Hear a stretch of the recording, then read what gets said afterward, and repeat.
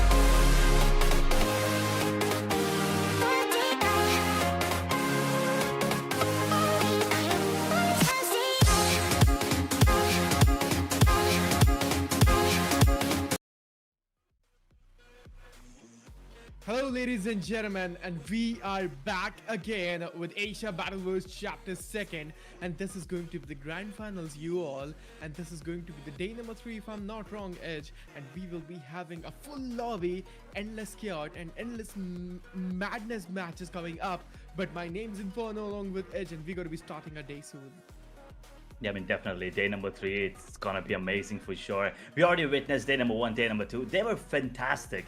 You know, getting to see some teams absolutely dominate with multiple chicken dinners coming in, especially yesterday, right? I mean, I believe it was Celcom DG Alliance coming in with those 2 chicken dinners. It was just brilliant to watch.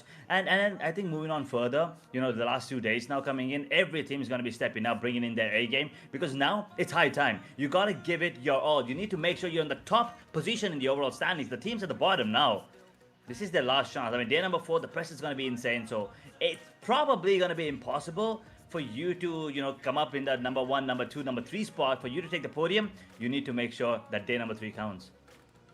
Exactly, day number 3 is going to count in, and we have seen yesterday some of the players been like going berserk in the whole lobby, and today, will all the teams will be playing the same way, or maybe we can see some of the new names standing up on the overall standings. But let's have a look on the event roadmap, and I feel like we just don't even need the screen, because Edge, we are already going to proceed with Grand Finals day number 3, and we will be having the last day tomorrow, which is going to be on 6th of November. That is true. We did start off with 27 teams, so we're down to 18 now, fighting for that glory in the grand final stage. With 3 groups, we're down to the 2 groups now. We started on 27th of October to 30th of October, and then we did get a day break. And 1st of November and 2nd of November is when we did get to witness last round's qualifiers, and then moving on to grand finals. We're done with 2 days. We still have 1 more day to go. Oh, indeed, and let's have a look at the calendar. I mean, if you are still late to join Asia Battleverse Chapter 2, ladies and gentlemen, so what you guys are waiting for? I mean, you still have 2 more days to mark. I mean, sorry, 1 more day to mark. So mark 6th of November. I mean, you don't even have to mark it already, because you guys can remember that tomorrow is going to be the madness, insane level of gameplays coming in from all teams, and tomorrow is going to be the last day, and we will be having the champions as well.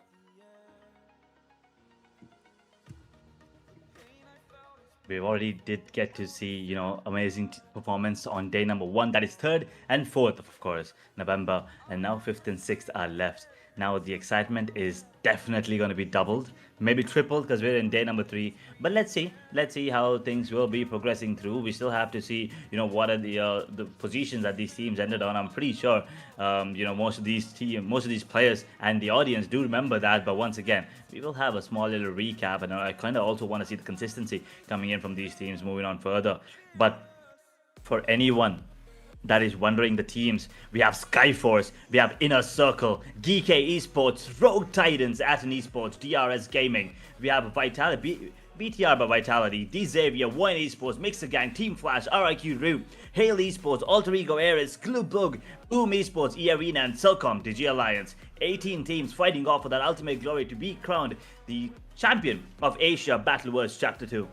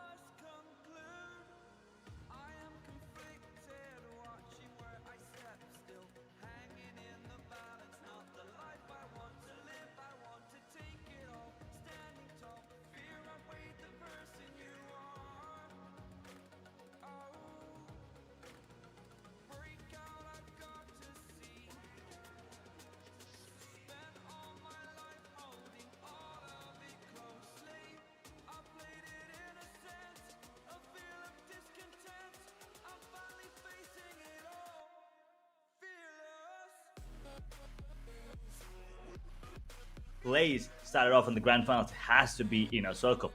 Day 1, not so much, but coming into day 2, right? This Pakistani team has been playing out of their mind.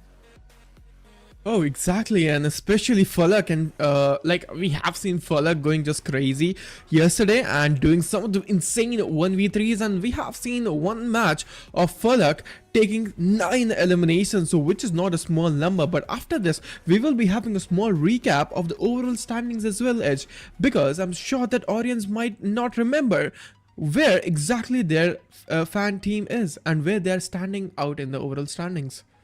Definitely, that is something we are waiting for to see where they're standing on after day number 2. But day number 3, once again, we have 6 maps lined up for you guys, ladies and gentlemen. This is going to be another banger of a day for sure. And yeah, I mean, the consistency is going to be coming into play. The team's at the top already, right? And I'm talking about, Flash. I'm talking about these Xavier, especially these two teams, these two powerhouses, Vietnamese powerhouses. They've been going hard in the, in these kind of situations. But once again, 6 maps. We know the rotations. It's Rondo, Erangel, Miramar coming in, and then the cycle repeats itself. So once again, Rondo, the map where you can just go, all guns out, no holds barred. You just go in, get those plays, get those, finishes. Then even if you get taken down, you will probably have your teammate ready to go for that recall system immediately. So just accumulating, insane amount of points is probably a synonym for Rondo right now. Indeed, man. I mean, from the start itself, we have seen on the map of Rondo all of the teams just trying to take fights and fights, which is amazing, right? And Rondo is one of the maps where teams can definitely try to take more and more elimination points. But Edge, you know what? We have seen one of the teams not playing yesterday, which was Alter Egos, right? And today we can finally see that Alter Egos will be joining in all the matches. And ladies and gentlemen, this is going to be the day number 3 for the grand finals of Asia Battle Wars Chapter 3. And we will be starting with the map of Rondo. Flight path looks interesting. It's not a multi-flight path coming in, but it's definitely going to be something to look out for. We start off at Heme Town, ending a little northern of Fongton. So there's going to be a lot of drops, drop spots, opportunities for these teams, and we have already seen GEEKAY and IC get down towards that New York factory, and they immediately go for the the drop clash. And I think that is something that has that's building the storyline right now. It's kind of been like a rivalry between these two teams on the map of Rondo, especially. So I kind of want to see if that's going to be happening again, because I do see IC and GK once again dropping in. And as you said, Alter Ego Era is coming in as well. This is going to be an amazing matchup. We are jumping in with all 18 teams in the server, and I already see one of the players on the side of Hale getting taken down. Ooh, exactly. We can see all of the teams will be joining in and all of the 72 players into the lobby, and this is going to be an interesting one if you ask me, Edge. But as you were saying, that Team Hale Esports already losing some of the players out there, so they need to be really cautious and careful. What exactly is going to be the storyline in this one? It's going to be a little bit hard to tell, but ladies and gentlemen, we can see the first zone on our Edge. And we can see that the zone is not looking pretty much great for the teams. But there we go. Alter Egos, Snape will be taking that shot. None of the connections has been made yet so far. But in the circles versus AE, this is going to be an interesting 4-on-4 duel. We thought it was going to be a 2-team drop clash, but no, looks like it's going to be a 3rd team joining in the party now. It's going to be Alter Ego Ares. We have not seen them yesterday, so we might have missed this fight, but right now it feels like maybe they want a piece of this. The fight between GEEKAY and IC. Rosemary says he wants to, say something about this party and gets one immediately, and he drops down the star player on the side of IC. Fallout gets taken down in the meanwhile. GEEKAY, they lose one. IC now are going to be sandwiched between multiple teams, but in the meanwhile, 87. They get eliminated, and guess what? It is Team Flash right off the bat getting 4 eliminations for themselves. That's a great start, as Fallout is now going to be confirmed by Rosemary. Alter Ego Ares dropping down into day number 3. They did miss out on day number 2, right? Which means they need those extra points. They need to play. I mean, they're going to be playing only 12 more maps. There are other teams that have played 6 extra maps. So they need to put in those extra efforts, getting those extra points for themselves. Otherwise, things are not going to look good for them. Ooh, indeed, and from here we can see Mixer Gangs is also coming into the duel, and they will be losing 2 of the players. So from here they need to go for the respawn, and instantly all of the players will be revived. But that nade was looking so good, and I feel like that nade did a connection, and they might be having a knockout. But Alter Egos looking in the better spot and inner circles. Ooh, they will be losing 2 of the players from here. Inner circle will be dealing a lot of damage, but I'm sure that inner circles will be making a recovery from here.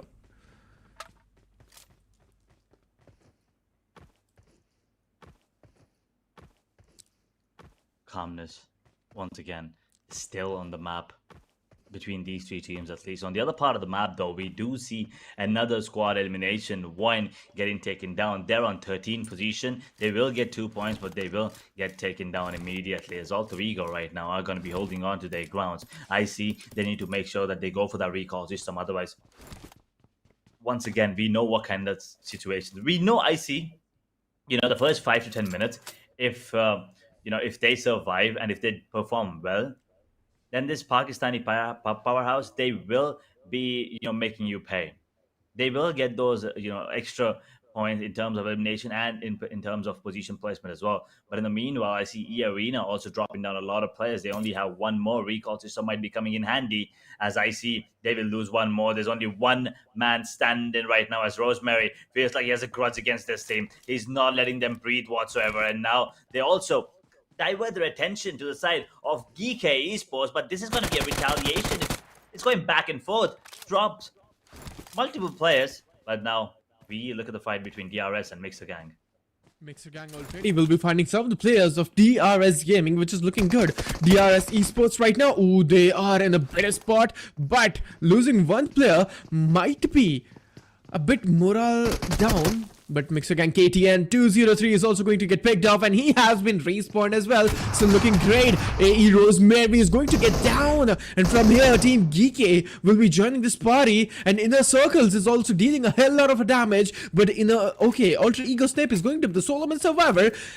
He needs to survive here. Edge, if he's going to get eliminated, AE, the full team has been eliminated as well. And yesterday they haven't played a single match any way. So from here, they might retaliate, and they should probably focus on the players to get them respawned. They're going to go for the revival as well. Krypton is going to be back on his feet. As Snape, he understands the scenario at the moment. As Rosemary will be getting an extra point thanks to that player just bleeding out right now on the side of IC. There's only one player left. Alter Ego, they have two. GEEKAY, they will have all 4 players back on the server. So which means GEEKAY now have the upper hand between these two teams in that particular fight. But right now, look at this. SKYFORCE, IC just scouting towards the players on the side of RRQ. But take us back to that fight between AE and GEEKAY and IC, please, because that is where the action's happening. That is what I want to watch. GEEKAY at the moment is surviving, and as we talk about that, there's going to be another brawl here. RRQ facing the likes of SKYFORCE will be, taking down one. SKYFORCE now with the upper hand. Indeed.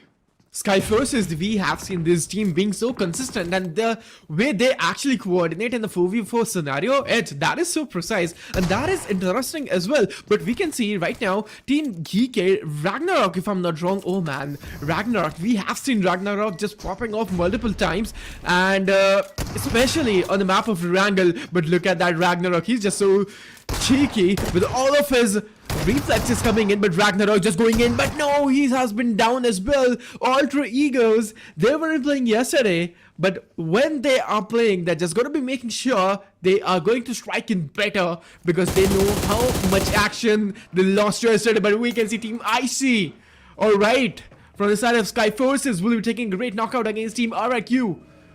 But Rose Pico, really close in the distance. Rose Pico, now, making sure that he has a good spot on the map right now, but he also wants to go for that scout. He is losing HP. And Sunshine will drop him, and I think IC might go for that confirmation immediately. They want that. They want it, but Sunshine is like, nah, I will take it, and I will keep it for myself. RRQ, they lose 2. Yet again, SKYFORCE now with the upper hand, as they have 3 eliminations already. I believe, side of DRS and Flash both already crossed that 100 mark, which is phenomenal. Now, moving on further, down on the overall standings, we have Hale, GEEKAY, Alter Ego as well, struggling to get that 50-point mark. But their teams at the top already crossing 100. Now, that is going to be an issue moving on further for these teams at the bottom. Oh, indeed, that is going to be a vital issue. But we can see Rock Titans Vietnam just being silent, and we can see none of the teams whatsoever into their close vicinity or proximity. So Edge, not having any sort of teams around you is a really great advantage, but you won't be taking any fights. That means you might be in your comfort zone. And on the map of Rondo, I feel like you should take fight on every minute and seconds, right? Using that respawn system feature to hit to its best.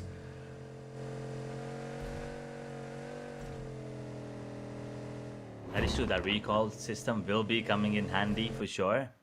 But as you talked about it, right, already, you need to have a perfect strategy for it to work.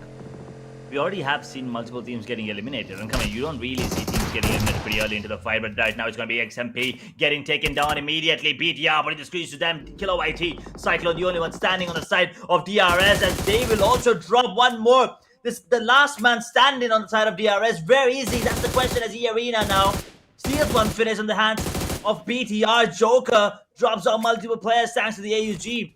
No elimination points for them though, unfortunately. Arena, they will get their players back, but unfortunately no elimination points. The last surviving player on the side of DRS is near the recall tower. He will go for the recall immediately. So DRS, although that kind of looks scary for a second, they're going to be back on their feet, all four.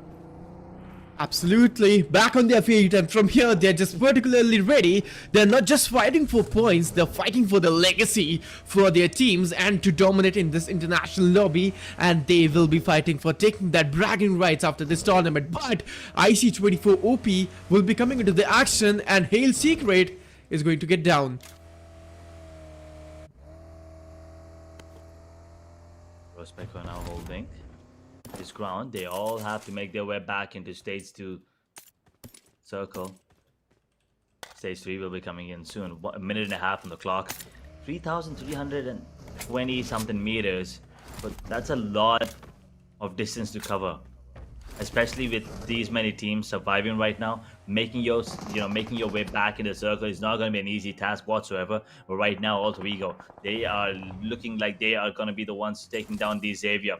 The XAVIER, though, on the other hand, they were in the top of the scoreboard, but then they dropped down on Alter Ego. They understand their assignment here. All they need to do is get as many points as possible to start day off, and then be a little more consistent. Right now, the XAVIER looks like they have to face Alter Ego and maybe another team joining the third party here as well. Paragon now in a tough spot. Rosemary pushes through him, but immediately gets taken down. The XAVIER, there's nothing that they can do. They get eliminated. Alter Ego, I think there's one more player standing actually on the side of the XAVIER, but Alter Ego almost took all of them down.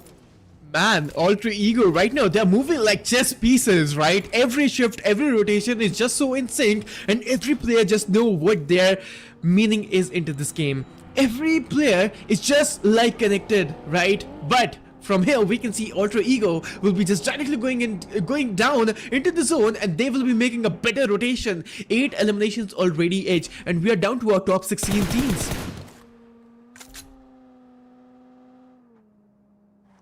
DRS, joining that party, helping Alter Ego Ares a little to conquer the XAVIER. I think that was very important for them, and now it has helped them get 8 points already. Look at them, look at their standings on the overall. They're still stuck in that position, but they're slowly trying their best to get up. I believe they're on 15th position right now, as they have a lot of distance to cover to get into that stage 3 circle.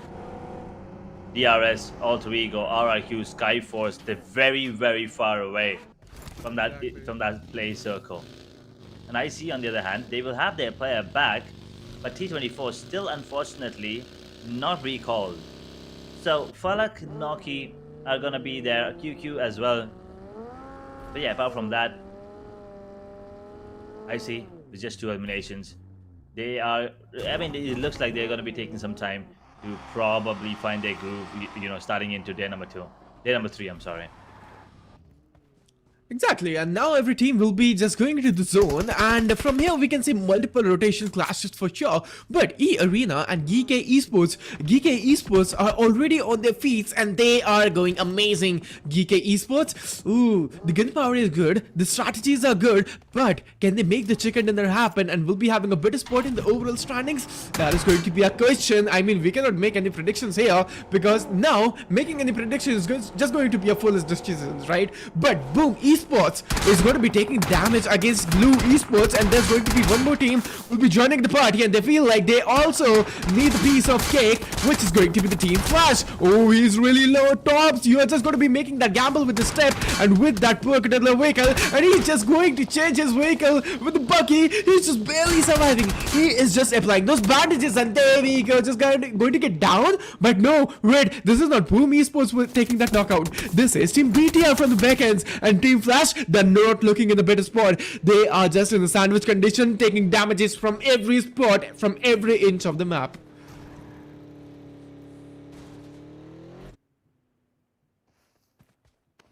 Team Flash, 5 eliminations already, losing 1 player right now. And as you said, having that control on multiple areas of the map is going to be something important. Having, as much pace as possible for you guys to keep control, to be the one deciding the pace of the game, especially in those final few circles, is going to be very important when it comes to, having that man advantage playing out in your favor. So I kind of want to see which team is going to be able to do that. At the moment, we have, a lot of teams, almost all of them, with 4 players standing. So moving on, I think we'll have a better understanding of who might be the one coming out on top. Exactly, and we can see Team RRQ as well. Rose Pico will be taking a little bit of damage, but not sure. Ooh, wait, Sky. All right. So we can see Team Inner Circles also taking damage against Team E Arena, and Inner Circles, they are not looking in a great form. They already lost 2 players, and again they did go for the respawn, and now, ooh, they are not looking in a great spot. But Team SKYFORCE as well going to be taking the big dogs, and this is going to be a great fight. We can see Ultra Ego is going to take some of the damage, and Inner Circles Noki has been down and finished as well into the dust, and this marks an elimination for Team Inner Circles. The match for Inner Circles is not good. Inner Circle once again getting taken down. I mean, we were hoping that this probably was going to be the start of the day. They probably are going to be having a better start of the day, but unfortunately that was not the case. They're going to get taken down yet again. Struggling to find that momentum right after the start of the game. They struggle every single time. That is their major problem at the moment. Indeed, they do. But SKYFORCE, they already lost 2 of the players and will be having 6 greater finishes into their account. But from here, how many finishes they can actually add up into their account more? That is going to be a question to ask. But SKYFORCE, ooh, they are also dealing some of the damage, and Godless 79 is going to get down. And there's only solo survivor, Marcos. He needs to be really careful. If not, he is going to get down. But I can see multiple fight and multiple players already on the map, and this crossfire condition and all of these skirmission encounter will be great. The smokes are there, the casualties are there, all of the bullets are spraying and firing, and just all of the bullets are just flying throughout the whole map of Rondo Edge. This is getting chaotic and hyped up, and this marks an elimination for Team SKYFORCE. Marcos getting taken down there while just driving the vehicle, unfortunately, out in the open. He's going to be confirmed immediately, and with that, SKYFORCE gone by GEEKAY. Looks like they're on the hunt. They have 9 eliminations already, and they're looking really good. But look at the synchrony between Flash and DRS. Both of these teams just looking really good. 7 eliminations each for these teams, and they're just they're not going to stop. I mean, yeah, man advantage clearly for the side of Team Flash, but let's see how things go from here on forward for them. Exactly. Precision and patience here, right? They need to be so precise and so patient. Everything works together is in a symphony. And the rhythm with some DG lines, they will be making that rotation happen, but they are actually covered with a lot of teams. And wait, is it elimination coming in? Oh right, DRS Gaming is also going to get eliminated with 7 eliminations, and we can see Team Flash's Zeus right now. They're just holding in. And 7 eliminations already they will be having as well. But Victory, man, we have seen yesterday Victory just going berserk, and Celcom DG Alliance will be also holding a lot of damage, and this marks an elimination for Team Blue as well. They're just down. Light is also going to get down and finish as well. Celcom DG Alliance also taking a lot of damage. But Team RRQ, they're just standing with only 1 player. Same with Celcom DG Alliance. Team RT Rock Titans will be alive with 2 players. From here, how many teams are alive with 4 players? Man, lot of. So this is going to be a history on the map of Rondo. This is going to be a chaotic one, and Edge, the Solcom DG Alliance are out. Yeah, I mean, as soon as we start talking about any team, I mean DRS as well, once again we are activating the Casus Curse, and I think that is not a good idea for these teams, unfortunately. But looking at the circle right now, Mixed Gang the only one right now in the circle. Boom, I mean, they already have 1 player in, so the Skulls in. The others can make their way back in. And I believe that marks the elimination for Rogue Titans, is it? I believe that was the last player getting taken down there. As we move now to the top 6-7 teams. 6 teams, as a matter of fact. As we hit that 90-minute mark, almost stage 5 circle coming into play, as the grenades are going to be raining in. Molotovs will be utilized. BTR still standing, trying to take that number 1 spot away from Flash, but Flash, they have something to say about this as well. I mean, they are not stopping anytime soon. 8 eliminations for themselves, and BTR with 12. Both of these teams looking really, really good, and they're fighting off against each other right now. Both is the deck as Boom. They want to maybe third party this, take advantage of the situation, and maybe get a point or two for themselves. Oh man, the zone doesn't shrink, it tightens its grip. Every heartbeat inside, it's better the time, right? But from here, BTR, oh man, that Uzi is just coming into the action, and BTR, they're just dealing a lot of time, and they're just dealing a lot of damage as well. So from here, BTR, you just don't need to waste any time. You just need to do something for your team. You need to go out all in now. Just get yourselves logged in. BTR, or else they're going to be dealing a lot of tough time. But Boom Esports, oh, this marks an elimination for Team RQ as well. Edge, we are already down to our top 5 teams. Boom Esports, Mixer Gang, Flashes, and BTR. They're on our screens. This is turning out to be a very quick match of Rondo. We haven't hit the 20-minute mark, and we already have, top 5 teams surviving right now. 15 players on the server. Team Flash, they only have 1 more player standing, 1 bleeding, but they will be, getting himself back on their feet as well. At the moment is Nirzed on the side of GEEKAY, dealing insane amount of damage. 1186 damage in total as Team Flash now with a lot to do. It all comes down to Zeus, and he's not going to be able to do anything. It's going to be BTR taking them down, and Team Flash, well, they get eliminated. We're down to the top 4 teams now, ladies and gentlemen. 13 players still in the server. Boom, Mixer Gang, BTR, and GEEKAY still surviving fire. Is going to get taken down. BTR, they're not going to stop anytime soon. They're on a roll, and they want to keep snowballing this fight. They're just collecting eliminations like they're taking candy from children. Oh man, 17.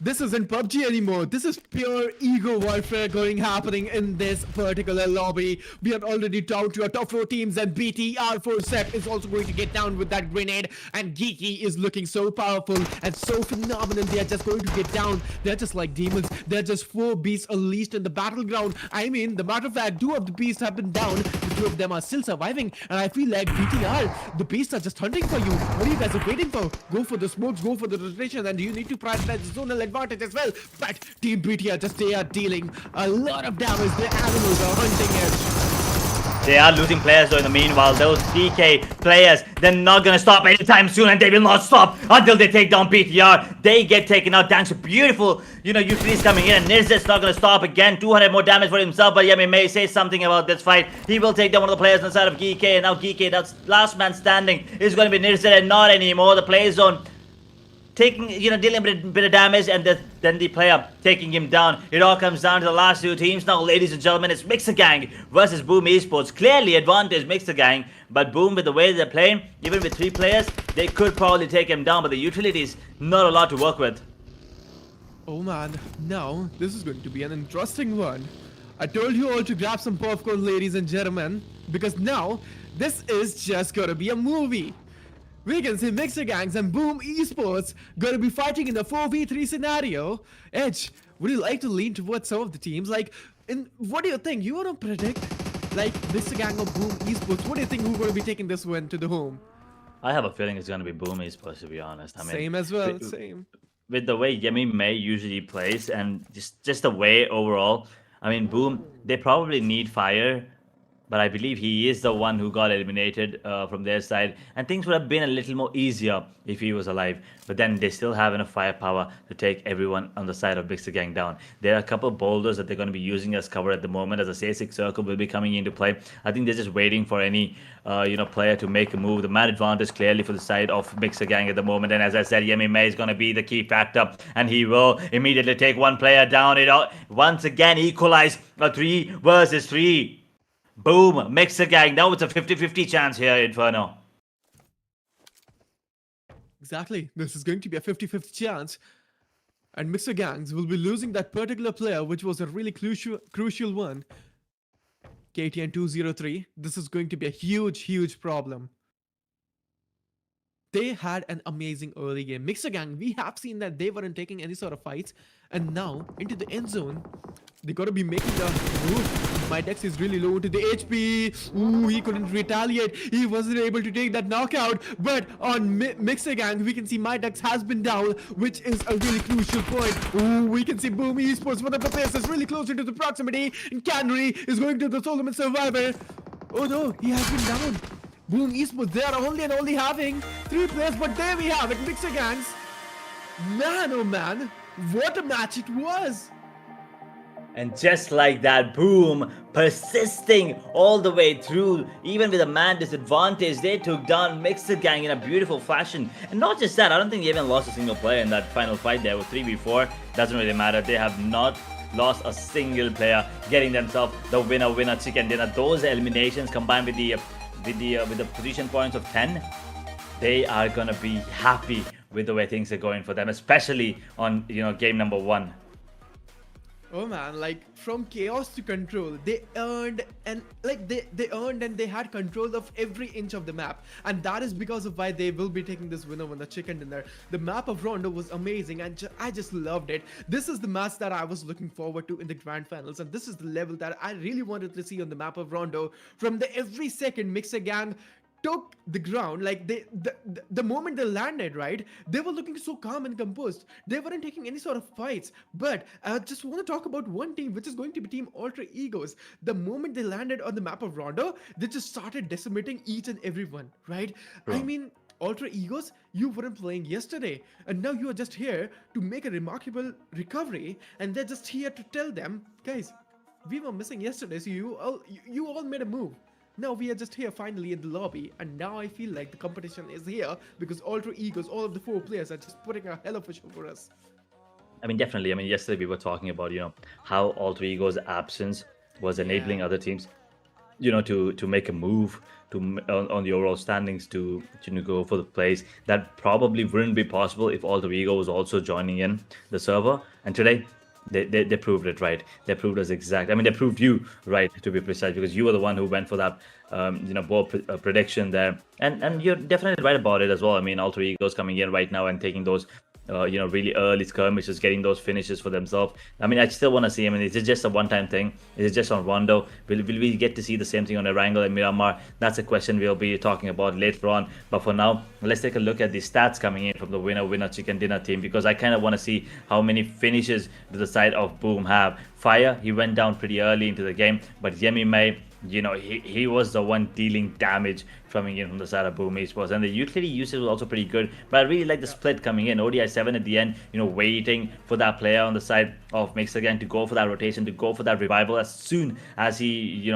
started taking his vehicle out, he was like, yep, now it's time for me to pop up, stands up, take him down, instantly gone. And the last player, well, I mean, Mixer Gang, they did have the advantage in a 4v3 situation, but at the end, it was a 1v3. Somehow, Boom managed to pull it off.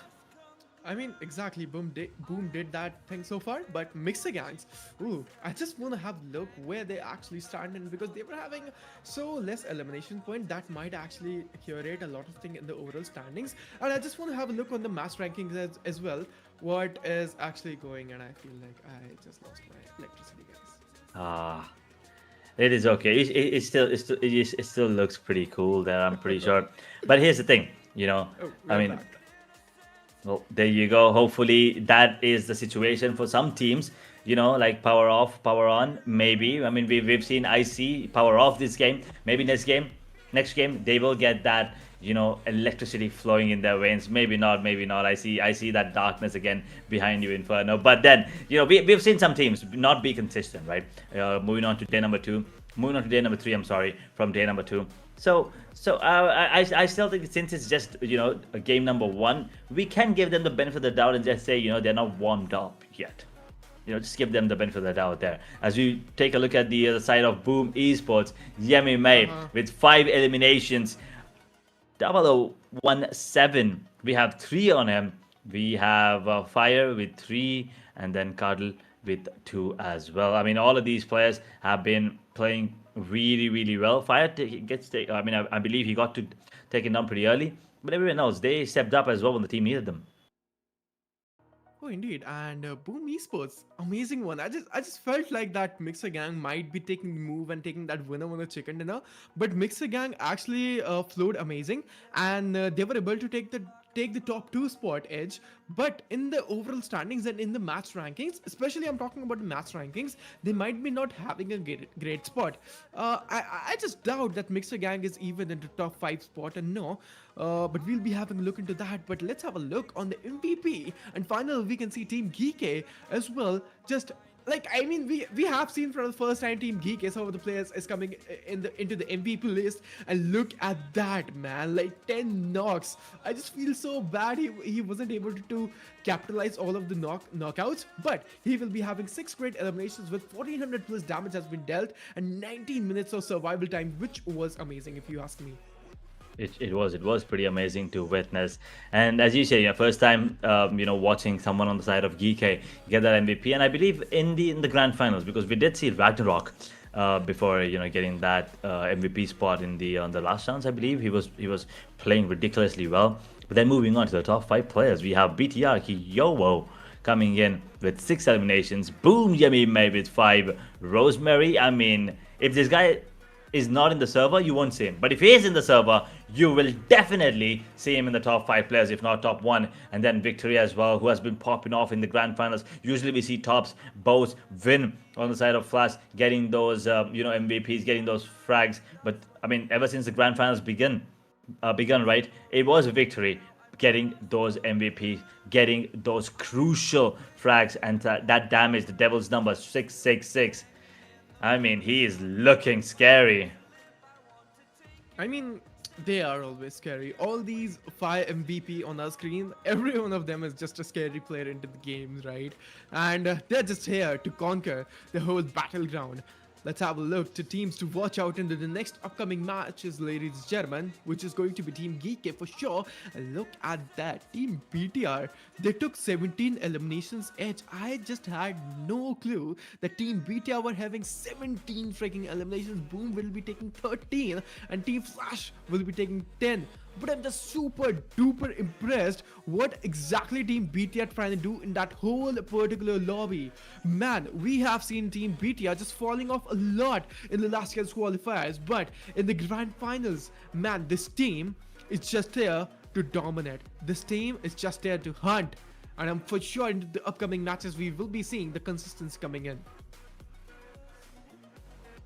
Good numbers from multiple teams here coming in, especially by BTR. 17 is a ridiculous number.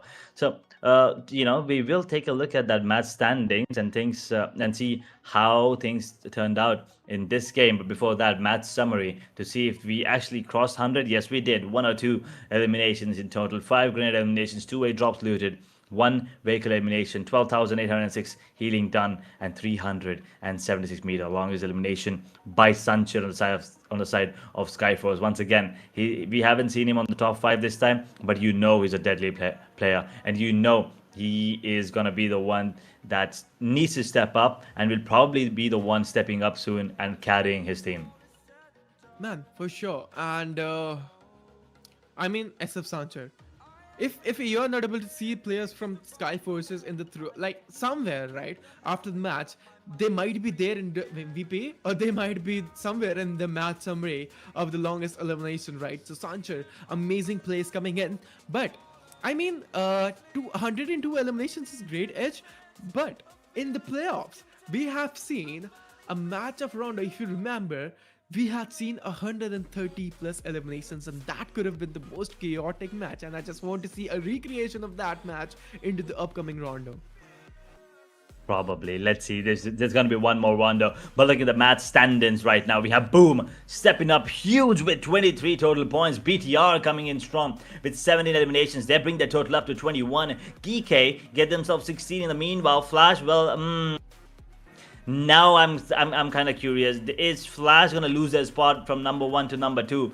They're on 13 points. Mixer Gang 10, 9 on Alter Ego Ares. Telcom, DJ Alliance, and DRS 7 apiece. SKYFORCE on 6, 5 for RIQ. Hail Esports on 4, Gloob Log on 3, 2 for Rogue Titans, E Arena, VOIN, DX, IC, and unfortunately for 87, there was nothing to talk about this game, unfortunately. Yeah, and Mr. Gang, I thought they won't be able to make in the top five spot, but they're exactly sitting around on the fifth spot, which is great. But let's have a look on the overall rankings as well. And Team BTR, oh god, I just have to say, you guys are just amazing. The grand finals, just because of this team, is getting more and more interesting, and everything, the competition is just getting higher and higher. Team BTR will be crossing the limit of 112 points.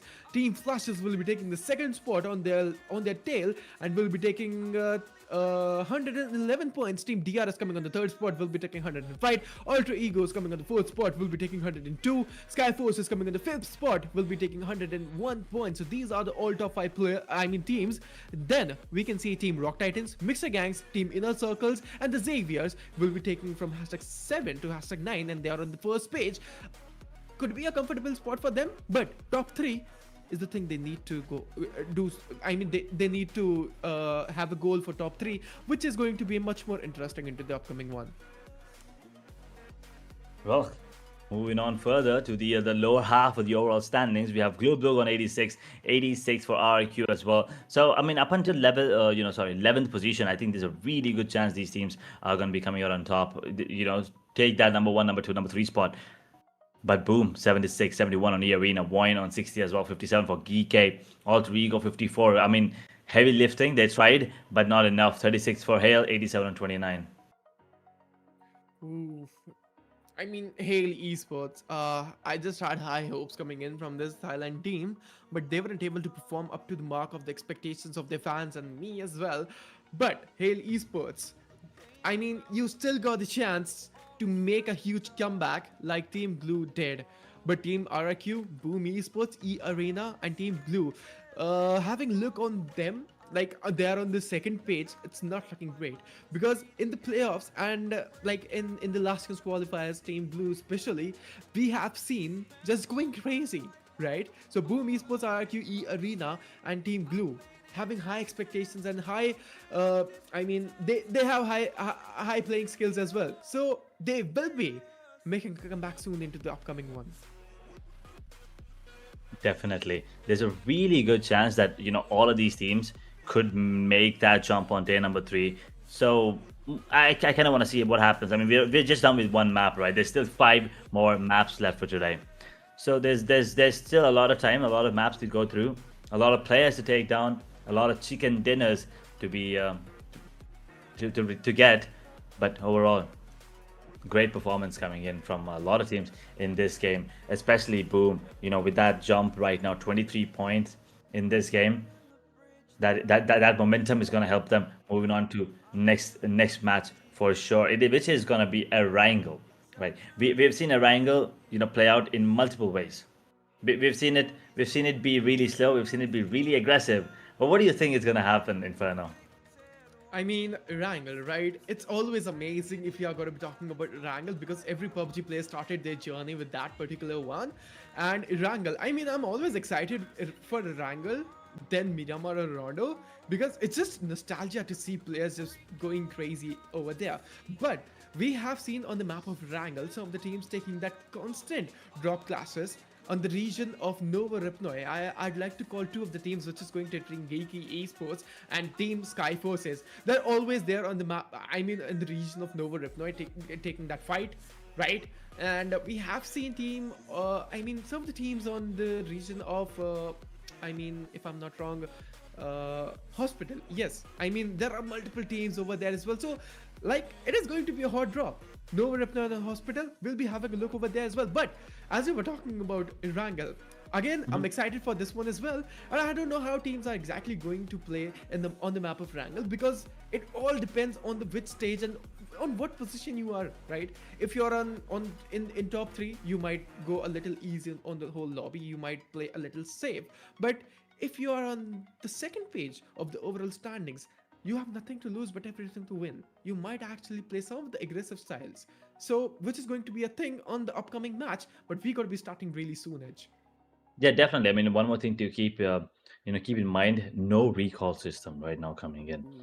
I mean, it just feels like we are kind of used to the recall system coming in on the map of Rondo, that we expect, Erangel and Miramar to go the kind of same, in an aggressive way, in an aggressive fashion. And I don't think that's going to be, the way that these teams are going to be willing to play these two maps. Once again, the teams at the top, as you said, they probably are going to be a bit more calculative than the teams at the teams at the bottom, who would probably try to be a bit more, aggressive, because they need those extra points. The teams at the top, they don't really need to worry about that. That pressure is now building on the teams at the bottom. So they need to start stepping up. They need to accumulate, let's say, 5 to 10 extra points per game from here on further. The next 11 games, they need at least, let's say, 5 points extra than the teams at the top every single time. That is when they will have a chance to probably take them down. I'm still not saying they'll take them down. I'm just saying that is when they will have a shot at taking that number 1, number 2, maybe number 3 spot. I mean, in a summary, you're just talking about the competition is high, right? I mean, and the pressure is there as well. So, I mean, all the top 5 teams particularly, they are just playing amazing, and especially Team BTR. I mean, the performance is just there, and the performance is just going amazing. But let's have a look on the map rotation as well. We have seen Rondo, Erangel, and Miramar, but we will be looking at the 3 upcoming, the cycle will repeat again. But Erangel is going to be amazing, man. I am just super duper excited, and we are going to be starting really soon. The flight path is what I'm looking forward to. The map that we've seen a lot of times. A map where history has been made, rewritten again and again and again. And this could be another one of those, days where we will probably have history rewritten. As we start off our flight path on military base, we end between Severny and Stalber. And this is the time that players are going to be taking to think about where to drop down and where to go for those, drop clashes. And well, this also gives you guys watching at home time to go like and subscribe to make sure that you support the channel, and at the same time make sure you don't forget to tune in when we go live. Because once again, you don't want to miss out on any action, right? You want to be here supporting your teams, supporting your favorite teams, supporting your favorite players, and your region, of course. Oh wait, what I'm witnessing right now, is that true? That SKYFORCEs won't be taking fight against Team GEEKAY Esports, and they will be leaving Nova Ripnoy? Alright, that is exactly something we are looking forward to, and SKYFORCEs will be taking a better drop. They're changing the drop location edge. We don't see this often. Any of the teams changing their drop location, but Team GEEKAY, now they might be surprised as well. There are no one. Or, oh no, I'm wrong. SKYFORCEs over there. SKYFORCEs will be taking the fight. I was super wrong. SKYFORCEs will never leave their drop location. And Team GEEKAY Esports is also coming into the fight, and we can see the zonal edge behind the zone is just going so far away from the map. But DRS Gaming versus RRQ, this is one more fight has been started. Targets into the closer scenario, and there we have it. That jump shot from the side of YouTube.com was amazing, and DRS Gaming is also taking a hell of a damage. And Killer White is going to the Solomon Survivor, and from here there could have been a scenario of a 1v4, but man, I was just so wrong. I'm so sorry, SKYFORCEs. I thought that you might be changing your drop location, but no, Edge, they will never do this. They want to stick to what they believe in, and well, it turned out to be for the best of that. Best of their interests is 105 points for DRS. They will be having after this game. They have lost all of 4 in the blink of an eye. Other teams though, SKYFORCE lost 1.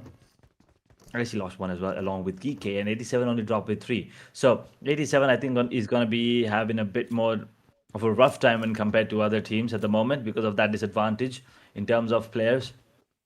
But GEEKAY and SKYFORCE at the moment just holding on to their grounds. No Ripnoy is looking like it's going to be a bloodbath anytime soon. Nirzed's going to get taken down, dropped immediately, signed, sealed, and delivered.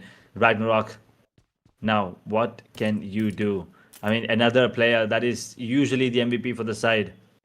Can he step up right now? SKYFORCE, they still have 3 players alive. A man disadvantage for GEEKAY, but it probably won't stop them. Man, we're just already into the early encounters, and it's just so early, but the kill feeds already screaming out there with the names of maps and teams. Oh man, this is looking amazing.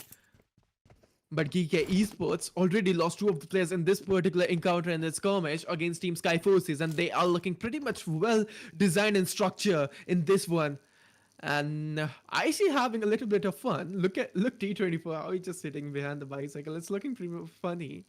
But exercise is important.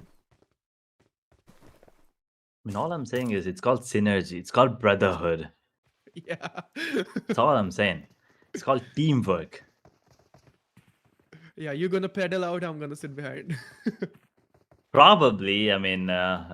Talking about that, we should probably be hitting the gym as well soon. But anyway, I mean, keep we need to always make sure that we are fit as well. I mean, we probably are going to be playing a lot, but then we also need to make sure everyone's hydrated and fit. So make sure you touch grass once in a while, ladies and gentlemen, as we are looking at this fight once again. GEEKAY and SKYFORCE on towards Nova Repnoy. This is just being prolonged right now. And here's the thing as well. This SKYFORCE, they don't really mind dragging this fight because their position is really good on the overall at the moment, right? But for the side of GEEKAY, I can't say the same. They have to be a little more cautious, and I would suggest even avoid the fight if possible. Oh, they're not going to do that. SKYFORCE, they know that they might be taking those through 2 free B kills. But GEEKAY, Ragnarok and Savage, they both are just still surviving, and both of the players are just amazing. But they're not having any sort of shotguns into their hands. So the close range encounter might be a question. And ATON Esports, on the other hand, versus against Hale Esports in the region of military base. Okay, Hale Esports wasn't actually like taking fight against any of the teams, and there we have it. Savage is also going to get down, and Ragnarok going to the Solomon Survivor. And from here, Ragnarok might be dealing a lot of damage against Team SKYFORCE. If he's not going to do this, this is going to mark an elimination for that particular one. But Hale Esports is also sitting on strong. Oh, he's taking some of the shots down over there. Hale Esports is also coming to the close range battle, and there are multiple fights already happening. Hale Esports going to be taking some of the damage against ATON Esports and going to be marking a great elimination maybe on ATON Esports, but there's no flawless in playing already. ATON Esports not looking in a better spot, and this marks an elimination for Team GEEKAY Esports. Man, that was just some chaos coming in already on the map of Erangel. Looks pretty much interesting. 87 now. Looks like they might be getting taken down as well. The numbers overwhelming by the side of Hale Esports. They're not going to stop anytime soon. They want this, and they probably will be getting it as well. Trying to do his best, but it's not going to be enough. As Astro's now the last man standing. I think he got one. No, he got a knock, but not a finish. ATON Esports eliminated in 16th position. Unfortunately, no elimination points as well. That is once again a very, very unfortunate situation for them, getting eliminated pretty early. Alright, ladies and gentlemen, let's have a look here. What exactly we are looking forward to. Team Flashes. I saw Team Flashes taking knockout on Ultra Ego Rosemary. I don't know if he's just finished off and just gone from the match. But I feel like Ultra Egos, they just lost Rosemary in a rotational clash. But Team Flashes, they had a rotation clash with Team BTR as well. All of them are going to retreat, and they're like, we are not just interested in taking fight that too early. We're in the better spot. But Team RRQ versus SKYFORCE, ooh, this is a fight on somewhere around in the region of Nova Repnoy. And I know that Team RRQ is just also interested in taking some of the knockouts, and Team RRQ looking so closer. The zone is also shrinking. The zone now closing in as well, as you said, but it's still stage 1 circle. So there's going to be a lot of time for these teams to maybe make a move. But SKYFORCE just fresh off of a victory against the side of GEEKAY. Now they have to face the likes of RRQ. A man advantage clearly for the side of RRQ, as they also have the momentum in their favor. The most consistent team at the moment, if you ask me, is them for sure. But now, can they keep that consistency going? They're in 7th position right now. 5 eliminations. They're on 88 points. As XAVIER, they face the likes of Flash, and they are actually paying the price for it. They gotta be careful. 3 players in the same vehicle. What are you thinking here, Zeus? Is it a good spot to take multiple down? Is it a 1v2 spot? It does matter to take all of them down, Zeus! You can't do that! Oh man, that was just so oh my god, Zeus. Man, Zeus, that is just something crazy, and that is just illegal. That clutch, that 1v3 was amazing, and he just capitalized everything, every single player. and he will be having that one. He is just hero there. He's just aura farming there. That was absolutely ridiculous. Him just standing his ground. Took down 3 players in the blink of an eye. That was just insane watching. I mean, this is why, Team Flash is so deadly, right? I mean, you can't... I don't want to take anything away from XAVIER, but that was a bad move. That's all I'm saying. Usually, I like the way XAVIER plays, but that was a terrible move. Just running into, one player there with 3 players in the vehicle, especially with the high ground advantage. They should have gone for a different approach, but it is what it is. They will be eliminated pretty early into the game, which means they won't be getting any more points on that overall. They're down to 89, down to 10th position, and they're struggling right now. Day number 2 has not been great. Day number 3 turning out to be not great either. You can feel the energy. They're pushing with a fearless mindset and limits.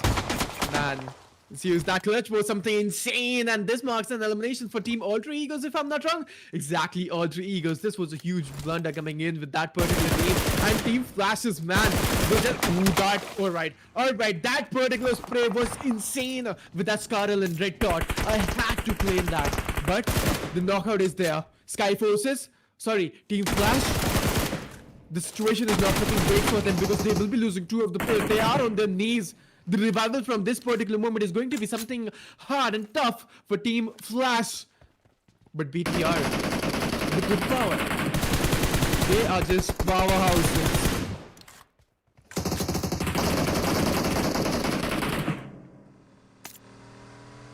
BTR holding on to their ground right now. They're looking very confident, and they could take down, entirely of the squad of Flash, who, we were just talking about.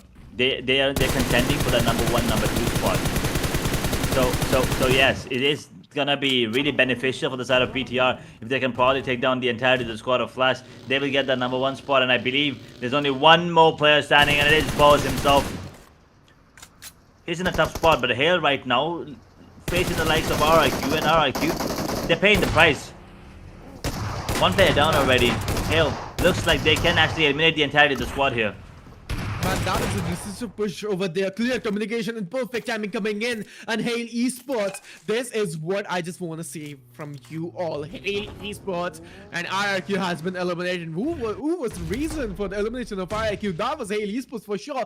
Let's have a look and divert our minds towards Team Inner Circle. Because we can see T24 going to get down on his knees, and Fulak and Nokia, the only Doom and Survivor. And Fulak has been down because of that particular grenade. And Mixer Gangs is also coming into the greatest scenario. And this 4-on-4 skirmish is looking good for Mixer Gangs, but Team Inner Circle, they're dealing a lot of damage from this particular moment. Edge, Noki is going to the solo survivor. Can he make it happen? Can he do that 1v4 already? I mean, Noki does have the potential to do something insane for sure. Fulak, he is going to be waiting to see if maybe there is going to be, a twist in the tail, if he could probably pull off a 1v4, but Mixer Gang, coming in from that last game where they were stolen, they were denied of their, chicken dinner there by the side of Boom, and I think that's gonna be the end. There you go. I see. See, here's the thing. They survived once again, only till 11-12 minutes. This is, I mean, it's a pattern at this point, and I kind of understand. It's okay. Maybe they're not having a good time at the moment, but right now, Arena, they want to take down the players inside of Boom, and Fire gets taken down. Boom. They are not gonna be getting a chance to get that chicken dinner for the 2nd time in a row, as they get eliminated in 11th position with no points whatsoever. Boom Esports, they won't have a position jump on the overall standard.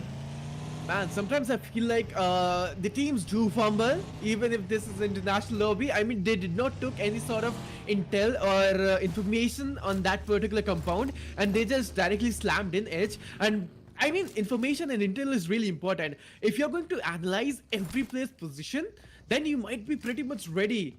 The pre-preparation before a fight or a 4v4 battle is really important if you're going to slam on a particular compound. And Boom Esports, which is why this is going to mark an elimination for that particular team.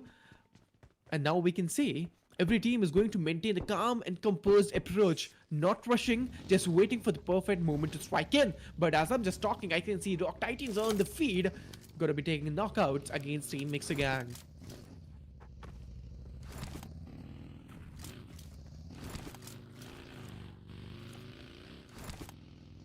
Rogue Titans getting taken down there. VOIN, no position, not in a position where they could afford to get taken down. They're also not in a position where they could have a really good game at the moment. 0 points. I mean, we've seen them. I mean, I feel like VOIN is one of those really, strategical team that works on the basis of them getting themselves into a position where they will dominate the rest of the game from there on forward.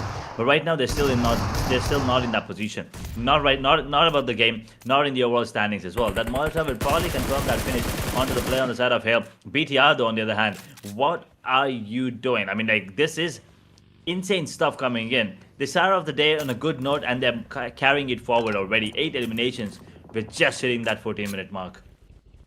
Man, hey, Esports, I felt like they're actually having a great time. But Team BTR, on the other hand, they are going to be enjoying that particular fight, which is looking good. They're all logged in, and Fazrix, really low into the HP, needs to patch himself. Got to be patching himself with the first hit for sure, and his vehicle has been burst out as well. That was an ice-cold decision and pure nerves of steel, right? But Celcom DG Alliance, dude, like, the rotations are looking crispier, and they're already into the zone. Celcom DG Alliance, a great decision by the side of IGL to capitalizing query and good decisions coming in.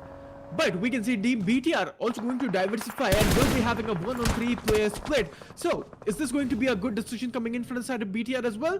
We're going to be having a look into that really soon, ladies and gentlemen, because Team BTR might be taking a fight against Team Celcom DG Alliance soon in the region of query. That's the only one standing right now for the side of SKYFORCE, and I don't think for long. He's taking a lot of damage, and hell, I mean, they were retreating from a fight between them and PTR, and they've been given away a freebie here in the name of SKYFORCE Sancher. 4 eliminations for themselves, and they're going to get taken down as well. Top 2 teams still surviving. Flash is still alive though. 1 player only standing. For what can they do? As BTR, they're up to 120 points already, and they still have 4 players standing, and they're not gonna stop anytime soon. As we once again move our attention towards the quarry area, we have VOIN here, Arena. This could be a fight. Mixer gangs in the vicinity as well, close nearby. But there's a lot that one can do. But for now, all they opt to do is stay silent, stay put, wait for the perfect opportunity to strike. Man, absolutely. VOIN Esports, I mean, this team is also like Celcom DG Alliance, so similar. And both of the IGLs are working with the same mindset, I feel like, because the rotation was somewhere around on query. And both of the teams that did not even move a single inch, right? VOIN Esports, they're there. And Celcom DG Alliance is also going to be into the zonal advantage. But, Edge, all this while we have seen Celcom DG Alliance, what an amazing rotation they do. They're always in the perfect spot of the zone.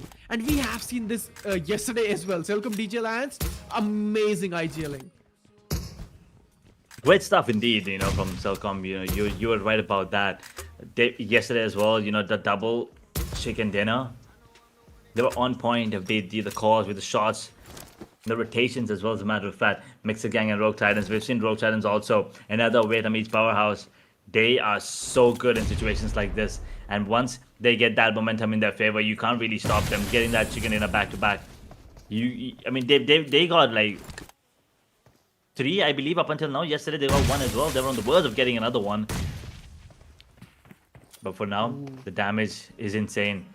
That was some nasty stuff coming in with those grenades. Almost taking down my ducks there. And another counter grenade coming in. Insane stuff. But before the grenade could even blow up, they do manage to get 1 player down. Tokyo now in a tough spot as my ducks will go for that revival. But the grenades are still going to be raining in. Where are the players? Rogue Titans. Why are they giving them time? Mixer Gang.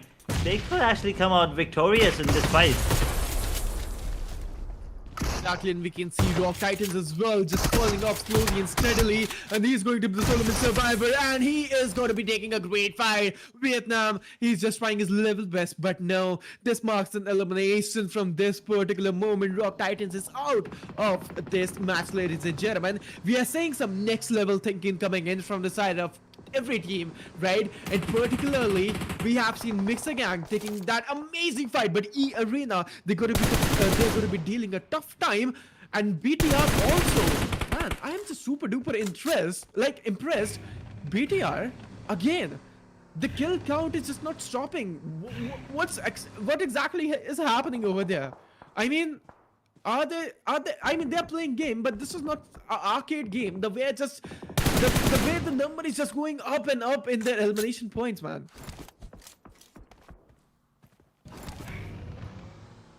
8 points for BTR.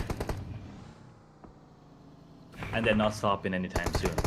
The Glue could be their next, prey here, as they are trying to see if there's going to be any more rotations. Look at the way they're moving on the map. This is so good. BTR is just a different animal right now. They're playing a different game. They're on another league when compared to other teams on the server right now. Indeed. BTR. And now, like, I mean, as I'm breathing, they're just taking finishes. As I'm breathing, they're just taking more and more elimination points, and they're already going to be passing the 10 mark edge. I mean, BTR. The performance is amazing, but VOIN Esports, few of the players has been down into their knees. I feel like they just eliminated some of the teams, and Mixer Gang is going to be their next fight.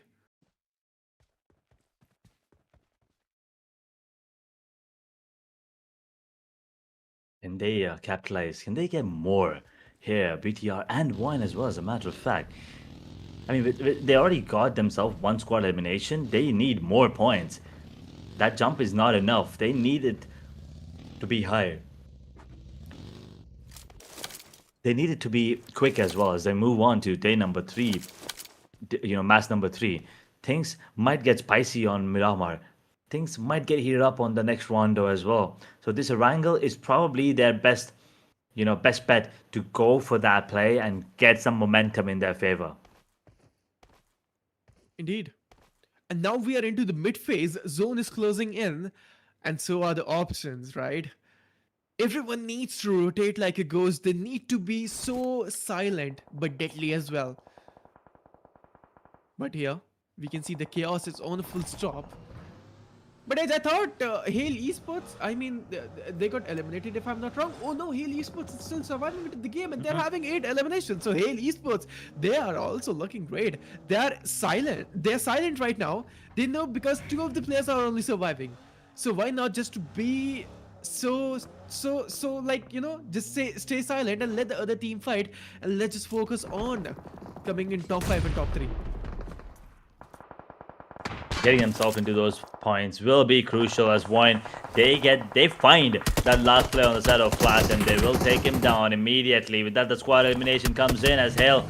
They lose one more, and VOIN right now bringing up the heat, taking down one of the players on the side of Mixer Gang. Can they capitalize is the question. Defined takes down Pazorex on the side of Hell. There's only one man standing left of the players on the side of Celcom DG Alliance here. Oh, Celcom DG Alliance will be having 0 finishes so far right here and 0 elimination points. But there we go. Some of the knockouts coming in from the side of K99. Good sprays and good shots, and this marks an elimination for Team A Esports. Going to be saying bye-bye from the server and the lobby. But Celcom DG Alliance looking in the greatest spot. 4 players standing, but now this is time to take some of the fights. Celcom DG Alliance 6042. He's coming to the action. My Dex is also going to get down. Mixer Gang, they are in a single spot. One grenade might end their journey from here. So Celcom DG Alliance, they know that. But from the Beckons, there is one more team which is going to make an approach. And now from the mid phase, we are going to enter the last zonal fights, ladies and gentlemen. The end game, the final circle, the clutches, the winning moment will be on our screen really soon.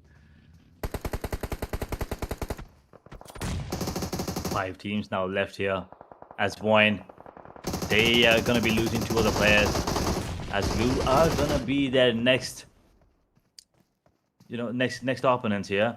Potato Fry, the only one standing right now in a situation where he could probably just be getting 1, maybe 2 at max. This is not looking good, and it's not going to be Glue coming out on top. It's actually going to be Celcom DG Alliance taking one of the players down. We're all down to top 4 teams now as VOIN gets eliminated in position number 5. Celcom with 4, BTR with 4. It's a really good chance BTR might increase their lead in that number 1 spot. Exactly, and Glue-matic is also going to get down, and a bad spot for them. The Solomon Survivor is in that vertical sniper tower, and BTR will be trying to hunt that single solo player for sure. And the Grenades are going to get scammed and hammed there. And particularly, his position has been revealed as well. I mean, that's the game for him, and I feel like he's going to get down, and he has been cooked in that particular sniper tower. Molotovs, grenades. Ooh, he has been burnt to the ashes. Glue getting taken down there as we move down to the top. 3 teams now. Mixer Gang also in a tough spot. This is looking like one of those fights where it's probably gonna be a 4v4 situation in that final circle. As Mixer Gang are gonna be the next victims, probably in the hands of BTR. The numbers are gonna be coming into play for sure. The grenades are gonna be raining in. 4 frags for 2 players on the side. BTR, they're just looking so good right now with 11 eliminations in their favor. They have the top damage dealers in their party as well. And Celcom DG Alliance, they're just gonna wait this out. They don't really need to join this fight. I mean, this is going to be a 4-on-4v3 fight scenario. Celcom DG Alliance and BTR, they are looking so stronger. And if you, I'm going to pick one of the teams. I feel like BTR will be making their move and taking this one over the chicken dinner. Why not Celcom DG Alliance? Because I mean, they do have a great gun power, but right now BTR is looking in a greater form. And why not Mixer Gangs? Because they are not having the zonal advantage. They are going to get covered with 2 teams. Celcom DG Alliance and BTR as well. So Mixer Gang will be dealing a really tough spot, and exactly this is what I'm talking about. Both of the teams are working together to eliminate Mixer Gang. Yeah, I think they understand their Chronology. Their assignment at the moment. I think they understand how badly Mixer Gang wants this chicken dinner as well, because they've been denied of it last time, right? They kind of are looking to take down this team because they're out in the open as well. I mean, Celcom, they probably are just gonna be waiting this one out because they are the ones in between. And if BTR, I believe Tech is there to maybe go for the scout, but he's outside the circle as well. They gotta be careful. He has to come in. All of these players, they have to come out in the open now. So if they get taken down right now, the blue zone might be the culprit here. Indeed. And Mixer Gang, they're just going to be dealing a hell lot of damage, and there we have it. Canary 556 is also going to get down on his knees from here. Mixer Gang did try to make a move against Team BTR, but they are also going to get shut down. And from here, they are just gone. Mixer Gang is going to get eliminated, ladies and gentlemen. Get your seatbelts ready, get your snacks, get your popcorn, because this is going to be a 4v4 fight, and this is going to be an interesting one. From lobby to legacy, this is going to be the interesting one, and who will be taking the glory and who is just destined to his destiny is going to be the question.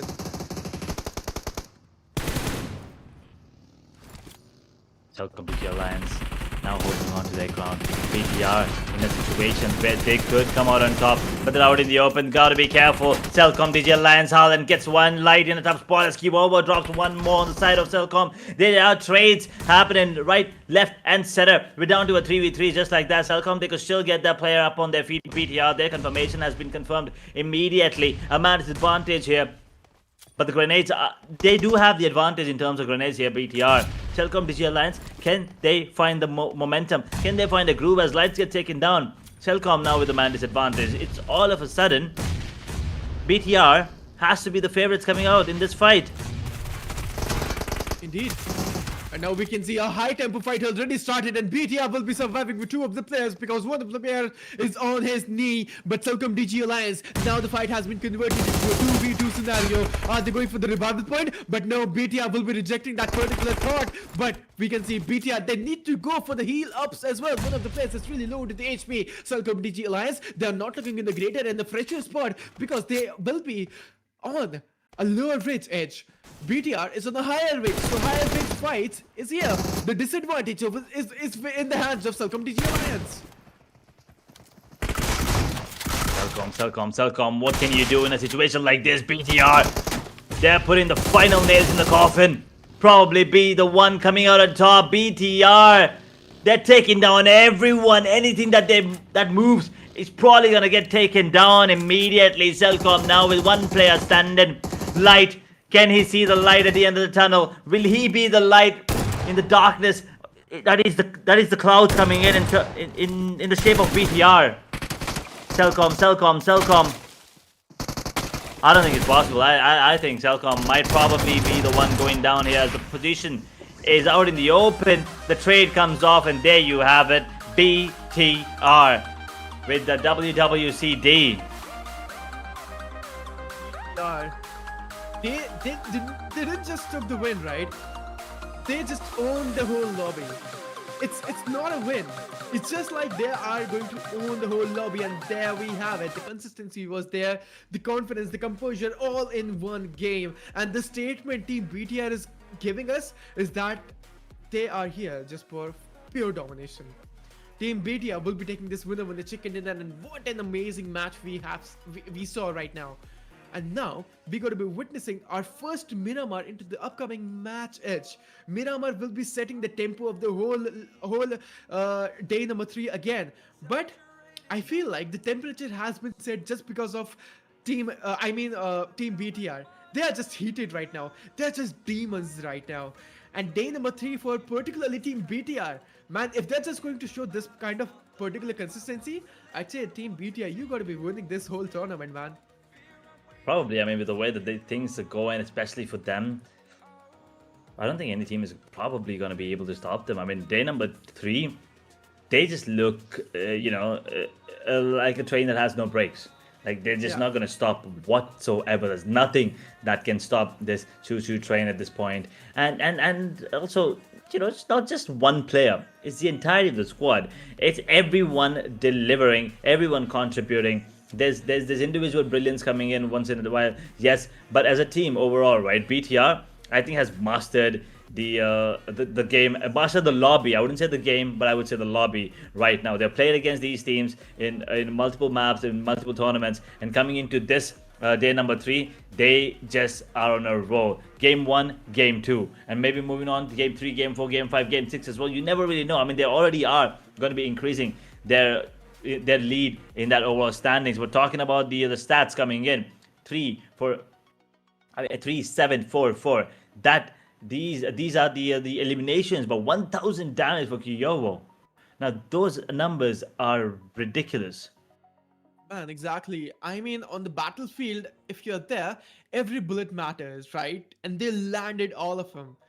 1000 damage is not a small number coming in from the side of a single player, and he will be taking 7 great eliminations. And for his team, they will be taking consecutively 18 eliminations, which is a huge number. So BTR closing in this match with 28 freaking elimination. But let's have a look on the MVP, and we already know who it's gonna be. 7 eliminations, 5 knockouts, 26 minutes of survival time, man. 26 minutes of pure chaos. He was one of the key factors for the side of BTR, and I mean, we've seen, as this is what I was talking about. The individual brilliance is also there once in a while, and I think that is what differentiates this team from other teams in the server right now. And BTR, they gotta keep going on with this momentum, with this same consistency, especially as we take a look at the top 5 players. We have Kyovo, of course. We have Canary from the side of Mixer Gang, who almost got it as well. Pazurix with 5 on the side of Hale. There's Stek on the side of BTR, and there's another player coming in from the BTR as well. So that's 3 now from the side of BTR by Vitality. So there's a lot of a lot of hope, a lot of firepower, and the consistency. Once again, 2 games back to back. I want to see if they can keep it going to the next one. Exactly. Top 5 players already on our screen, and Hale Pazurix is, I mean, we can see, and Team BTR, I mean, you are just going to crumble with your whole squad like that, man. That is just pure domination coming in. But Hale Pazurix, he also did a fabulous job for his team, and Hale had a pretty much decent match, not the best one, but let's have a look on the teams to watch out, which is going to be Team BTR for sure, Mixer Gang, Silcom, DJ Alliance, and Team RRQ. BTR, last time it was 13, 15, how many was it? But this time it's 18. They not only got the chicken dinner this time, they got ridiculous numbers in terms of elimination as well. So there's a lot happening, and I want to see them step up in the next game as well. Indeed. But after this, we'll be having a look at the match summary as well, what exactly happened. But I know one thing, that we will be having a lot of grenade eliminations, if I'm not wrong. 6 grenade eliminations exactly, because the grenades were just spamming over there. And we can see total elimination of 69, the magical number on our screens. 2 airdrops were looted, 8,524 healings were done, 2 vehicle eliminations so far, and 326 meter was the longest elimination coming in. BTR everywhere at this point. They just took over the server, and they are, you know, just everywhere to be. They found everywhere right now. And looking at the match standings will give us a better idea of what happened, you know, in this game, and what are the changes on the overall standings we will be witnessing in a bit. BTR with 28 points. That's a massive number coming in, especially compared to Team Flash, who only have 6 points into this. We're going to be talking about that. That's a 22-point difference. So BTR, the lead has just become massive now. Mixer Gang with 13, 11 on Celcom DG Alliance, 10 on VOIN, 10 for Hale as well. Flash 6, RRQ 6, 5 for Glue and the Arena, 4 for SKYFORCE. Rogue Titans lead XAVIER Geek with only 1. Boom Alter Ego, DRS 87 and IC. Unfortunately, were unable to accumulate any points this time. They're on 0 coming into match number 14 of the Grand Finals. Man, these were the match rankings explained, and the overall stands will be looking pretty much interesting. We won't be showing overall standings that too early. We will be having a small suspense, but before Miramar, ladies and gentlemen, we will be taking a short break.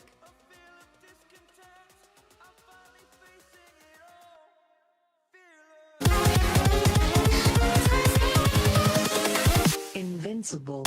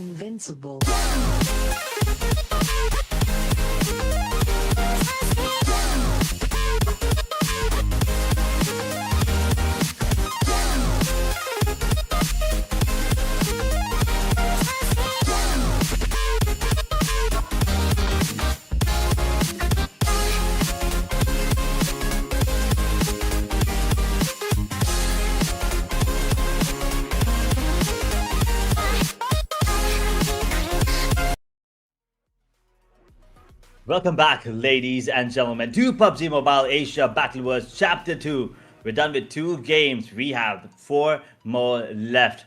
I mean, what insane games these were coming in. Rondo and Erangel. BTR, both of these games, they were dominant. They were very, very good coming into this one. I mean, of course, the first one, boom, did take that away, you know, from the hands of everyone, as a matter of fact, especially Mixer Gang. Mixer Gang, they tried their best in the second one, but unfortunately, BTR, they were already there for that one. They were already there for that one. They already engraved their name there with 28 points. They're looking really, really good right now to take the #1 spot and keep it for themselves, you know, throughout the day number 3. I mean, exactly. And now we are going to be starting our next match, which is going to be Miramar. I'm just super duper excited to see what teams are just here and going to show us, right? Miramar, the first Miramar of the day. Yes, absolutely, ladies and gentlemen, which is going to be our match number 3 of day number 3. I just want to have a look on some of those DMR actions and the bolt rifle actions because I'm just sick of those shotguns. Just remove that shotgun from the game for once and let me see all of those assault rifle and that DMR action coming in. But yeah, I mean, players and teams are just using it. Those DMRs are coming into the action, especially those SKS and Mini 14. I mean, the teams are using those particular weapons. But let's see what exactly the storyline is going to be in this particular one edge, because now this is going to be the pace. From this particular match, teams need to set their structure. They need to set their knee, right, where they're going to build in, because tomorrow tomorrow we have the final day. If they're having a bad day today, how they're going to make a comeback in the tomorrow? In the final day, right?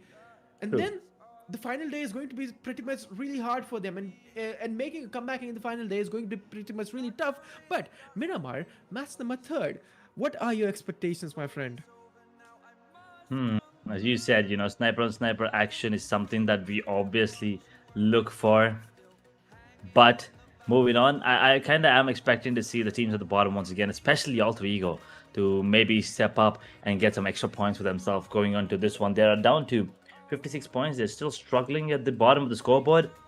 I kind of am hoping to see them make a move on that, you know, overall standing. So hoping to see that, you know, the teams at the bottom, GEEKAY, Hale, as a matter of fact, as well, IC especially, hoping to see some good games from them. Oh, absolutely. And this is going to be a match number 15, boys and girls. And we can see the flight path being a little salty against the players. And the flight path is going to be really, really one-sided. Los Leones, Chomacera, Impala, Libendeta. These are some of the drop locations where teams can actually proceed and go very easily and glide over there. But if teams are going to decide to go on the region of Hacienda del Petron, El Pozo, Campo Militar, La Cobria, it is going to be a huge rotation for them and edge, which is going to be an early commotions and early rotation clashes. So teams need to adjust with their plan B in particular this type of flight paths.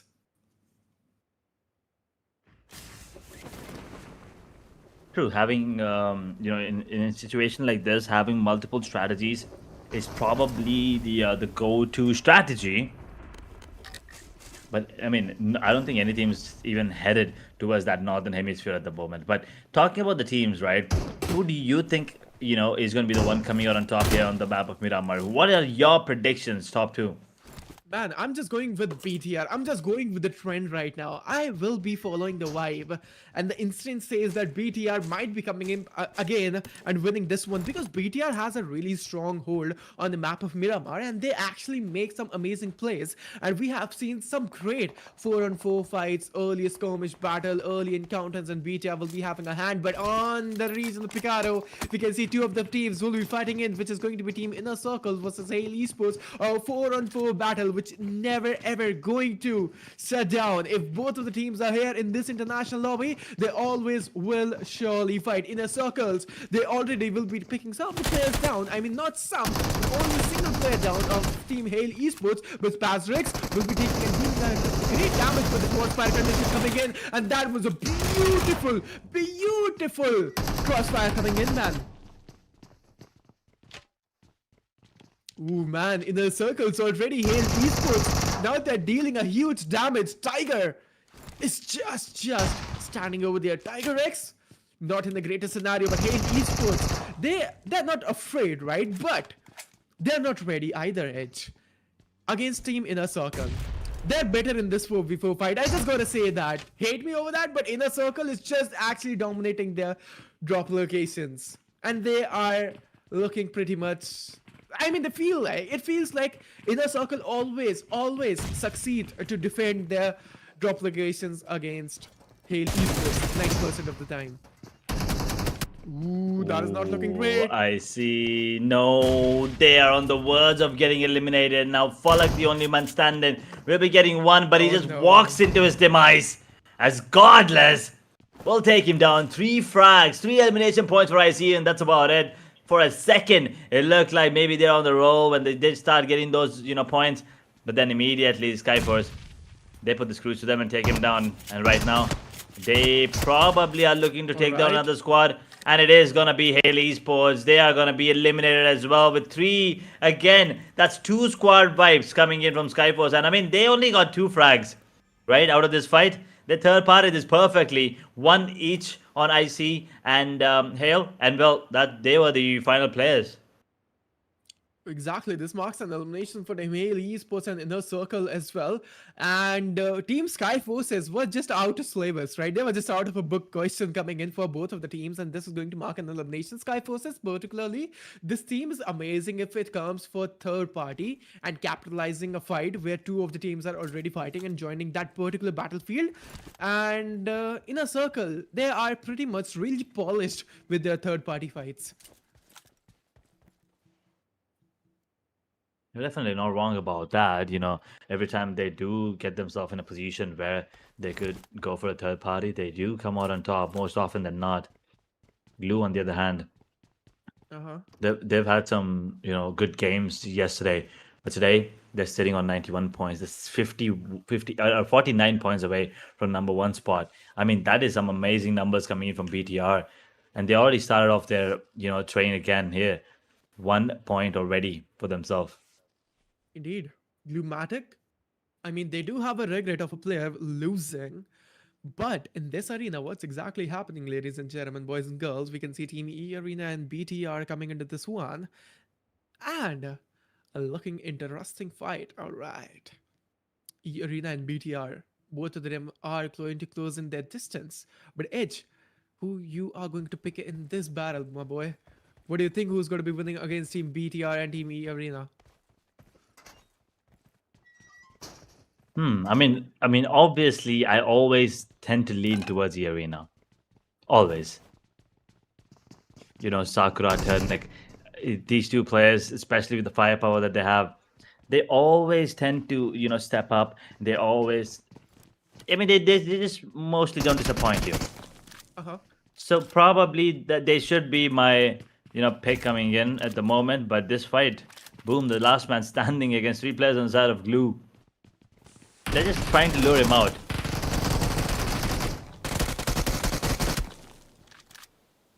Alright, I just went pretty silent over there because I knew that is going to be the case. And boom, Esports, Mark's going to get eliminated from here.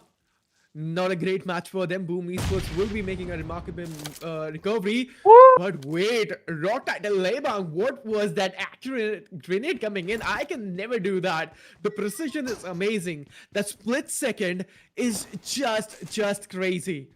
But BTR, alright man. One of the players is knockout, need to go for the revival point or else you're going to be making a huge disadvantage. And there we have it. One of the players is also going to get down on his knees and he is out from the match edge. We can see 3 of the players of Team BT are still surviving.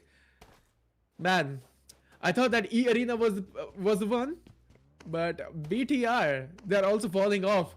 But there's one more team. There's one more Climax and Plot going to be joining in this particular fight, ladies and gentlemen, and Edge. Which team exactly I can see on the map going to join in this storyline? That is the question. That is the question we're waiting to see the answer to.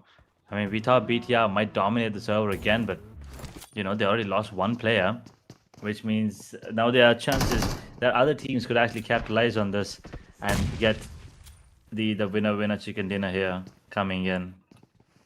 But for now, DRS and BTR, another fight.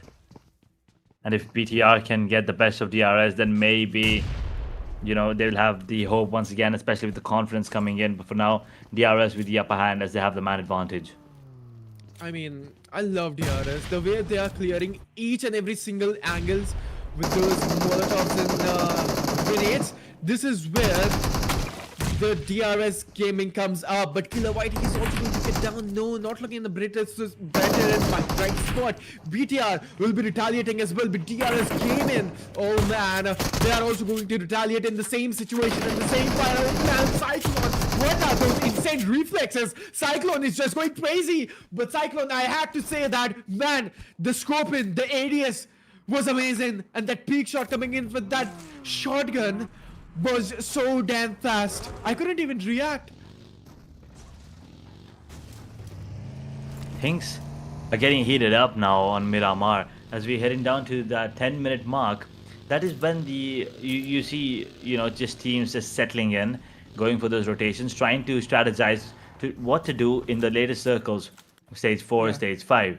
But stage 2, stage 3, usually you see the quieter phase of the game. But it looks like that is not going to be the case this time around. Glue caught with his pants down. Our IQs is scouting. But their position's compromised now, but doesn't really matter as they have to go for the run anyway. But they do manage to get themselves one pick, and that's the start. Man, amazing. They got some nerves of steel, but Alter Egos versus DRS Gaming. Again, this is going to be a one more fight we are looking forward to. Alter Egos, Moana is going to get down on his knees. Frag with that UMP looking so much faster, stronger, but Alter Ego Snape will be finding a knockout and going to finish out DRS Frag as well. A greater one, but XMP, the boy is here. The young bloody he is here. He's going to slaughter Alter Egos if you ask me, because this guy, he is just a star player of Team DRS Gaming and the new rising star from the country of Nepal.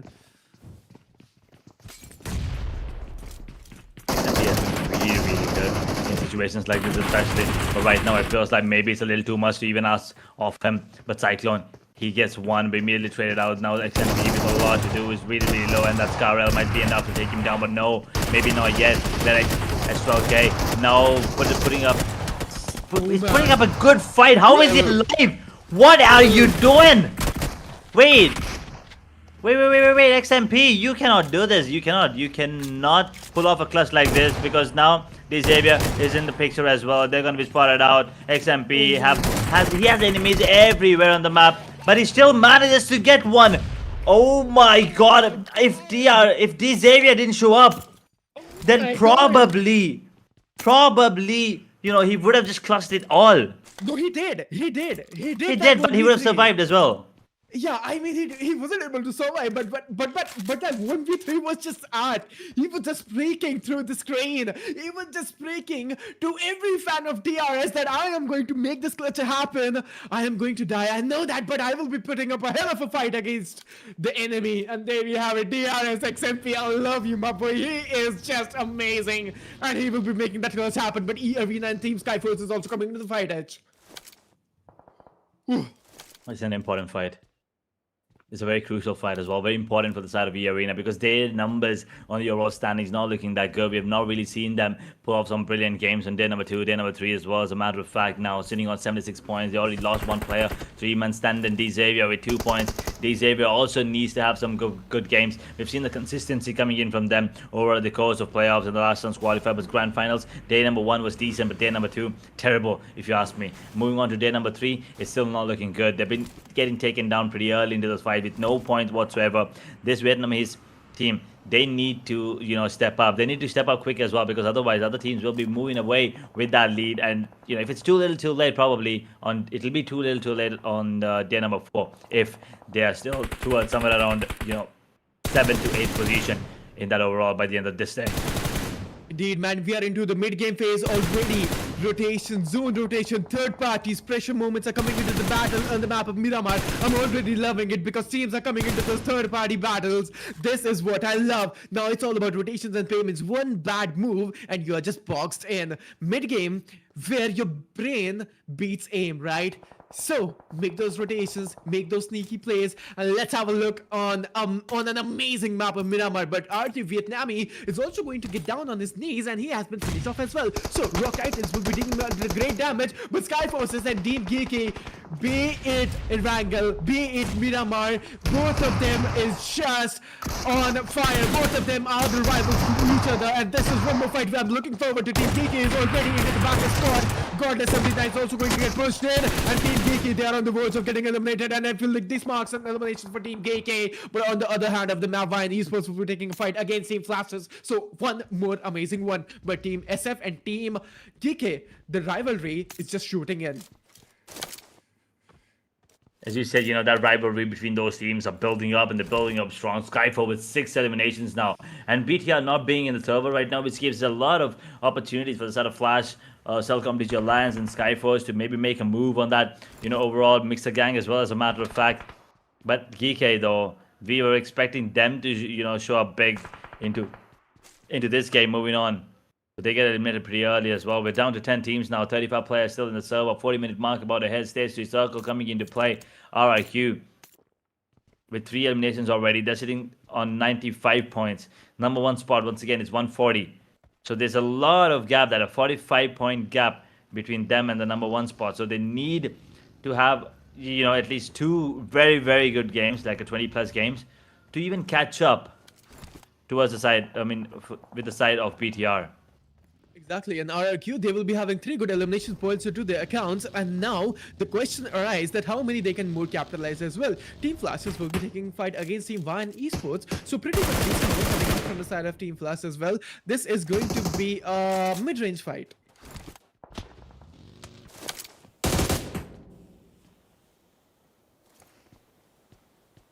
AUG's putting to work. VOIN, can they get taken down? Flashball is just holding on to his area. Graveyard could actually turn out to be a graveyard for the side of VOIN. St. Martin now with the players on the side of Flash will be closing in slowly but steadily. They're holding on to their ground actually. They understand they're in a better spot than the side of VOIN. But Team Flash, they will go for this fight. They kind of want to take them down. Zeus is in a good spot. He's going to be taking a bit of damage coming in from the players. But VOIN, do they realize where Zeus is? They do. Is also dealing some of the damage from the back, as would seem exactly it is going to be Team VOIN Esports. The mid-range fight has been converted into the close range encounter edge, and I feel like VOIN Esports is having a better hand in this one. One already with a man disadvantage, right? Jumping into the server with only 3. So, and now they also lost 1. So Woxy and Consular, the only one standing now for the side of VOIN Esports. They need to make it work. But at the same time, this is a very crucial fight for the side of Flash as well, because they cannot afford to lose the players right now. As 2 players actually bleeding right now. A 2v2 situation. Scratch that and make it a 1v2, as Consular now the only one standing on the side of VOIN. They need to get this man quick and find him fast and go for the revival, as well as Flash will also be in trouble because they need to catch up to the side with the side of BTR. But right now, Consulate, he will go for that 1 confirmation. He's out in the open. He's gonna get taken down. Victory, the MVP for the side of Flash. He will get 1. That there goes the entirety of the squad of VOIN. And now Zeus, he will be probably getting, revived there immediately. But for now, we once again divert our attention. Rogue Titans, XAVIER. Exactly, and we can see the rotations coming in. Team RRQ versus Team Flash is also going to the fight, which is going to get initiated really, really soon. And from the backends, we can see Team ATON Esports is also going to get eliminated and finished off. This marks an elimination for that particular team. We are down to our top 8 teams, ladies and gentlemen. Let's just see what's going to be happening exactly over here. Victory 7. Amazing fight he takes. Amazing grenades and precision is over there. But the thing is, they are not in the biggest spot. 2 of the players are Team Flashes and 4 of the players are Team RRQ. But they are putting up a fight against Team RRQ. They are retaliating. They are here to win this one. 2 men standing now for the side of Flash. Good grenades coming in. RIQ might just overwhelm the side of Flash with the numbers advantage. They're coming in. And just as I say that, they are going to be equalizing it. And actually bringing it down to a 1v2 situation. RIQ now in a tough spot. Oh no, misplay there, misplay. But they will take it. They're okay with it. It's not that bad. Look at the positioning coming in. Top set. And the Molotov actually will be enough. But who took it? Who took down the last player? It was not. SKYFORCES. Yeah, exactly. It was SKYFORCES. So I was like, no, there's no way that was Flash taking him down. SKYFORCES being the ally for the side of Flash at the moment. But now it's Man. about to get ugly. Exactly, third parties are lurking like sharks are sniffing blood already in the ocean. But which shark we are talking about? This is going to be Team SKYFORCES. We'll be just closing into the battle. Team Flash, are you guys ready? Top will be healing himself, and the answer is no. Team Flashes are not ready against Team SKYFORCES because they are going to cook this particular player in this compound. They're going to spam all of the grenades, all of the Molotovs, and there we have it. We can see the examples of there. Ooh, he's just spotted out there, but that's smoke. That smoke played a vital role in that fight. It did. It definitely did. And once again, Team Flash getting eliminated now. They were looking, really good, especially after that fight. Tops getting, a couple there, but then surviving. SKYFORCE did come into play, but then SKYFORCE immediately comes in, take him down. They'll be making their way back in the circle pretty comfortably. They don't really need to take this fight against the XAVIER. Arena in a good spot as well. This circle now has Hesian, the Dead Patron, and San Martin. Probably a decent one at the moment. Arena with only 1 point. Are they trying to get the chicken? Are they trying to go for the position points? It does look like that at the moment. Exactly. Every rotation feels like walking on your toes. Like, I mean, it can make a huge difference from here. Zones are closing in, minds are racing. It's all about timing from this particular moment, ladies and gentlemen. We are down to our top 6 teams already. 21 top players are surviving this hell show. But who will be the winner is the question. Who will be taking the glory and the victory to their homelands? SF is looking pretty much dominating, and they're like demons. SF Sancho particularly, man, he will be holding 5 elimination points in his accounts and will be contributing to his team like crazy. More than 60% of the eliminations he will be taking. But let's have a look on the mini-map as well. We can see Team Rock Titans will be taking a greater spot in the zonal advantage. If they are going to hold that particular spot, they might be having the next cone on their heads. But Team SKYFORCES, what an interesting and sneaky rotations they are going to play edge to edge. So edge, I feel like SKYFORCES are interested in taking more and more fights. They're not here with the calm. They're just here with blood racing. True. That is true indeed. I mean, at this point, everyone's energy is really, really high. There's adrenaline for flowing as well. Exactly. Everyone's trying their best to probably accumulate as many points as possible. Selcom PG Alliance, SKYFORCE, now top 2 teams from the top 4. Mixer Gang, they don't have any eliminations coming into this one, but they do have all 4 players standing. I think the only team with 4 members standing and no elimination points into this game. So I think they're playing really, really safe. Once again, going for the same approach that they did in the last game. Let's see if the result is going to be any different this time around.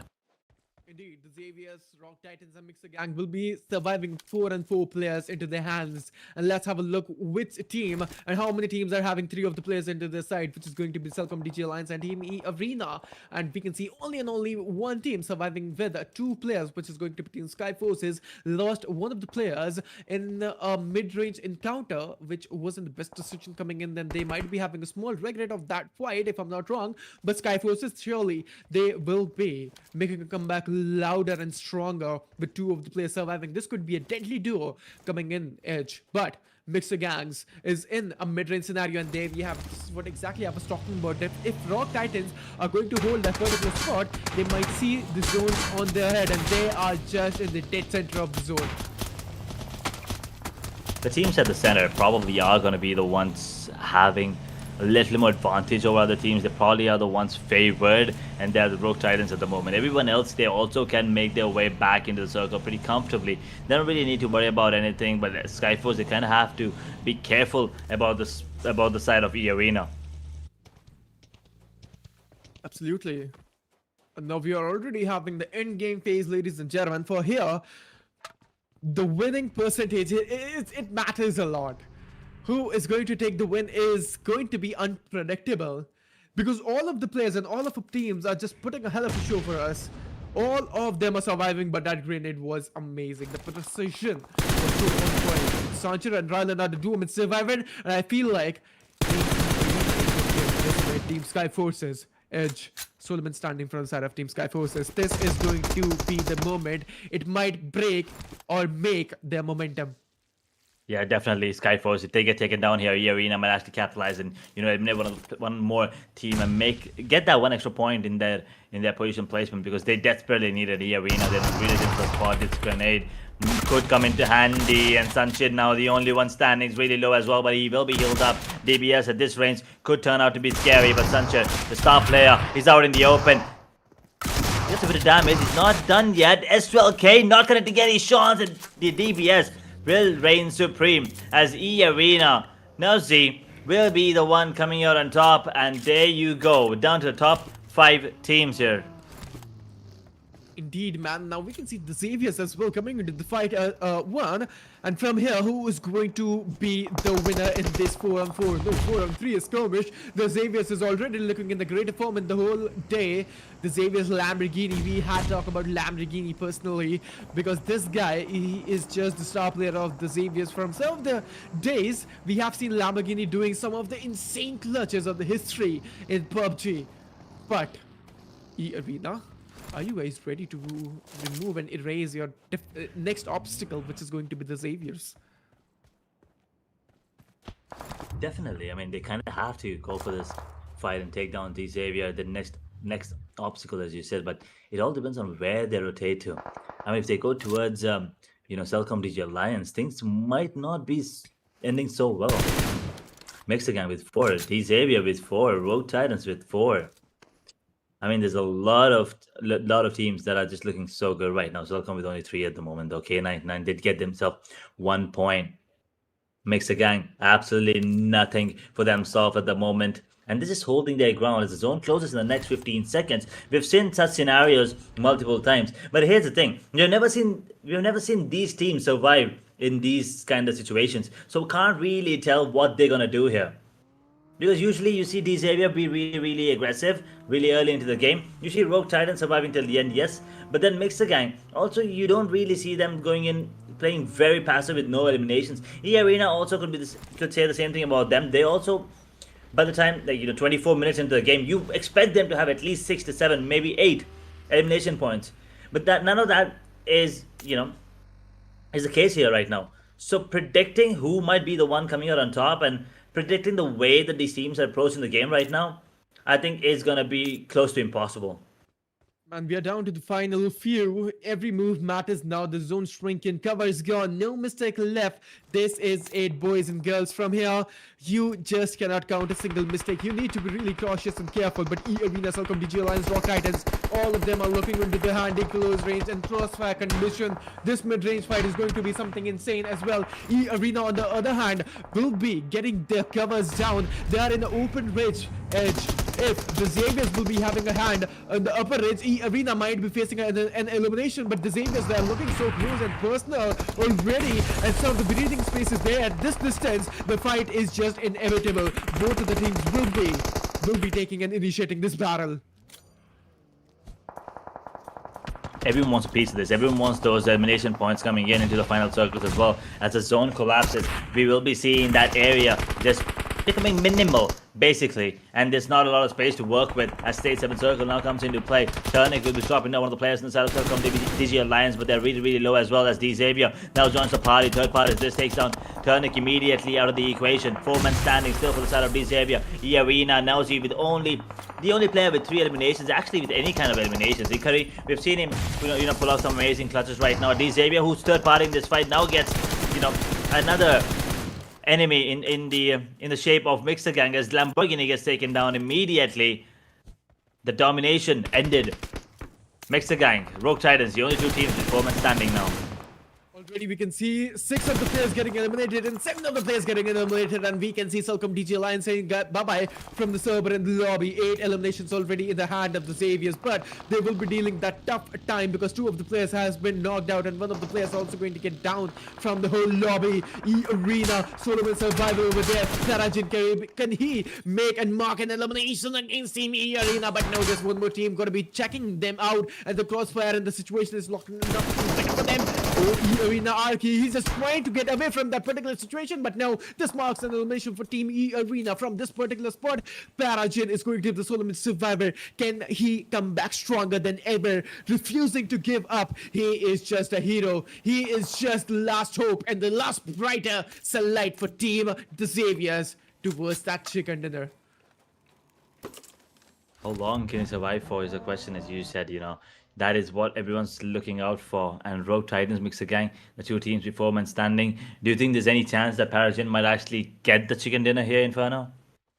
I don't know, man. This is good. That is a huge question to ask, because from here making a prediction is really like tough, because Mixer Gang and Rock Titan, if anything could happen wrong between them, I mean, they have to take their 4v4 fight first, and then I think the Xavier's Parajin can strike in, like we have seen yesterday in the match of Erangel, and Team Glue was the one took that chicken in there. So I mean, I'm sorry, VOIN it was. If VOIN it was. So if he could repeat the same thing, and if he could repeat the same strategy, then it might happen. But Parajin, he's just getting pinched right now.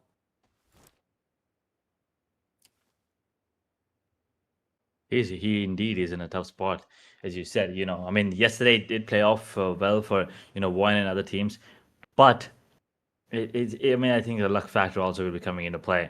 It's about timing, it's about luck for sure. Parajin the only one standing, but for how long?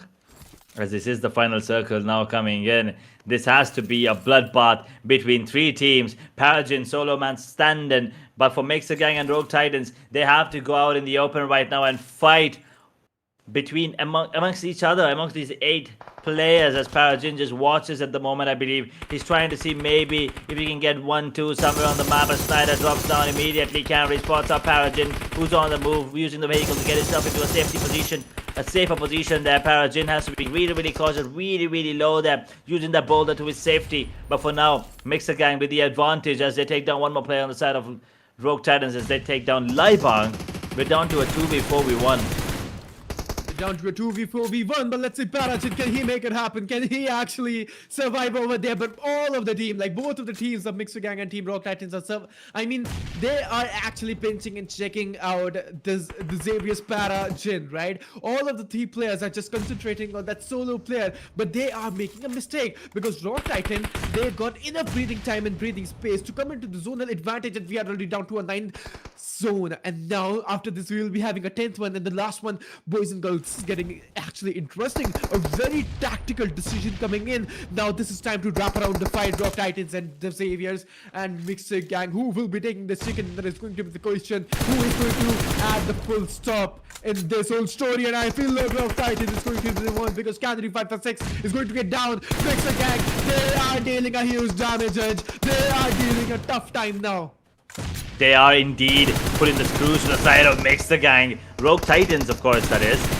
But they're ready to take fight against everyone. Xavier's gone. Mixer Gang, the last man standing, is going to get taken down as well. Oh my god, how the tables have turned.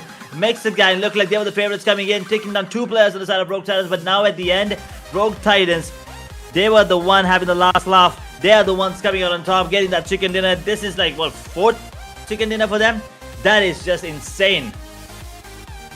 And what a final circle. It was absolute chaos till the end, and they held their ground and turned it into the glory from start to the finish. What an amazing dominance match we have seen. Calm composure, we have seen calculated plays coming in, and this is what we expect from these international lobbies. Edge, an amazing match it was, but this ended our first cycle of the map rotation pool, right? We have seen Rondo, Erangel, and then Miramar. After this, ladies and gentlemen, boys and girls, we will be starting with Rondo again, then Erangel, and then Miramar back to it again. But before starting with the next match, I'm super duper excited to see the match rankings, match summary, and who is the MVP, because I know throughout the whole game in the map of Miramar, they're absolute chaos. Like, this particular Miramar was one of the best in this series.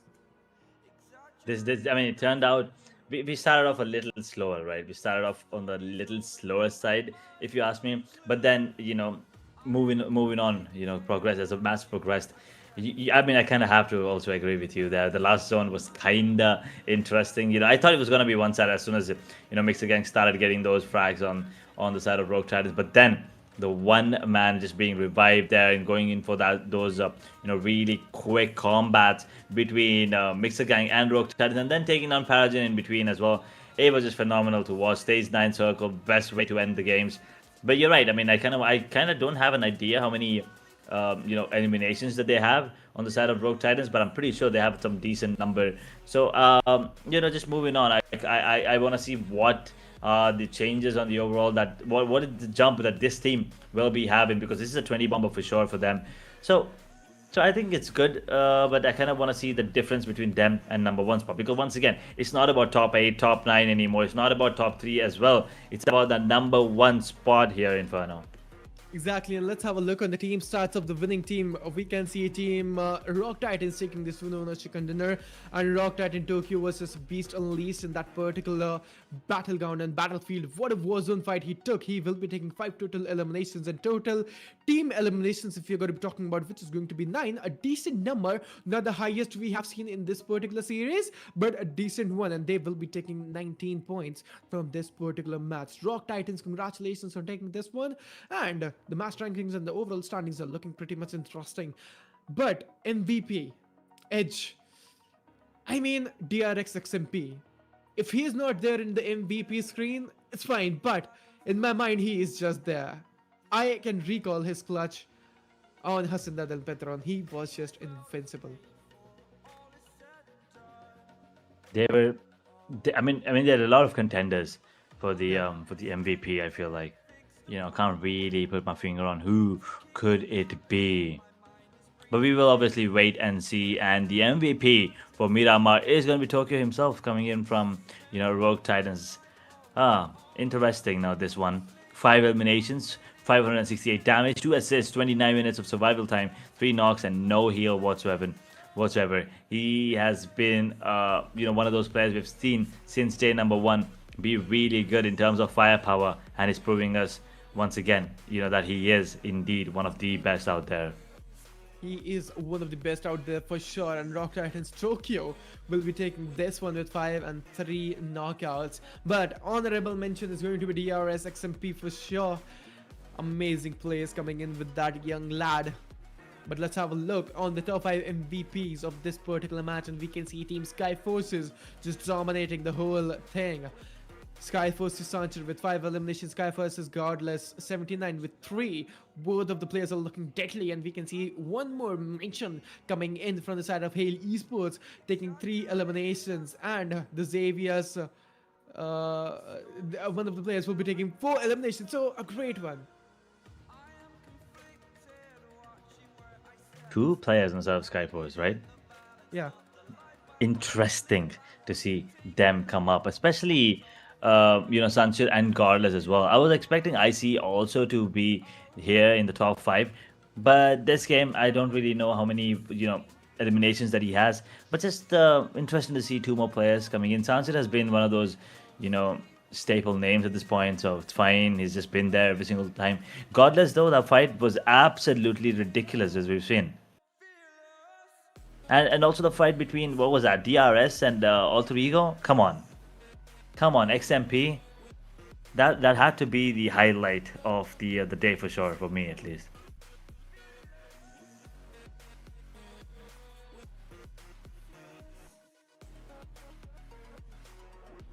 Top 4 teams to watch: eArena, SKYFORCE, Rogue Titans, and XAVIER. Not a lot of eliminations this time around. I mean, we're kind of used to watching those teams have 10 plus eliminations in situations like this, but that is not the case right now. We don't even see a single team getting those 10 points. If you have 999 and 6 on eArena, so for now, I would still think these teams are something to watch out for. But moving on to Rondo, let me tell you, I feel like keep an eye out for, Icy and Hale, or maybe even Glue, as a matter of fact. I think these are the teams you kind of are, and I kind of am anticipating, apart from the 4 teams on our screens right now.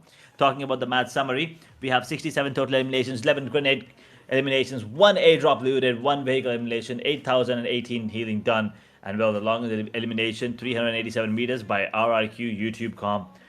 This is just ridiculous plays coming in Oh, from absolutely. RRQ as well. Once again, the consistency is there, and they're managing to maintain it every single time. Indeed, man. RIQ YouTube, be like YouTube.com, man. Personally, this player is just crazy, right? We have seen this guy coming in multiple times in the longest elimination board MVPs. So the consistency is there. RIQ, a fabulous match from themselves as well, a decent one.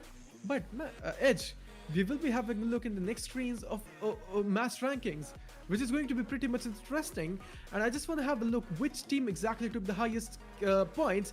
And of course, we know the name, which is going to be Team Rock Titans taking 19 points. The Xaviers will be having the same elimination points, and Team SKYFORCE is really having the same elimination points. So, 3 of the teams with same elimination points, 999. But the positioning points will be going to differ their spots.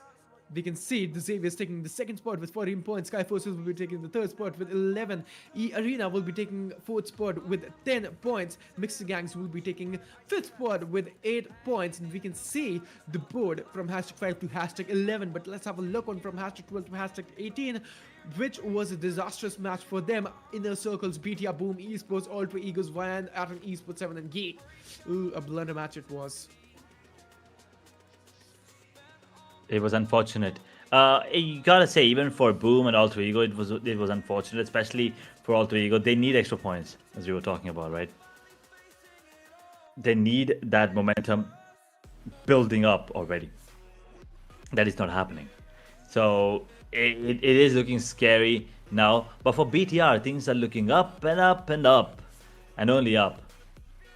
Flash though on second position, kind of have to start, getting closer. Maybe get a chicken dinner, because that chicken dinner will probably help them for sure. Because look at Rogue Titans, they have 4 chicken dinners and they're up to 117. Imagine if Flash had those 4, things would have been way easier for them, taking the number 1 spot. Telecom Digital lands 117, 116 for SKYFORCE. DRS Mixer Gang 111, 103 for XAVIER. RRQ sitting on the 9th position right now, thanks to the points coming in, as they have a total of 98, almost getting that number, almost getting that magical 100 number.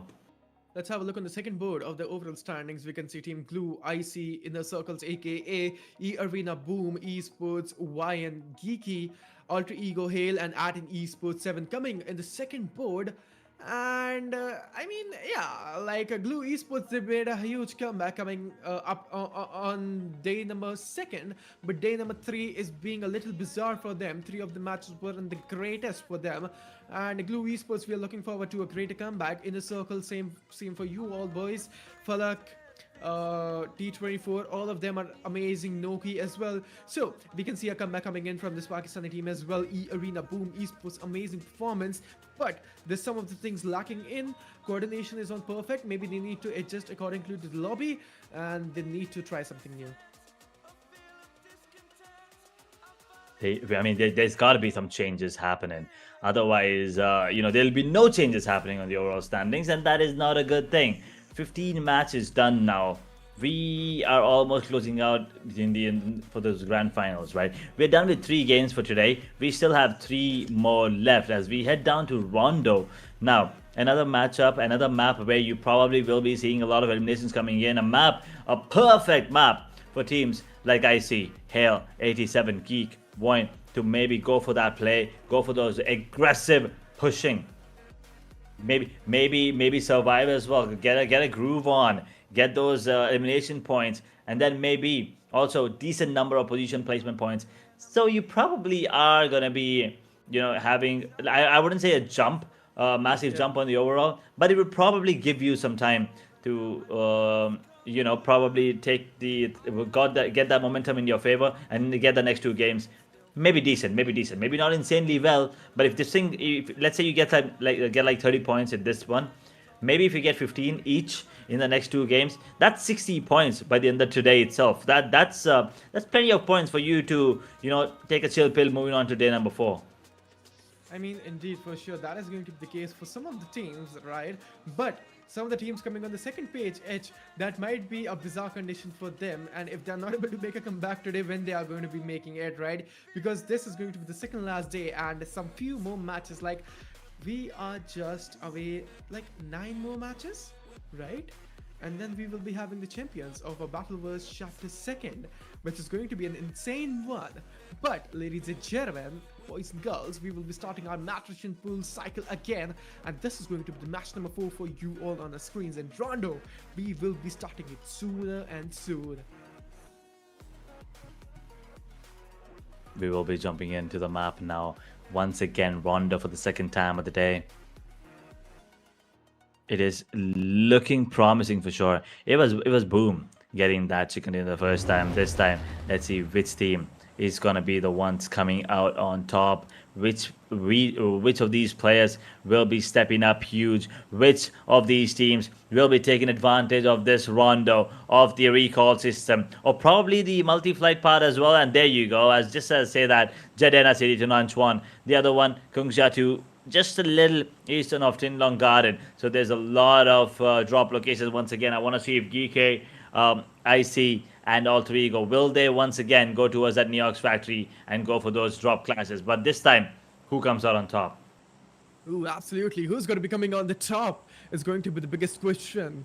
But we can see the multiple fight plat will be making a huge difference, boys and girls. And audience, whoever and who all are just watching the stream right now on the YouTube platform, please make sure to hit that like and subscribe button and let the channel of 414 Esports help to reach the count of 20k subscribers today. So boys and girls, just make it happen today. But let's have a look what will be happening here.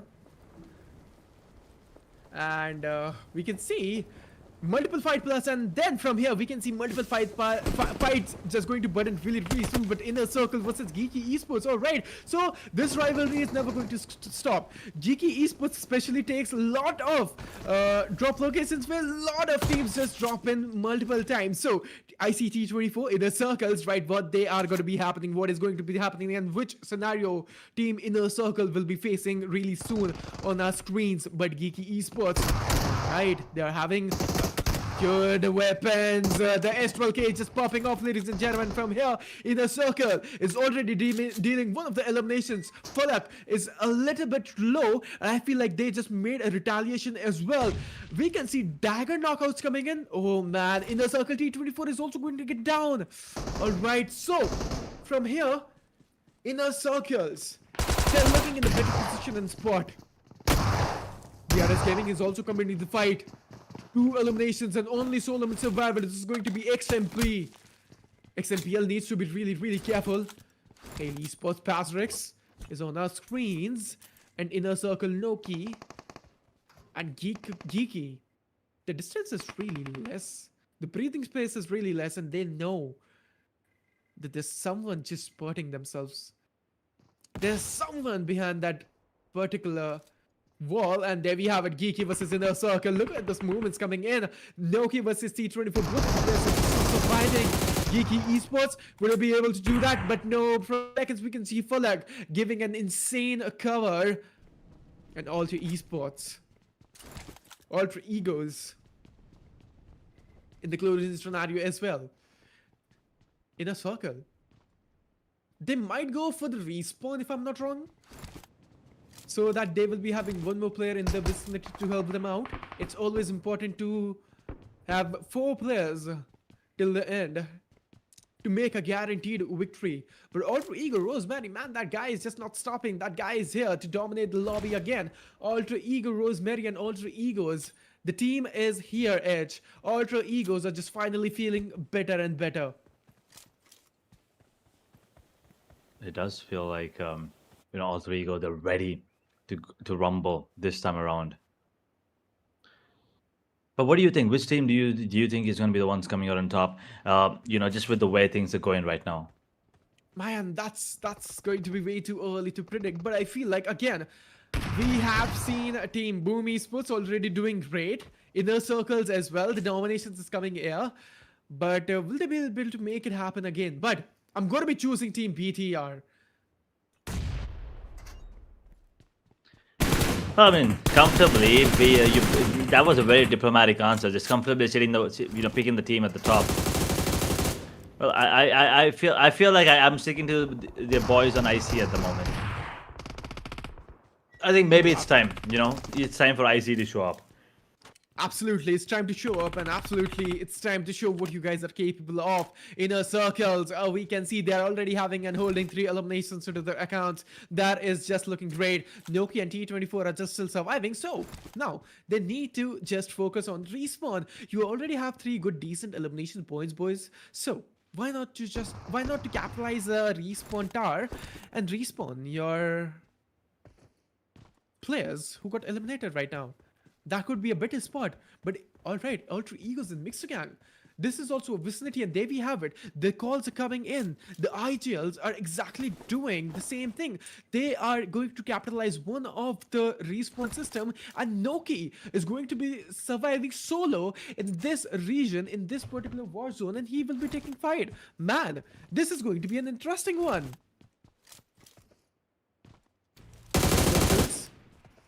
What exactly got to be the storyline for them? Hail Esports, oh man, Hail Esports, this starts so good. Hail Esports, they have a better start already, but I mean, they do fumble somewhere. They do fumble in the end zone and in the mid game, and particularly, especially mid game. The mid game, they don't have it good. So they need to be really cautious. Glue Esports, Glue Blood Esports, they are into the closer vicinity. SKYFORCE, 2 of the players are surviving. Sancher is going for the revival, and he has been revived as well. They can go for the respawn, but when they are going to do nothing, I feel like they will take fight first, and then they might think about that. Ooh, good sprays, man. Good sprays, Ryan. Those are some insane crispy connections and headshots. SKYFORCE. Only one elimination in the pockets. And Edge, we can see Team Blue Blood is into proximity, and from here, Team Blue Blood and SKYFORCE, they won't be leaving until they eliminate each other, maybe. Probably. Everyone's trying their best to go for those early round skirmishes, getting those picks pretty early. The recall system, as you said, the idea is going for that call. Just immediately go for that recall instantly as soon as your players get taken down. And I think that is the go-to approach at the moment for all of these teams. So most of these teams, as a matter of fact. And SKYFORCE, they're 2 players down. Will they be able to get their players back up? As IC also are 2 players down. Arena, though, there's just 1 man standing. Exactly. Ultra Egos, Rosemary. 5 eliminations already. And 5 eliminations are a decent number, Edge, if you ask me. Actually, yes. Pretty. I mean, what, 7.5 minutes into the game? It is actually a very good number. But then moving on further, they're probably going to be looking to double it in the next few minutes. Pretty early, still stage 1 circle, so there's still time for them to go use the recall system. A lot can happen.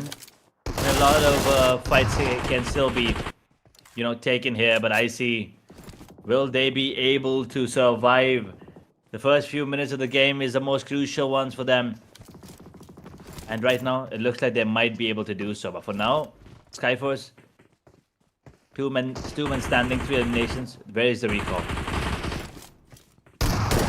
Where it is going to be, and there we have it. Oh, Noki will be going to get down, and he has been down. Victory, man, this particular guy, I just love him, Edge. Victory from the side of Team Team Flash, right? I mean, we have seen VOIN coming up, and but like now the spot is in the hands of Victory. The gunpowder is amazing, but there we have it. He's going to get shut down. He was able to find one of the players down of Ultra Egos, but he's going to get retaliated, and he has been traded. But this marks an elimination on the other hand of the map. And which team has been eliminated? It is going to be Team DRS. This early into the game, you wanted them to, step up. They're one of the contenders for the #1 spot, but this time looks like, things are not panning out their way. Day number 3, nothing's going in their favor. As we head down to the 9-minute mark, Rondo is turning out to be a bloodbath already. A lot of points for a lot of teams. Alter Ego especially with 8. Hale as well with 8. We were talking about these two teams, right? And also IC, we had hopes. So I feel like, IC, Alter Ego and Hale should be the ones to watch out for this game, and I still stand by it. In the circles, they are already down to 4 players. They exactly did what I was expecting Inner Circles would be doing. They left one of the players of Inner Circles in that particular battle range, which was Noki if I'm not wrong, and the other player for Inner Circle capitalized the recall tower, and they just respawns all of the 4 players. I mean, a decent play coming in, a decent strategy it was, and they just started making a move now. Now, the rotations are on the call. The confidence I'm looking forward with Inner Circle is just immense. Especially Falak. Man, I just gotta say that Falak's gun power and the control over M416 and shotguns are just immense.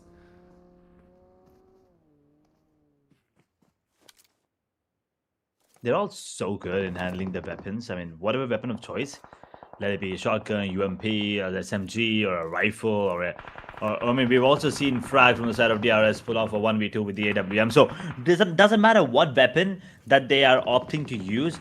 Everyone's just so precise with it. We haven't really seen anyone be not good. I mean, look at that. I mean, he still dealt a lot of damage onto that player, onto that vehicle, as a matter of fact. And as soon as he comes out in the open, he gets taken down. And I believe that's the end of him instantly.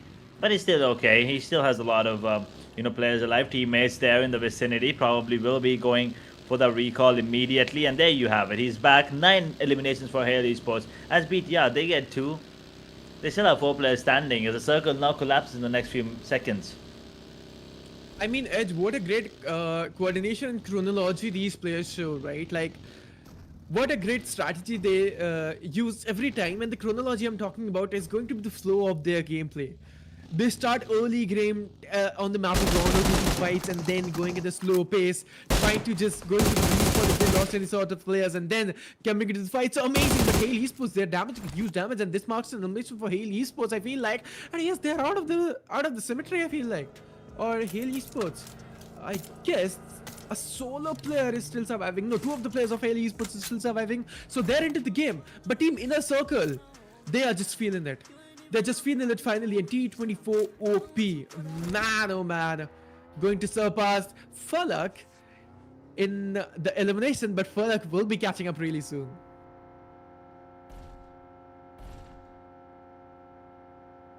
This is the squad everyone has high hopes for. This is the squad that were given a slot by 313 Esports. This is the squad that has made it to the PMGC, the global championship. And well, we know their potential. We just are yet to witness it in this tournament. That is the only thing we're waiting for. On the other hand, VOIN as well. We've seen them in action multiple times. And we also know how they approach the game. As I've already said, the most strategically, insane team, if you ask me. But sometimes the aggressiveness is just not there, and I think that is one thing where they lack at the moment. Alright, man, look at the mini-map. It's looking chaotic already, yet GEEKAY is being in the center of the map. Hale Esports, solo players are still surviving over there, and I feel like VOIN Esports is coming into the zone of the skirmish, and it is gonna be Team South of DC Alliance coming in the 4v4 fight already. Potato is going to get down. Zeta5 has been put down on his knees. Rezak5 is also going to be into the scenario. VOIN Esports, what are you going to do now? You already lost 2 of the players. The respawn system is not into their points right now. What exactly is going to be your next move?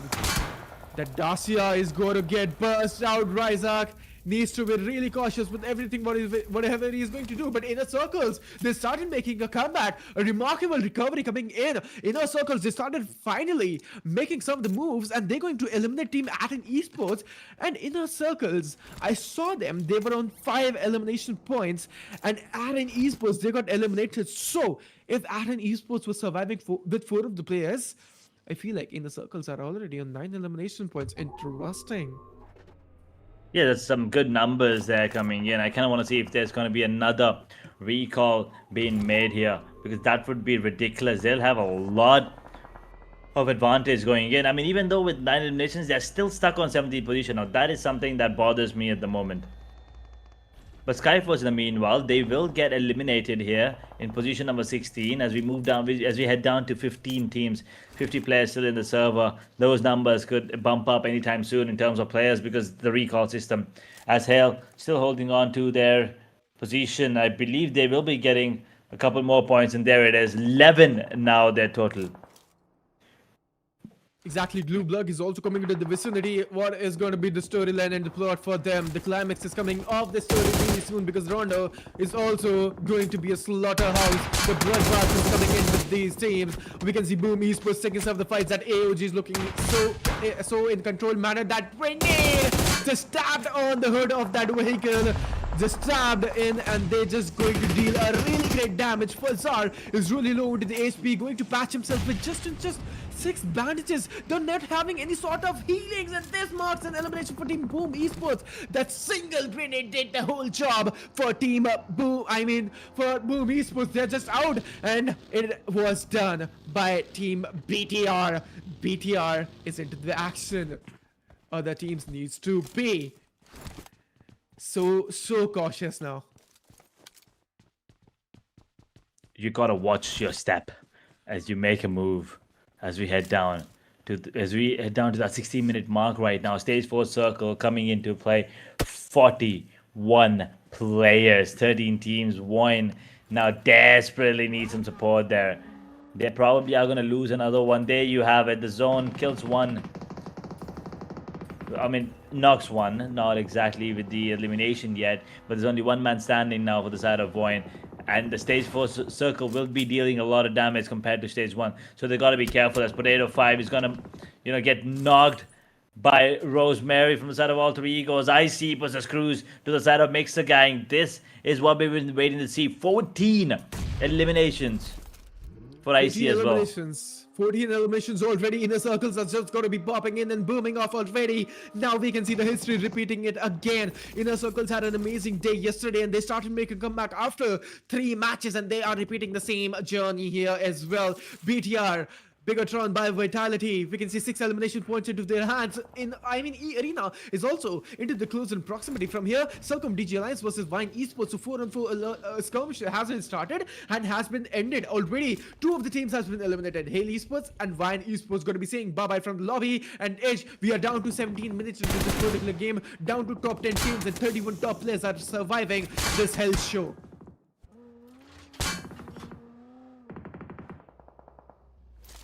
You're definitely right about that. Later half of the day, that is when they usually step up. Yeah. I mean, they're just so good right now. I mean, they just turn up all of a sudden. They're just games where they go slow and low, but then they're games where they just go, really playing off like a high tide, just sweeping away everyone in their path. But for now, we will look at the side of BTR, who are the ones sitting at the top comfortably, as they lose 1 player thanks to Celcom DG Alliance. I think their positions compromise the rest of the players here. The position has been compromised, and we can see multiple fights also going to get burdened into this one. It is going to be intense, chaotic moments and multi-team fights coming in, and the zone pressure has been started. We can see the whole compounded region coming into the zone and advantage. GEEKAY versus Team Icy going to be taking this fight. But what is going to be the scenario? Team Inner Circles already looking into a petty sport. GEEKAY Esports, 1 misstep and you are just deleted. because of inner circles, but Team GEKAY Esports, they will be just actually retaliating against Team Inner Circles, and Team Inner Circles, one of the players has been going down, and solo survival from the side of Team GEKAY Esports. And I feel like this is going to mark an elimination for Team GEKAY, because this is going to be a 1v3 scenario. A 1v3 scenario is going to be really hard for Team GEKAY Esports to initiate an end in. I mean, the players have not left the server yet, but just as I say that, they are actually going to be confirming those finishes as well. BIGETRON, Vitality, they lose war, they lose more. They're on the verge of getting eliminated, and I think that there you go. Celcom Digital Alliance getting a little bit of assistance from E-Arena this time. BTR, they get eliminated, but they already have 7. But in the midst of all this, Celcom Digital Alliance, they have already made their way up to the number 2 spot. They have surpassed Flash, who is still alive in the server. But can they take over? Can they surpass BTR? That is a question. I don't think it's possible, especially after the 7 eliminations coming in from BTR. 149. This has to be one of those insane games, one of those 30 bombers, 32 as a matter of fact, for them to probably take down, the position coming in from BTR. 7 teams already into the zone. 7 teams, 1 map of Rondo, nowhere to run, and it is absolutely chaos into the zone. Bullets everywhere, flying in every direction. It's pure madness, and soon enough, the kill feed is also going to get exploded. Edge, this isn't a fight anymore. It's just survival under fire. Let's just see who is going to be taking this winner with the chicken dinner. But these 7 teams are going to put up a hell of a show for us. Team E-Arena, already amazing, but they are going to step in the den of Tiger. It is going to be Team Inner Circles. And again, this is one more player of E-Arena going to step in that particular scenario. And I feel like Farak is going to get down. Wait. E-Arena is going to step in the territory of Inner Circles, and he will be taking some of the players down of Inner Circles.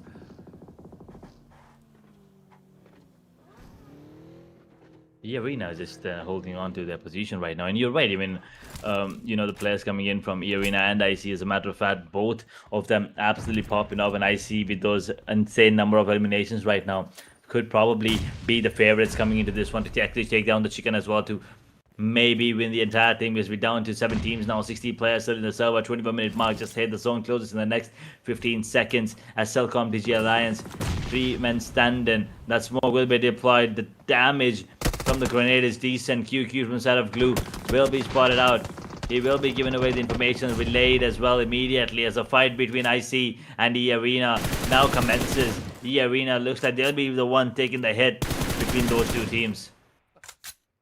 Exactly, cover fire is perfect. They're trading blow for blow. Every second counts. 1 knock can flip this fight. Inner Circles, Noki is the only zone survivor. T24 and one of the players of Inner Circle has been knocked out into the zone advantage. And I feel like they're going to get finished off. And this marks an elimination for Team Whole Inner Circle. With 19 eliminations, they had an amazing one. But again, they are just down and dusted. The dust just settles out. And the smokes are coming in. Celcom DG Alliance already killed. 99 is going to be the sole survivor. Celcom DG Alliance will be having 10 eliminations each. This is a great number. But it just comes down to this resilience, this mindset. But look at that, GEKAY Esports, he's just trying to camouflage himself in those big grasses.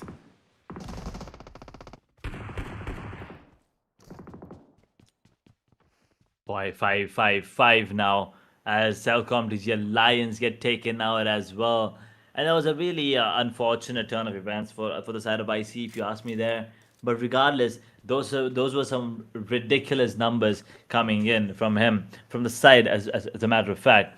Stealing a bit of a couple of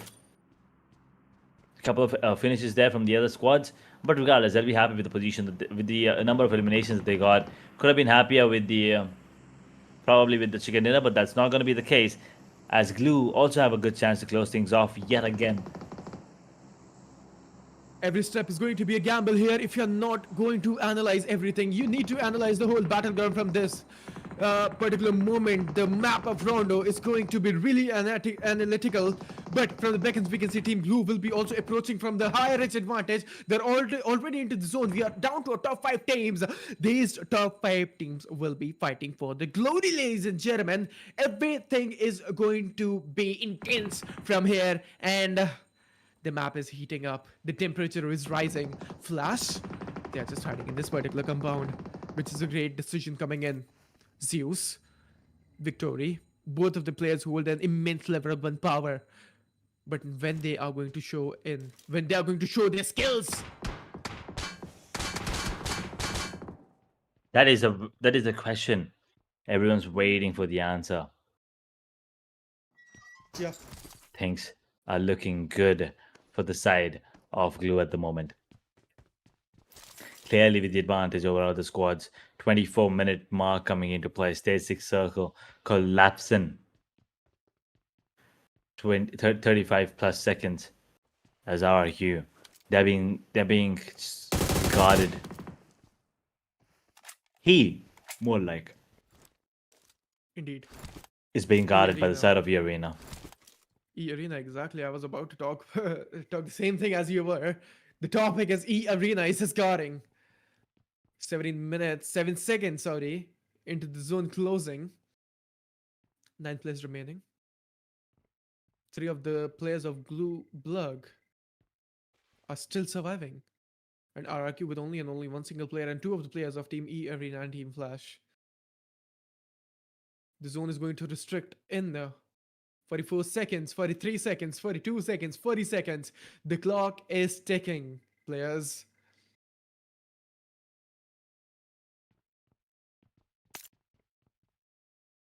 It's all quiet. It's a little too quiet, and that is not a good thing. It gets scarier as we head down to the final circles. We still have 5 teams. We've seen a fight with 3 teams and 11 players coming in. Sorry, 9 players coming in. And this one, well, it's the same situation with 9 players, but there's a lot more teams involved, and everyone is looking out to be the one coming out on top. RIQ, YouTube. I want to see how things are going to be going in from here on further. Indeed. E Arena. Everything is just so silent. Everything is just getting quiet now. Everyone's waiting for the right particular moment, and especially teams surviving with 2 and 1 players. They're just waiting for the other teams to strike in. Glumatic. Ooh, he's going to be making the move, and this marks an elimination for Team GEEKAY Esports. One more team gone as we're heading down to the top 4 teams now, ladies and gentlemen. It's Flash, E-Arena, RRQ, Glue Blue trying their best to maybe close out the game. RRQ, for how long can he survive is a question. Can he get maybe 1, maybe 2 more points? He's already survived that last elimination, so 1 extra point for sure. But a lot of utilities as well. I'm sorry, on him. So things could look decent for him. He could probably get another point or 2 in terms of elimination, and if not, well, then maybe try for that position placement moving on. Exactly. What do you think, Edge? Who's going to be taking the win? Oh, Glue. I have a feeling a Glue. Because here's the thing. The man advantage might be coming in handy, but I still feel like, the boys at the arena could be the one taking. I mean, my heart says the arena, but my mind, thanks to the statistical, situation, I think Glue Blue might be the one closing things off here. That could be the scenario, as Glue Blue is already feeling it. It's indeed going so quiet now. The zone has been already on the maps of the players. But what will be happening? It is going to be really, really interesting. E-Arena. They're just waiting. They're just waiting. They know that if they're going to move, or if they're going to make a move, that might mark their elimination. The last stages of the circle is going to be coming in. Stage 9 is where the game will end. And I feel like we might be witnessing another stage 9. We did see that on Miramar, but on Rondo I didn't expect that. But could probably be the same ending to the game here, as everyone's just playing really, really passive. E-Arena and RQ. This fight has been prolonged for so far that we already are in the end of the stage 8 circle. Yeah. Now, the trainers are also going to get pinned out. Ooh, RQ YouTube com. He's just barely surviving. He's just a solo man stand. He needs to be really careful. Taking those pre-fires, but not able to find any sort of connections. Unable to find connection at the moment, as you said. But that circle will be pushing them in a situation where they kind of have to make a move. Where he has to come out in the open. RQ, YouTube com. How long can he survive for? Grenades will be used as well. Indeed. 4 teams already onto our screens, and now this is going to take an interesting path. And RQ, this marks an elimination for that particular team, and they are just gone and dusted. Let's see. That grenade might deal some of the damage, but Glue, what an amazing match it was. 11 freaking great eliminations they're already having. Team flashes. I mean, now everything's just so silent and quiet. All of the chaotic fights have been already stopped, and now it's already down to a clean 2v3.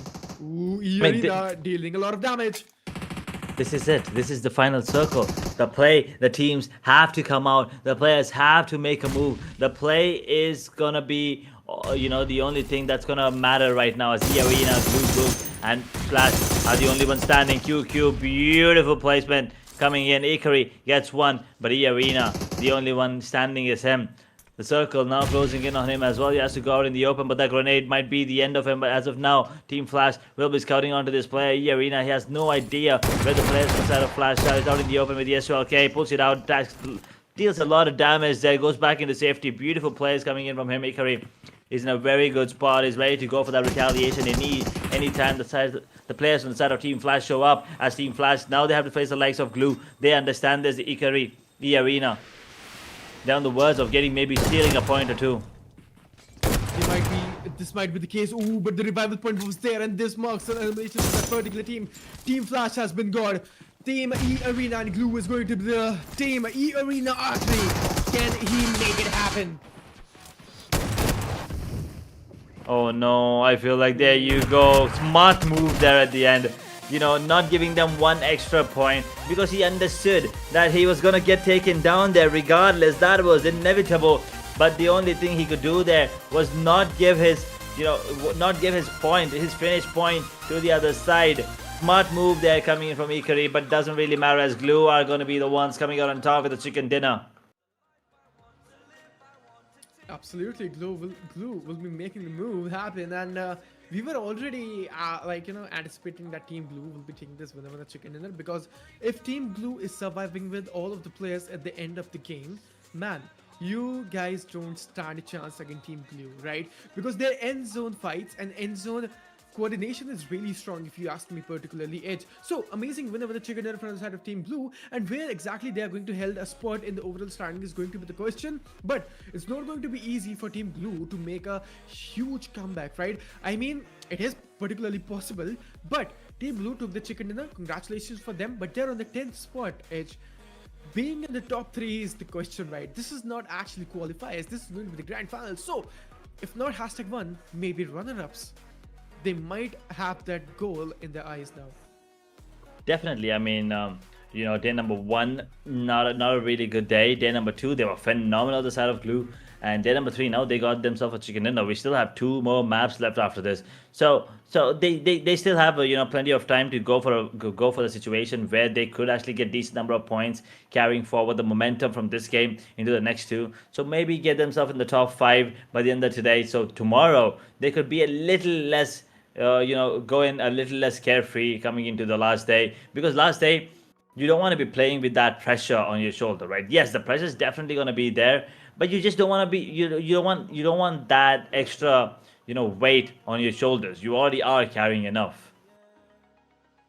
Absolutely. And now we will be having a look at the the team took that winner on a chicken dinner, and we'll be having a look at their team stats, what exactly happened with the team, and how many all of the 4 players, how was the kill count, and which was the player took the highest kill. And we can see Glue-matic and Team Glue QQ. I mean, both of them will be taking amazing kills, and they will be taking 4 and 4 simultaneously. And Carbu, on the other hand, will be only taking 1 elimination points. Yeah, Karbu has been that player. You know, he will step up when the team needs him. I mean, look at the damage. He does have 462 damage, but unfortunately only one elimination. I believe he could not capitalize on the on getting that finish or the knock, as a matter of fact. But doesn't matter because the team won and they were happy with the damage dealt. 462, as I said, on Karbu is pretty decent yet again. That's what, 12 points now in terms of eliminations plus a chicken dinner. That's 22 points for the side of Glue. They will have decent, you know, they will make a decent jump on the overall standings for sure. But that's the thing, right? It's not just about winning 1 or 2 games. It's about having that consistency. Because right now, Glue, this is not going to be helping them a lot, but it will be a nice kickstart for that momentum that we're waiting for. Indeed. And now, we got to be having a look at the MVP age. What do you think who is going to be the one? I feel like someone on the side of IC probably has to be. No, or maybe not. It is actually Tiger coming in with 6 eliminations, 1090 damage, 2 assists, 15 minutes and 49 seconds on the clock of survival time, 5 matches, 217 heal. This player, I mean, we were talking about, you know, IC, Alter Ego, Hale could be the ones that we should keep an eye out for. And well, you know, Hale Esports, this was the reason that they were performing the way they were on the map of Rondo. But they need more. They need more. They need way more than what they got in this matchup. Exactly. They need way to big, I mean, you know, points as you are talking about. And this one is good. But what's going to be happening in the next match is going to be the biggest question. We already have 2 more match lined up, which is going to be Erangel and Miramar. And going to be the last one, and tomorrow we will be having our winners. Are you excited, man? Because what a journey we had. Getting that, you know, championship has to be the one thing that every one of these teams are dreaming for, the players hoping for. And yeah, I mean, definitely I'm excited towards the day number 4. But before that, top 5 players, right? Hail Tiger coming in that number 1 spot, Light from the side of Cellcom DG Alliance, and then you have 2 players inside of IC, IQQ and T24OP. 2 players with 6 eliminations, ridiculous numbers coming in from the entirety of the squad, as a matter of fact, and Punk with 4 eliminations as well. Glue, you know, this team is something to watch out for sure. But Cellcom DG Alliance, they have made some moves in the overall as well. They made their way to the 2nd position, so they're really close to actually taking down BTR, and that is something that BTR needs to start worrying about. Exactly. Let's have a look to teams to watch out. Was going to be inner circles for sure, because they took 19 eliminations, which is a crazy and immense level of number. Hail Esports coming to second. Hail Esports will be taking 11 eliminations. Team Blue will be taking 12, and Cellcom DG Alliance will be satisfied with 10. At least good to see, you know, I mean, last time we only got to see, I think, 6 on E-Arena, and the rest of the other 3 teams were sitting on 9 eliminations. This time, once again, very happy to see 10 plus eliminations for most of these teams to watch. But talking about the match summary, what went down in this particular matchup, we had 113 eliminations. That is a very high number. I believe we beat every other number for on the map of Rondo for now. 6 grenade eliminations, 2 airdrops looted, 1 vehicle elimination, 15,909 healing done, and well, XAVIER Lewis, he got himself the longest elimination of 335 meters. Exactly, that was amazing shots coming in for sure. And 335 meters, so far away. And vehicle eliminations was only 1. 2 airdrops were looted, as you were talking about. So a decent one, but 113. Total eliminations is high. I mean, good and highest amongst the whole grand finals. And after this, we'll be having a look on the match rankings as well, and the overall standings are looking pretty much interesting from this particular moment. Let's see what's going to be happening in the next stage. Yeah, definitely. I mean, as we take a look at the match standings, we probably will understand the changes that might be occurring on the overall standings. Blue will actually be the one sitting at top. I doubted that for a second when I saw 19 eliminations for IC, but 22 points for Glue and then 20 points for IC. They'll be happy with that. 15 points for Arena, 12 for Cellcom DJ Alliance, Hale with 11, Alter Ego with 10, 9 for Flash, RIQ, Geek, and BTR with 8, Rogue Titans with 6, Boom with only 3, unfortunately, along with Skyforce and DRS, 2 for VOIN and 87, 1 for XAVIER and MXG. Well, unfortunately, no points whatsoever for them going on to this one. Man, a close call coming in, but Team in the Circles, what a performance it was. You guys got eliminated way too early, but 20 points are they are satisfied with. But let's have a look at the overall rankings, because Team BTR is just dominating the whole thing. Team BTR started off slow and now they're just starting up with fire. They're just blazing the whole overall standings and being with 150 points on the comfortable spot, followed by Team Flash with 132, followed by Cellcom DJ Alliance on the third spot with 129 points. Team Rock Titans coming with fourth spot with 123 points. Team SKYFORCE is on the fifth spot with 119 points. Those were your top 5 teams. But let's have a look on the second page. Yeah, that is where the changes are going to be coming in, as well as 87 once again sitting at the bottom. Unfortunately, today they were only, this was the only match where they actually got any points, and it's only 2. It's pretty much over for them coming in. They're really far away. They pretty much have to drop like 30 every map from here on forward, which is not an easy task to do, as a matter of fact, if you ask me. Alter Ego as well, not showing up on day number 2. I'm sorry. It is now turning out to be costly for them. It is, unfortunately, it's a little too much for them. I mean, they start off really well, don't get me wrong, but keeping on with the stuff where you kind of have to go for the plays where you are accumulating 20 plus points every single time. That is not happening here, unfortunately. Exactly, and right, like in the Circles, they made a really great jump, and we are only down to our 2 matches edge, which is going to be Erangel and then Miramar. Going to be a great storyline there as well, and what teams are going to be doing particularly is going to be a question. But again, intensity is just rising and rising in these international lobbies. We are having no breaks. We are having no break to even just take a single, breathe, right? Like, you don't have any breathing space. So teams are just playing back-to-back matches, and it has advantage of playing back-to-back matches as well, right? I mean, if you are playing back-to-back matches, you might be tired, but your flow is just maintained. And we witnessed 4 of the matches, but we have witnessed 4 different winners: Boom Esports, BTR, Rock Titans, and Team Blue. Do we have the same storyline? Are we going to see a repetitive winner, or someone different will be closing in? That is something we will have to wait and watch. Erangel for the second time today, ladies and gentlemen. Match number 16 of PUBG Mobile Asia Battle World Chapter 2. And well, if you guys are just joining us, this is Grand Finals Day number 3. Make sure to hit that like and subscribe, and also hit that bell icon so you get notified of when we go live. I mean, if you guys missed the first 4 maps, well, I'm sorry. For that to not happen again, make sure you get notified by hitting that bell icon, so you know when we're going live, you know when your favorite team or players are going to be coming in, dropping in, and probably taking the crown as well. Tomorrow will be the last day. We will probably have more matches later on, but in terms of Battle Wars Chapter 2, tomorrow is probably going to be the last day, as we have Glue and 87 jumping with only 3 players. There's going to be a lot of these teams. There's going to be 2 of these teams, as a matter of fact, just coming in with 3 players, unfortunately.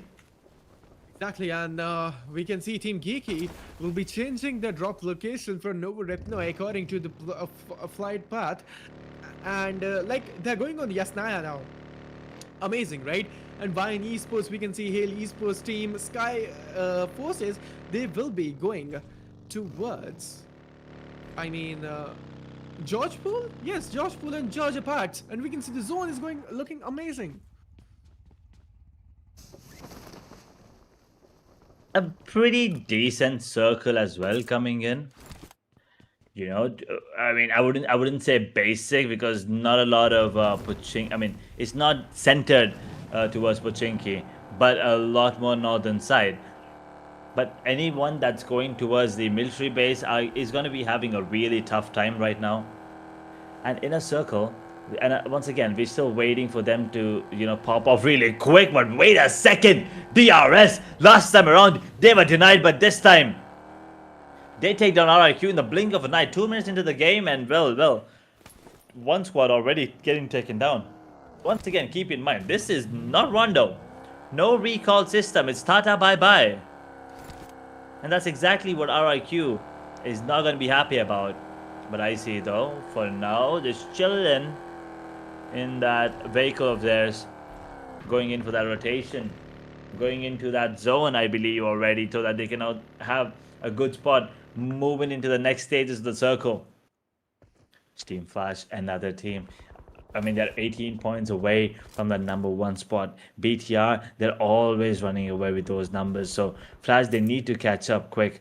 They need to catch up fast. Cellcom, DJ Lance, and Rogue Titans the same. SKYFORCE not that far away as well. So there's really good chance that these top 5 teams, the ones at the 2nd and the 5th position, up between them as well, have a really good chance to maybe take down BTR. But at the same time, you need to make sure BTR doesn't, get any more points, because they have been, they've been unstoppable. Last game, I believe, was the only game where they actually got less than 5. Apart from that, every other game, they've been getting 5+ eliminations, so 5+ points, plus some position points at least. Around 7 points every single time. It's still better than some teams. There's just some teams where they're getting 0 or like 1 or 2. Now that is something to watch out for. And Yasnaya Polyana is where I believe GEEKAY and Flash are going to be taking their first duel. Both tagged up quite a bit. 87 wants to join the fight, and they're not having a good time right now. ATON Esports, they're just sitting on 0 here, unfortunately. Like, game in, game out. Last game was 2 points. Yes, okay, fine, I get it. But apart from that, like 0 the other 3 games. That is heartbreaking, especially if you're a fan of ATON Esports, especially after how the floor is in place, especially after how good 87 are.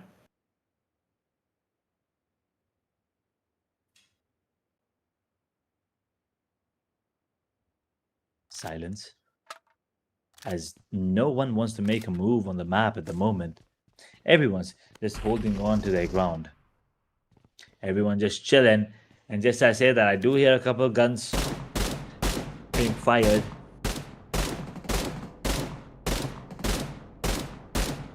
Trying to take down the vehicle there, tops. Damaging the vehicle so that no one actually uses it to go for a quick rotation.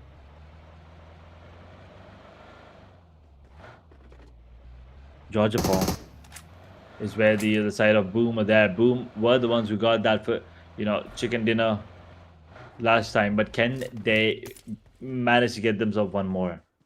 That is the only question. Can they also do what, teams that have been winning recently doing? I mean, Rogue Titans with 4 chicken dinners already. And Boom, looks like they could be good for 2.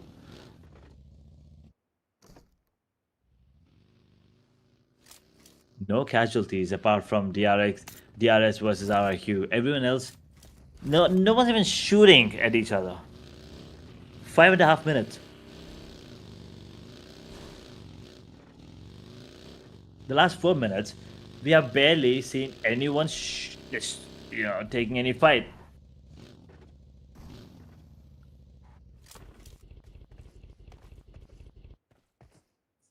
All 3 Guerreras. Unfortunately, them not showing up on day number 2 has costed them, insanely coming into day number 3. Because even though they want to try their best to maybe secure their spot in the top 5, top 3, as a matter of fact, their performance, unfortunately, after game number 1 has not been, particularly insane. They do have their moments, but they need more.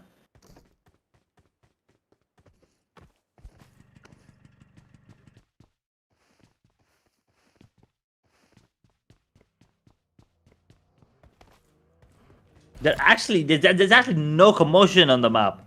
And just as I say that, finally, I do see a knock coming in. There's nothing going on. DRS. They lose frag in the meanwhile, but you kind of have to understand that XMP is probably the player that everyone's looking out for, especially me as well. Boom, as we were talking about them getting themselves that second chicken dinner, it's not going to be possible. They're going to get taken down. VOIN, finally some sign of life. They've been playing really passive today for some reason I don't understand, but regardless, they finally decide to step up. And they get 4 pretty early into the game and eliminate the entire squad of Boom and takes no casualties. So VOIN, they have the confidence now in their favor.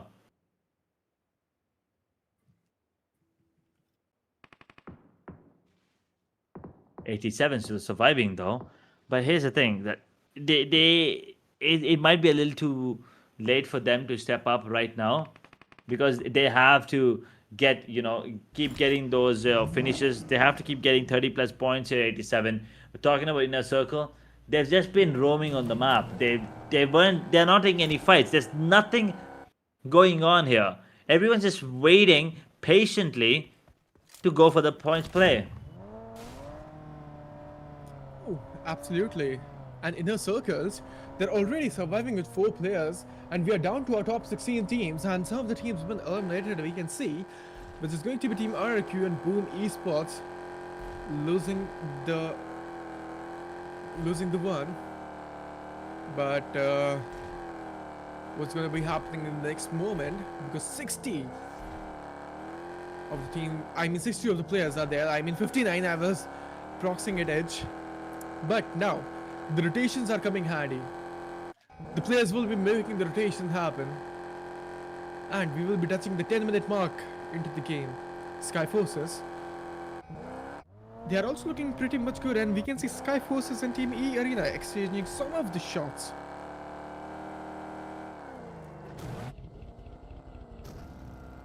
XAVIER, I see XAVIER, and probably Alter Ego are gonna be my picks to watch out for coming into this game. And as soon as I say XAVIER, they get taken down there. One player at least hits the deck immediately. BTR trying their best to probably take down everyone now as the fight begins.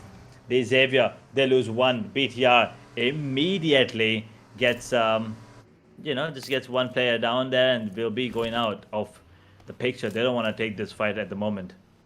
They don't want to. They won't be taking this one, and they won't be initiating it either. They will be making a retaliation, which is going to be the right decision so far. But Nate TI is also going to get down away from his team, and his presence is going to haunt the XAVIERs. And we can say Team BTR is also into the proximity, and Team BTR are absolutely feeling amazing today. And this marks our elimination for Team ATON Esports 7. Saying bye-bye from the lobby and server. Another great match for them. But let's see what's going to be happening in the next one. Will they be able to make a huge comeback? ATON Esports I'm talking about. But making a comeback is not going to be easy at all. But Inner Circles, Noki is going to get down, and he has been casualized and finished as well too. So 3 of the players of Inner Circles are surviving. What will be the next upcoming moment happening? But VOIN Esports on the other hand versus Team E Arena. So close range encounter, and everyone is going just up close personal. Who will be taking the winning edge? And there we have it. VOIN Esports right back using a shotgun and his full cage, just screaming out loud in E Arena, just dealing a tough time. And Solomon survived from the side of E Arena. Is just so far away from this battle zone area, right? Not looking in the great spot. In the circles, on the other hand, they won't be having any sort of finish points as of now. And now, it's time to show up in the circles that what they are just built off. BTR coming in the great fight down scenarios, and BTR versus SKYFORCE. This is going to be the close range encounter. Sanchez and Rylan are going to be the Doom and Survivor. Rylan also going to get down. Sanchez being the Soulman Survivor from here. Team SKYFORCE are not going to waiter. This marks an elimination. On the other hand of the map, Arena has been decimated by the side of VOIN Esports. Great fights coming in already. Sanchez dealing a lot of damage. Sanchez just barely surviving, just barely breathing. And BTR, they won't be leaving this. But wait, there's one more team coming in. And which team exactly is going to be joining the proximity, and which team is dealing some of the damage on BTR? But ladies and gentlemen, make sure to hit that like and subscribe button. We are just reminding you all that we are just about to reach 20k subscriber on the channel of 141 Esports. So please make sure to hit that like and subscribe and support the production, support the casters and the whole organization, because they are bringing one of the most amazing tournaments for us and full packed action and entertainment. So please stay tuned with us and subscribe to the channel. Thanks for the support. Rock Titans, let's get back to the Rock Titans. They're dealing a tough moment if you ask me personally. And Rock Titans, they're gonna be dealing a hell of a damage, man. Rock Titans, they're not looking in a great spot. But wait, Rock Titans is trying to deal some of the damage on Team Flash. But Team Inner Circles, what's exactly they're doing? Inner Circles, they're down to three players. GEEKAY and Hail Esports. Hail Pazrex is going to get down. Hail Pazrex is also going to get finished as well. So Team Hail, they gotta be really cautious. They gotta be really careful. Vietnam, he's down. Vietnam, the revival for Vietnam is going to be easy. No commotion so far. But VOIN Esports and Team BTR, they are coming into the action. They are coming in a great fight. 7787 of Hail Esports is also dealing some of the great damage. And he is going to get down. Rock Titan.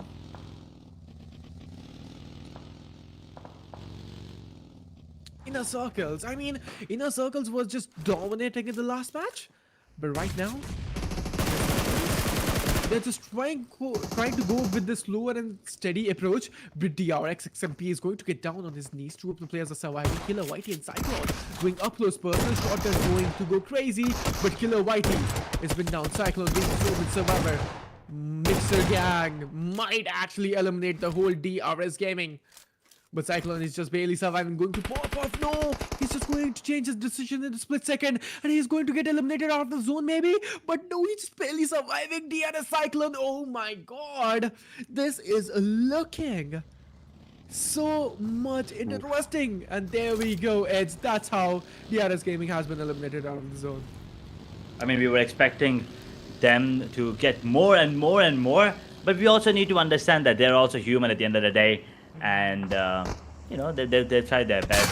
Things are just looking scary for a lot of teams, and for BTR it's looking shiny. They've managed to survive with two players still, with five eliminations already. Absolutely. But in the circle, this is the time to make the rotation into the zone. And they're already into the zone. They're having a smaller chunk of the zonal advantage. But Celcom DJ Alliance K99 is really close into the proximity. And maybe we could see that fight happening really, really soon. But GEEKAY Esports, that grenade is looking so far better and dealing some chunk of damage, but not able to take a knockout. But the Dacia is looking in a really worse condition. So I just tell him to maybe change that Dacia, because it is going to get burst out really soon. Gotta be careful, gotta be really, really cautious. They lose a player already. And unfortunately, they don't have any, points in terms of eliminations as of now. All three Eagles, they do have 4 surviving, but nothing going in their favor. VOIN right now has to be the one, as we were talking about them as well, right? The team that just pops off once in a while. Looks like this is the once in a while. Finally, about time. And Falak might be able to get himself a knock. No, he gets himself a knock, but the finish will be stolen. Rosemary steals it. Light gets taken down. Indeed. Circum DG Alliance still over there. The Xaviers is also going to approach and really soon. Inner Circles finally will be taking this battle out. And now we can see Inner Circles will be showing up their show. The Xaviers Lamborghini is going to get down. Not in the better scenario. Circum DG Alliance K99 will be finishing off the Xaviers Lamborghini. A great knockout and finish off. Falak, he is just being a hunter. He is just like a sneaky tiger waiting for his prey to come into the open and take that prey like sharp claws, and then the tiger will approach.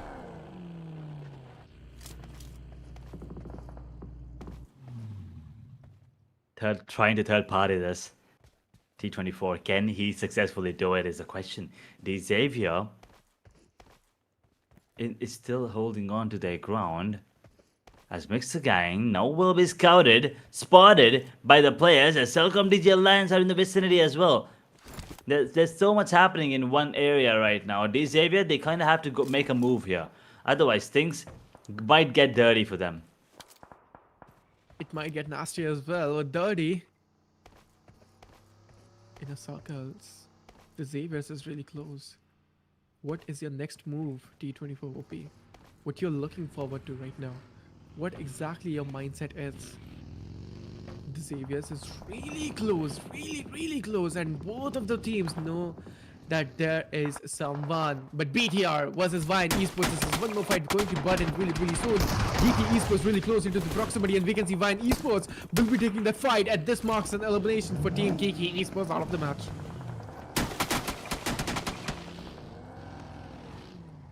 Gone, won immediately, but no points still for the side of IC. They're unable to confirm any finishes. This is what we've been talking about as well for them, and they just really can't confirm those finishes.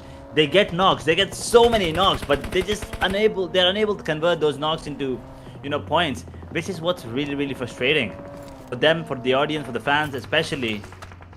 This has to be heartbreaking for the fans of IC. Indeed, man, Inner Circles right now, they're not able to take any sort of fights right now. Inner Circles, they're just trying to pick some of the fights, but they are just not able to. They're just waiting for the right moment to strike in. Inner Circles won't be taking any sort of rush fights, right? Inner Circles being so vigilant with their strategies, and this is such a tactical move to come in. But Shen, in that pretty SSC car, it's looking like it's going to be getting burst out really soon. Ooh, that move. Look at that. He's just waiting. He is just in that vehicle. Just so sneaky. That's just calculated as well.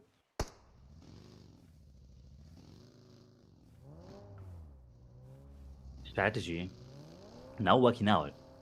Chin, the only one standing on the side of Hell as glue, they get eliminated. We're down to the top 10 teams now, ladies and gentlemen. 24 players still surviving as VOIN are looking like the favorites right now. The only team with double-digit, eliminations as BTR. They still survive. They're still managing to, keep up with those numbers, keep up with the number of players that are alive as well. But we'll see for how long as the circle now collapses. Stage 5 circle in a minute and a half. I see. Can they, perform better? Can they get more? Can they get any points in the match in terms of elimination? Can they? Is this the question? But Inner Circles right now, not maybe engaging any of the fights, but VOIN Esports, that grenade was enough to eliminate 2 of the players. But let's see what's going to be happening. But that grenade, oh man, that was directly on the face of Team VOIN Esports. And Solo Man Survivor, Pareto 5, he is not Pareto with his gameplay, he's not Pareto with his reflexes, and the good power. Let's just see. Ooh, he was just vaulting, but wait, it is T24 from the backends, capitalizing that single kill.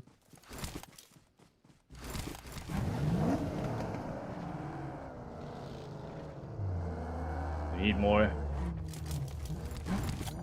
You need way more points. You need way more coordinations coming in.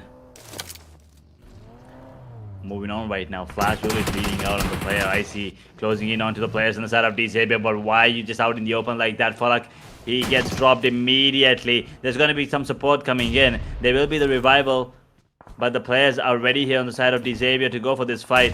They have to be cautious. Any smokes to be deployed at the moment? I don't see anything. But there you go. Liv is burning into a crisp and gets taken out. XAVIER. They're gone. Falak, He's gonna get revived right now, but 3 eliminations for the side of IC. They're looking confident, they're looking good. Exactly. And now, everything is just so quiet. We are down to our top 7 teams. None of the fights has been casualized right now. Team Inner Circles. They're in the top 7 teams, ladies and gentlemen, and audience. What do you think? Are they going to be making this move?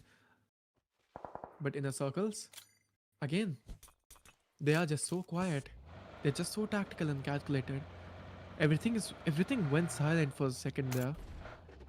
The war zone, Erangel, has no bullets spraying, but again, as I'm just talking about Inner Circles versus Ultra Ego, going to be a great fight. Both of the giants will be colliding soon enough. They're going to be coming in contact soon. All 3 Ego Ares, another team that desperately needs more points. IC as well, same situation, but at least they have already gotten themselves 100 plus points. 3 eliminations coming into this game. Beautiful grenades as QQ will be getting 1 Snape hits the deck. All 3 Ego Ares now with a man disadvantage as IC. They're closing in the distance between them and All 3 Ego. Krypton's out in the open. He probably will not be spotted at the moment as the smoke will be, covering him for now. But IC now closing in the distance. Exactly, they are both closing to the distance, and Ultra Egos Mixer Gang is also going to get eliminated, and as well, this is going to be an elimination for Ultra Egos.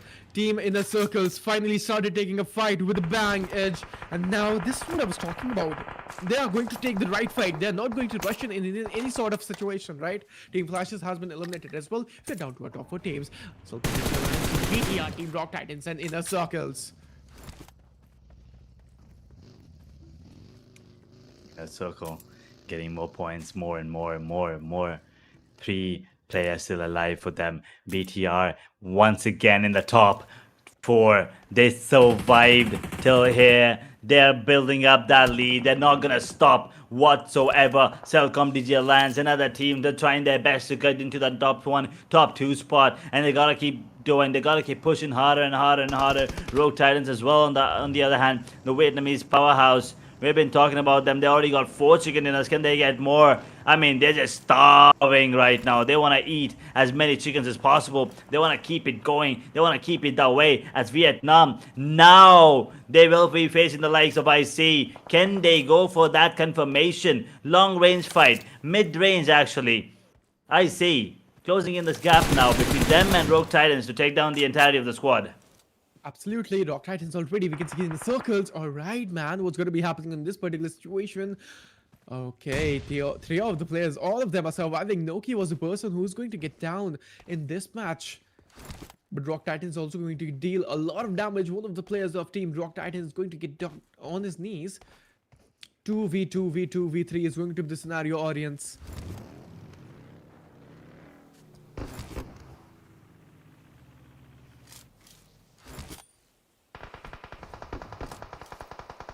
Holding on to their ground. It is pretty much even Steven for any team to actually take away the chicken dinner from this situation from here on forward, as we have 4 teams, 10 players still in the server. Schneider once again hits a tag. BTR going in for that knock, will not be able to confirm that. Fala gets a beautiful shot, and I believe with that, Cellcom Digi Alliance only have 1 more player standing. I see. They're stepping up. They've been quiet for a bit, and now finally they're stepping up, and they're stepping up quick as well. Cellcom Digi Alliance, where's the last man standing? Rogue Titans also on the verge of getting eliminated. I see. They are gonna be the favorites to take away the chicken dinner. Exactly. It's pretty much insane now that IC will be taking this chicken dinner for sure. Team Inner Circles might be making the move, and from here they might be the victorious and taking the glory to the home, right? Let's just see what's going to be happening for Team BTR. They're dealing some of the damage on their opponents. Cellcom DG Alliance K99 being the Solomon survivor, and I feel like he's going to get down fuller, taking some of the random shots into the grass, but not able to find any sort of connections. The dust has been settled. The war zone has been settled as well for Inner Circles, maybe. Inner Circle, they're just waiting for the perfect opportunity to strike. Cellcom DG Alliance with 1, BTR with 2, Rogue Titans with 2 as well. Not a lot of utilities to work for. work with. I mean, for IC and Telcom DG Alliance, but Rogue Titans, they have a lot of grenades to work with. BTR, same thing. Telcom DG Alliance, they will lose. Falak will get that confirmation immediately. Now to the top three. IC, clearly the advantageous team with the man advantage coming in. BTR, 2 players. Rogue Titan just one. One of them is going to be bleeding right now. And Falak dominating with 4 eliminations right now. Has his eyesight locked on the players on the side of BTR. He's waiting. 4x M4 in the hand. Rogue Titans have been spotted as well. Falak, the man, the myth, the legend. He's on the hunt and he's waiting. He's not going to stop anytime soon. Absolutely, it's just not going to be stopping at all. From here, we can see Team in the Circles will be eliminating the player of RT, and Vietnam is also going to get down, and this marks an elimination for the Team Whole Rock Titans.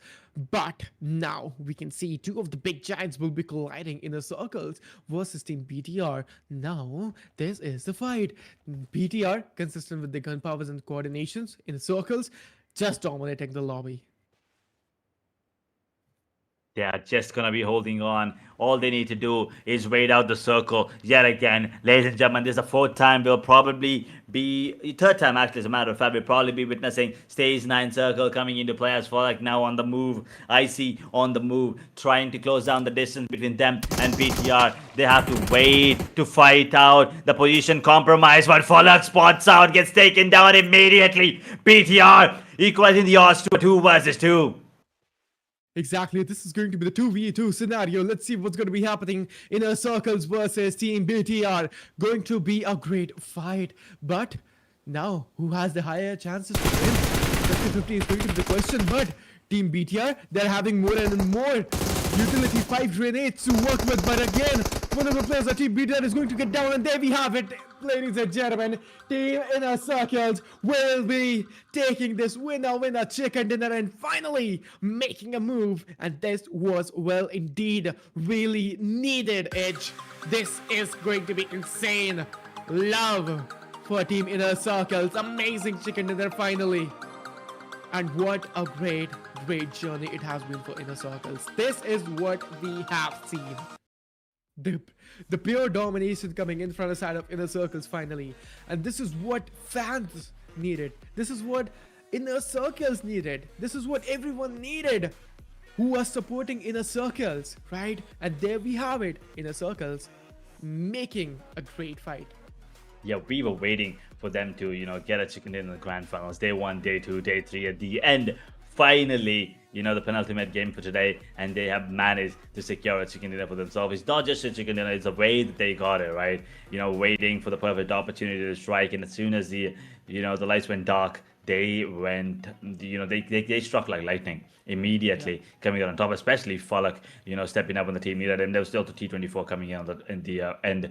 And IQQ, once again, everyone, as a matter of fact, Noki as well. I mean, I believe he did get admitted pretty early, but regardless, IC securing that spot, securing that chicken dinner, getting that number 1 spot was all that they were hoping for. And I believe this is going to help them get up maybe 1 or 2 positions in the overall standing. That's about it. They're not going to be, going into that top 2, top 3 spot. But now, with this chicken dinner, they probably have more chances to do so. Exactly. And I'd love to say one more thing, man. To the audience watching on YouTube, please subscribe the channel and hit that like button as well, because for 141 Esports is just doing amazing, and the organization is actually putting a really great effort for these amazing matches, right, Edge? So after this, we'll be having a look at the MVP as well. What do you think, man? Who is the MVP for this particular match? See, here's the thing. If you look at the chicken dinner alone, you probably will be like, Falak has to be the MVP. But then if you look at the damage dealt, they're contenders, right? There's a lot of players for sure coming in. That there's the side of VOIN. I believe someone on the side of VOIN, or actually BTR, is going to be the MVP coming in. I forgot the name. I didn't really catch the player's name there. I believe it's 6 to 7 eliminations there, 1 on the side of BTR. But looking at the team stats coming in from the chicken dinner team, T24 with 5, IQQ with 3, Falak with 4, and Noki with unfortunately nothing to show for this game. But doesn't matter. Here's the thing. The thing of the thing about IC, as we've already talked about it, even though they are like in a situation where it's like 2v everyone, 3v everyone, they still try their best. And even without Noki, like not dealing any damage, they still manage to get decent number of, eliminations and the chicken dinner. That's what impresses me the most. Exactly, and Falak, if he is going to be in the uh, MVP section, then no, that is going to be a doubt over there. But yeah, for surely he's having a great number of damage. But there are more players uh, taking a great number of eliminations as well, Ed. So this is going to be a really great tough competition. For sure. I want to see who the MVP is going to be, though. For sure. It has to be someone on the side of BTR or VOIN. I don't really recall anyone else getting as many points as, getting as many eliminations as any of the other teams. Any of these two teams, and there you go. It is Han Silad from the side of BTR. 6 eliminations, 1,331 damage, 1 assist, 26 minutes and 56 seconds on the clock of survival time, 7 knocks, and 173 heal. This player is ridiculous. They're playing out of their minds. BTR, they were so good, game in and game out. Now they're not just at number 1 spot, they also have a really good chance to take away that lead in a situation and put it at a place where you probably will have to play 3 to 4 games alone to reach that, point.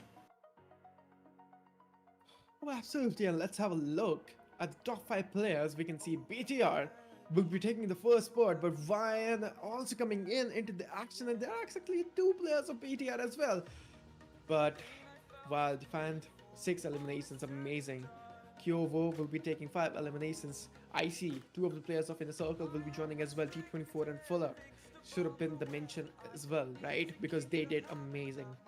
5 and 4 eliminations simultaneously for the players of Team IC.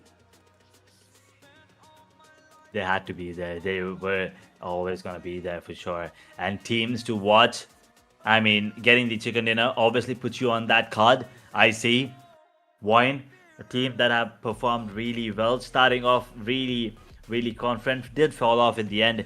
BTR, I mean, you're sitting at the number 1 spot, and you're still pushing, right? So you obviously are gonna be another team that you kind of want to be looking at. But Team Flash also being one of the teams to watch out for. I mean, apart from the fact that they're a powerhouse, they didn't really perform that well into this game. Absolutely, man. Now let's have a look at the teams to watch as we already talked about, right? But let's have a look on the match summary as well, where we'll be looking at that 65 grenade eliminations, 1 grenade eliminations, 2 airdrops were looted, 6,358 healings were done, and 370 meter was the longest elimination coming in from the side of Glue QQ. So phenomenal shots and great precision coming in from the side of Blue QQ. Blue, another team that we had high hopes on moving into the game, but they've been performing. They've been performing decent. It's not great, but it's not bad either. So moving on to the match standings, I kind of want to see how how many points the side of VOIN, Glue, and IC as well, as a matter of fact, have gotten themselves 22 points for IC. BTR sitting on 18. They are just not stopping. I believe that puts them up to 168 points. I want to see that on the overall scoreboard going on further. VOIN with 13, Rogue Titans on 9, Cellcom TG Alliance on 8, 6 points for both Flash and DRS.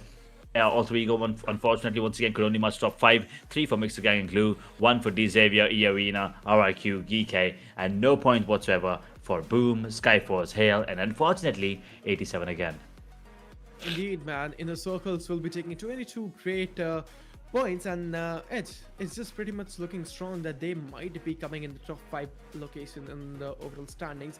I'm just really excited to have a look what overall standing has for Team Inner Circles especially, and Team BTR, where they're exactly having fun. And Inner Circles, I exactly say that they might be in top 5, and they're already having the top 4th spot, and they will be having 135 points, which is looking great.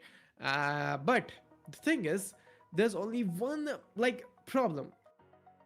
that BTR is dominating with amazing gap of at least 25 points. 168 points for the side of Team BTR. Team Flash will be taking 138. Team Alter Egos will be taking 137. We discussed about in the circles. And Rock Titans will be taking the 5th spot with 132. These were your top 5 teams, ladies and gentlemen. Then Glue, DRS team, SKYFORCE and Mixer Gang will be taking 6th, 7th, 8th and 9th spot. Moving on to the second half of the overall rankings, we have RRQ sitting on 108 points, 105 for XAVIER, Arena 102. So all these teams have already surpassed the 100-point threshold.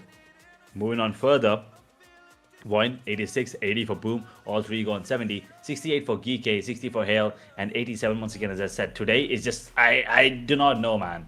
Yesterday at least, 2 days they made sure that they got 29 points. Today it's just 2 points in 5 games.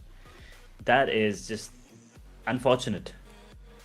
That is absolutely unfortunate for some of the conditions, and but let's see what will be happening in the next upcoming zones, man. Like, it's gonna be amazing because we will be having only single match, which is going to be Miramar, and let's see Team Inner Circles will be making the move to the top 3 or no, because one good match it all takes to come and take that second spot, and they are going to be at the tail of Team PTR.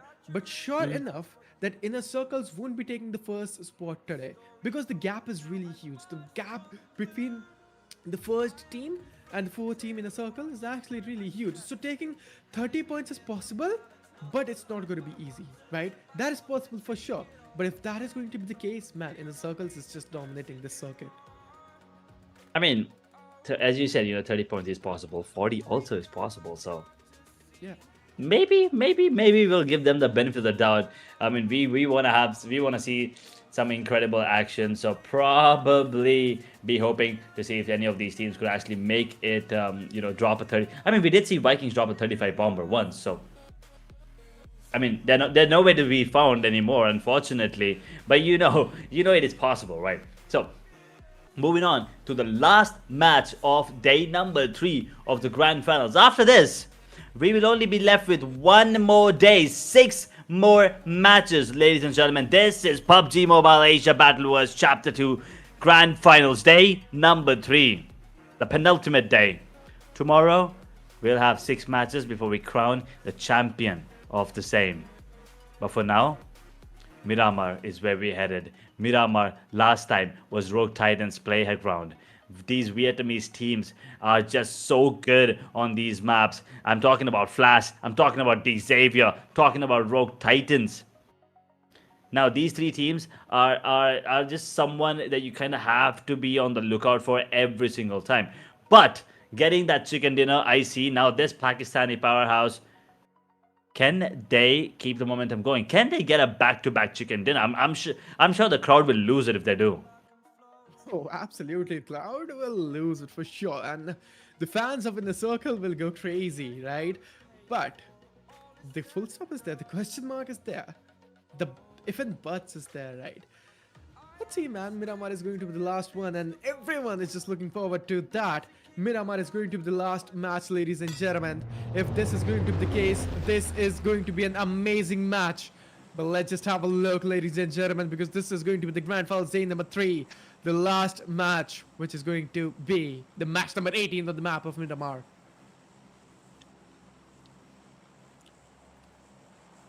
Puerto Pareso, Impala, La Bendita, Gravia, San Martin, Crater Fields, and La Cabrera. That is where the flight path is headed towards. Everywhere on the map is possible. We've seen teams drop down towards Graveyard, take those duels. Towards Hacienda del Petron, take those duels. El Azahar, Torre Amuda. We've seen basically, teams take fights everywhere. But looking at the last 3 games, right? We experienced stage 9 circles. I feel like this is one of those games again. This is probably just going to be dragged out.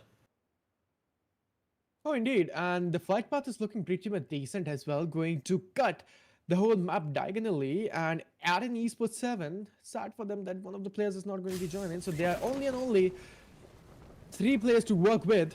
Add an Esports, what they're going to be doing, man.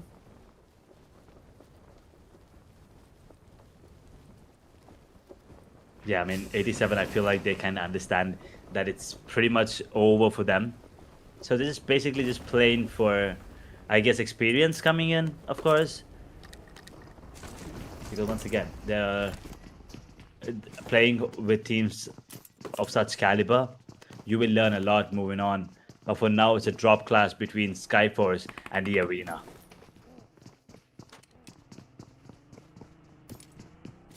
Oh yeah, sure. The drop location has been started already, and the drop classes are there. Let's just see what's going to be happening. The majority of the teams are already into the zone, which is really a favorable condition. But Inner Circles and Hey Esports, the rivalry has been started. Nokia has been down and dusted as well. Two of the players of Inner Circles has been surviving right now. T24 and Nokia are just down and gone from the equation. Pretty early, and this is not what you were expecting. I mean, I see, after the amazing chicken dinner, you kind of wanted them to be the ones coming out on top, but unfortunately, that's not the case. Inner Circle now paying the price. They have to be, you know, careful here. The M249 coming in, but the shotgun reigning supreme. Up close and personal. Inner Circle. They get destroyed. They won't even see the light of the first circle. Exactly. They're gone. Inner Circles. This was the match to pace up the momentum. But that is not going to be the particular case because Hey Esports finally winning the first rivalry on Picaro.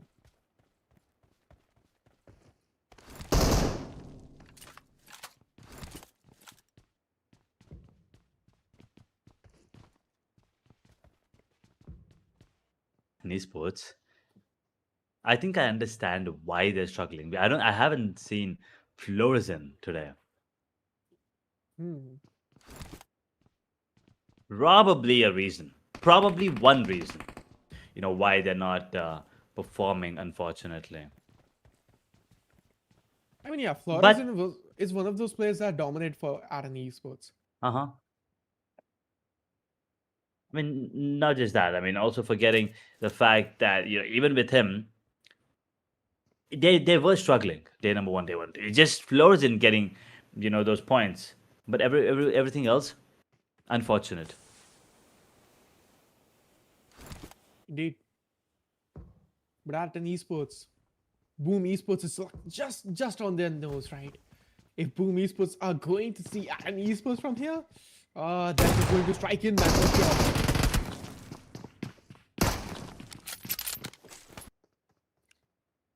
SKYFORCE gone as well. Two teams pretty early into the game, 4-minute mark, and just getting taken down instantly.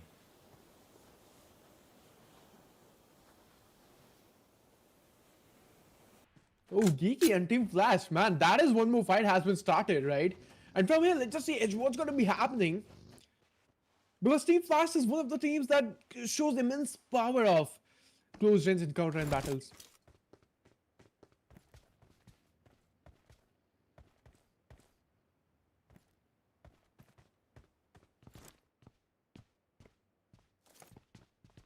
Some sniper action, right? Maybe. I have a gut feeling that maybe we'll see it for now. Hopefully. Moving on. This game, well, we'll have our hopes high. At the moment, Team Flash just scouting and waiting towards Lost Leon as this area, guarding, trying to see if they can find the players on the side of GEEKAY. Boom, though. Trying to take down the players inside of 87, and basically 87 are just freebies right now, and Boom are just feeding on them. Boom. Last man standing on the side of 87, probably gonna get taken down as well. Two mans on the faces. 87 just get overwhelmed by the numbers, and Boom Esports, well, they get three for themselves. They almost got taken down. That they would have lost some players, but that's not going to be the case. They will be eliminating 87 for one final time for today. We're down to 15 teams, 55 players still in the server, 6-minute mark about a hit. Impala now completely under control of Boom, and they will probably be going for that loot, trying to get anything and everything. Put it in the backpack. Get a couple of shields, get some vests, get some weapons that you probably want to be utilizing in this map. Get a short range weapon, of course, maybe an SMG, maybe a shotgun, and then a mid to long range, preferably an AR, but sniper is also really good. VSS in the hands of Yummy as GEEKAY, they get taken down on the other part of the map. 14 teams now, 53 players still alive. As Arena, they lost 2. Celcom DG Alliance have lost 1. Every other team are looking healthy with 4 players standing. XAVIER, they've just been fallen. The consistency, unfortunately, is not there anymore. But just looking at the way, you know, BTR are playing right now, right? They are going to be the most scariest team in the server. They not only are sitting at number 1, but they're planning to sit there as well. They're marking the dominance. They're not stopping at all. But I kind of want to see DRS making a move for the number 1 spot as well. They're on 120 points. Maybe they can get 20 points right now, go to 140, and then tomorrow we'll see, you know, if DRS can probably take down BTR from that number 1 spot. Oh, exactly, and we can say Hail Esports, after that great drop clash against Team IC, is dealing some of the damage, and we can see the DMR actions coming in already. DRS Gaming, the Nepali powerhouse is here, but Killer Whitey is just going to knock himself with that grenade, and Hail Esports will be having an advantage from here. And let's see what's going to be happening. DRS Gaming, not looking in the greatest scenario. Already Hail Esports is looking great, but Pasrace will be doing a lot of damage. Best fight is in the region of Asinda that Petron.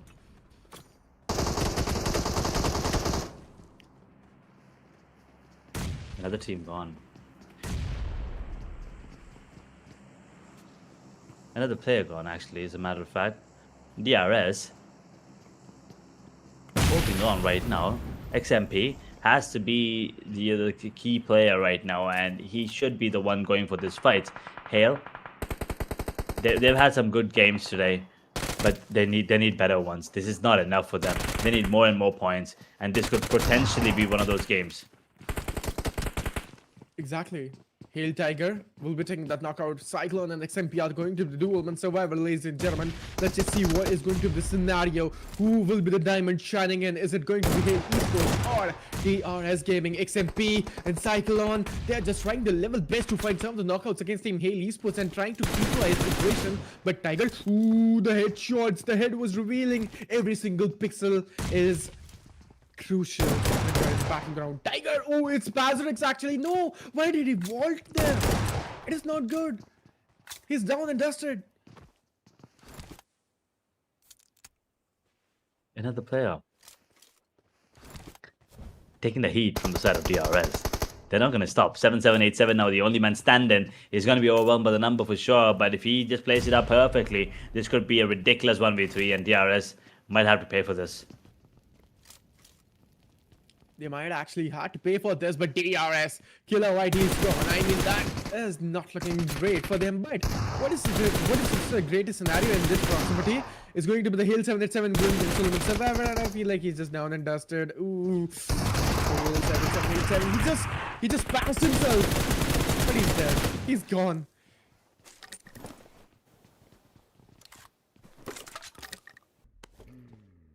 Gone. One more team.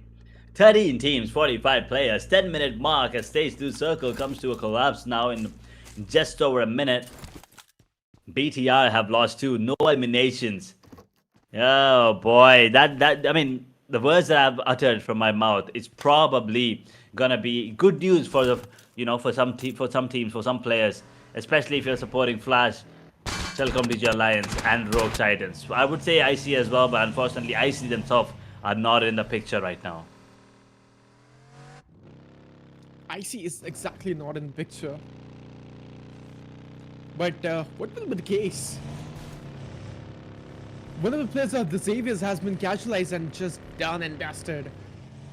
But look at the zone edge. This is looking interesting because we can see Team Flash versus Team RRQ really soon. DRS versus Mixer Gang. The rotation clashes will be there. BTR versus Rock Titan, the XAVIER, Celcom DG Alliance. So all of the teams is going to be a chaotic zone really soon. 13 teams and 45 players are coming into action really soon.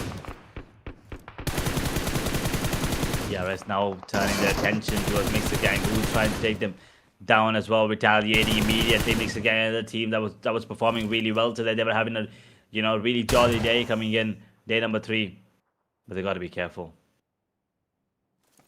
DRS out of the circle as well.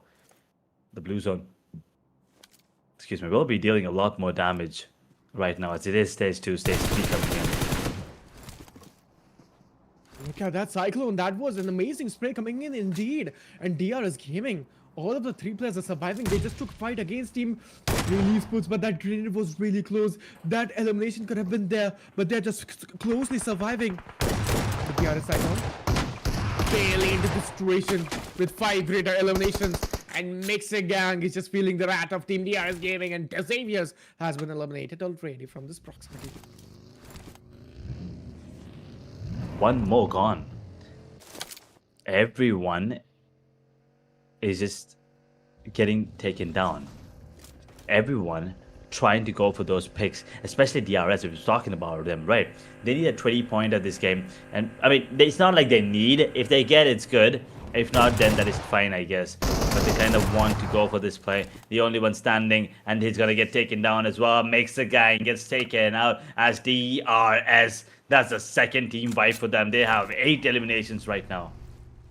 Team Flash, alright, they're out of the zone right now, and Team Flash is just feeling some of the wrath out of the zone.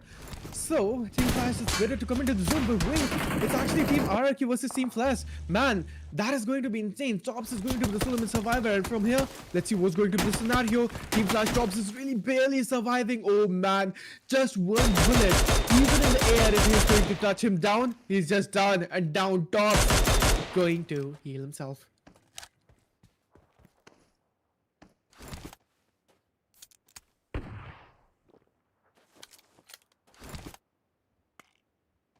Flash in a really tough spot, but RRQ also not in a good position either. YouTube, I don't think he can go for the revival, so is he opting? He's confused as well. He's double-minded at the moment, and Tops now on the rotation. YouTube has finally understood that there's no way, but what a shot! The Mini 14! Oh my god! Lands it perfectly, and Team Flash, they're gonna get taken out of the picture with 7 eliminations. They were trying to, you know, surpass BTR there, but unfortunately that won't be coming in. And YouTube he was also, I believe, you know, second guessing himself. Do I go for the revival? Do I go for the, you know, clutch play here? And then finally, I think he got the call that you go for the clutch play because the revival was pretty much close to impossible there. I just love it, the way he was just looking at the grenade and seeing his precision. If any of the players is just going to get dug out, Team Glue it was, if I'm not wrong. Yeah, he was just waiting if some of the players is going to get knocked out. Oh no, but pretty funny moments coming in as well. But Team Blue, 1 elimination is already into the hands, which is great, and they will be opening their back accounts in terms of elimination. But they're just going to fall back a little bit. Silcom DG Alliance, they gotta be really careful because one of the teams was also going to join in the proximity. There's going to be team number 7, if I'm not wrong. No, team number 2. It's actually, I'm not able to see their name on the mini map, but for sure they're closer to the proximity edge. So, third party's coming in, man. Third party every single time. We've seen teams pull it off, and we've seen, you know, teams also get fourth partied while they are third partying. So that is something I kind of am always scared about in situations like this. There you go. I mean, Glue, all they were doing was just scouting, and then all of a sudden Alter Ego now spots them, and their position is compromised, and also they tagged up quite a bit.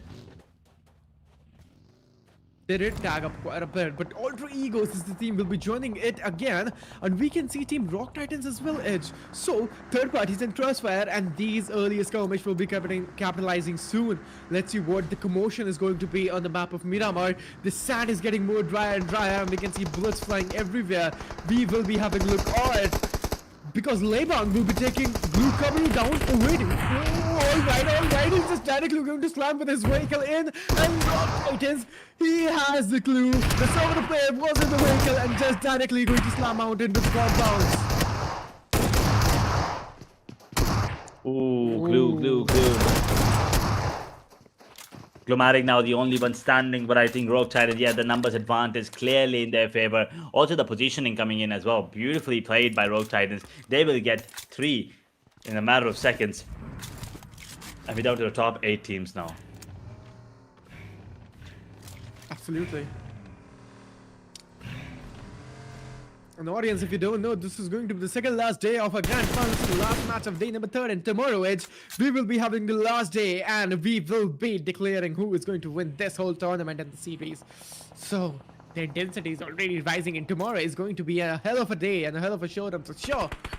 But, Edge, at this particular situation and condition, we can see Alter Egos is really close to Boom Esports, and this fight is looking amazing.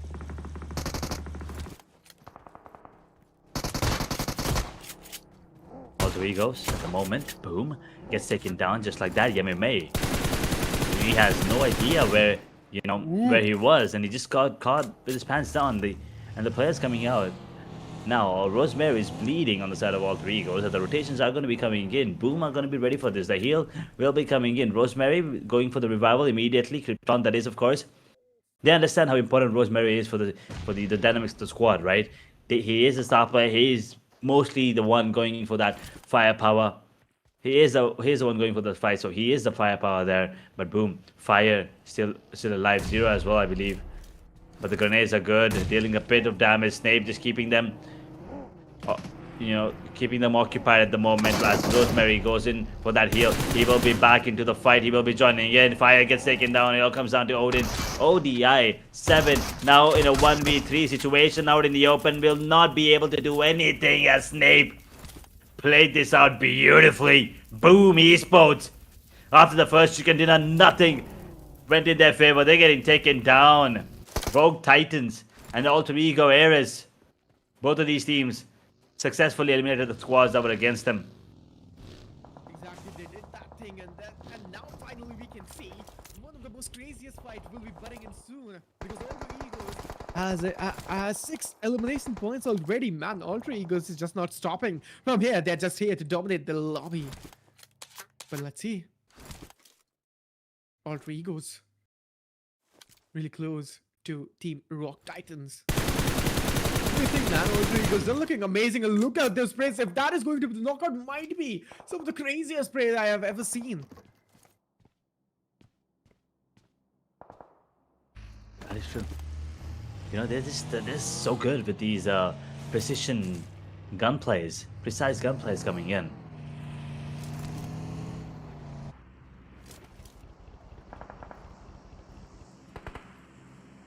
But VOIN Esports, on the other hand,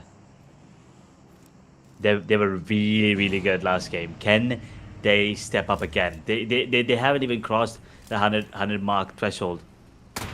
They're struggling right now. They're having a really hard time moving forward on the overall standings as well. And if you take a look at that, it just feels like that 5 to 6 teams fighting for that championship. Everyone else just playing for experience. Exactly. Rock Titans is really close in VOIN Esports. Now, this one is going to be an interesting fight. An insane level of fight coming in. A 3v4 battle. Rock Titan is looking in the better situation from this particular moment. Alter Egos, Rosemary is also coming from the backends and will be joining the party soon. But DRS Gaming, they're having 9 freaking eliminations, ladies and gentlemen, and audience. 9 eliminations is not a small number, and from here, DRS Gaming, for surely this Nepali team will be showing some of the most immense level of performance in this particular match.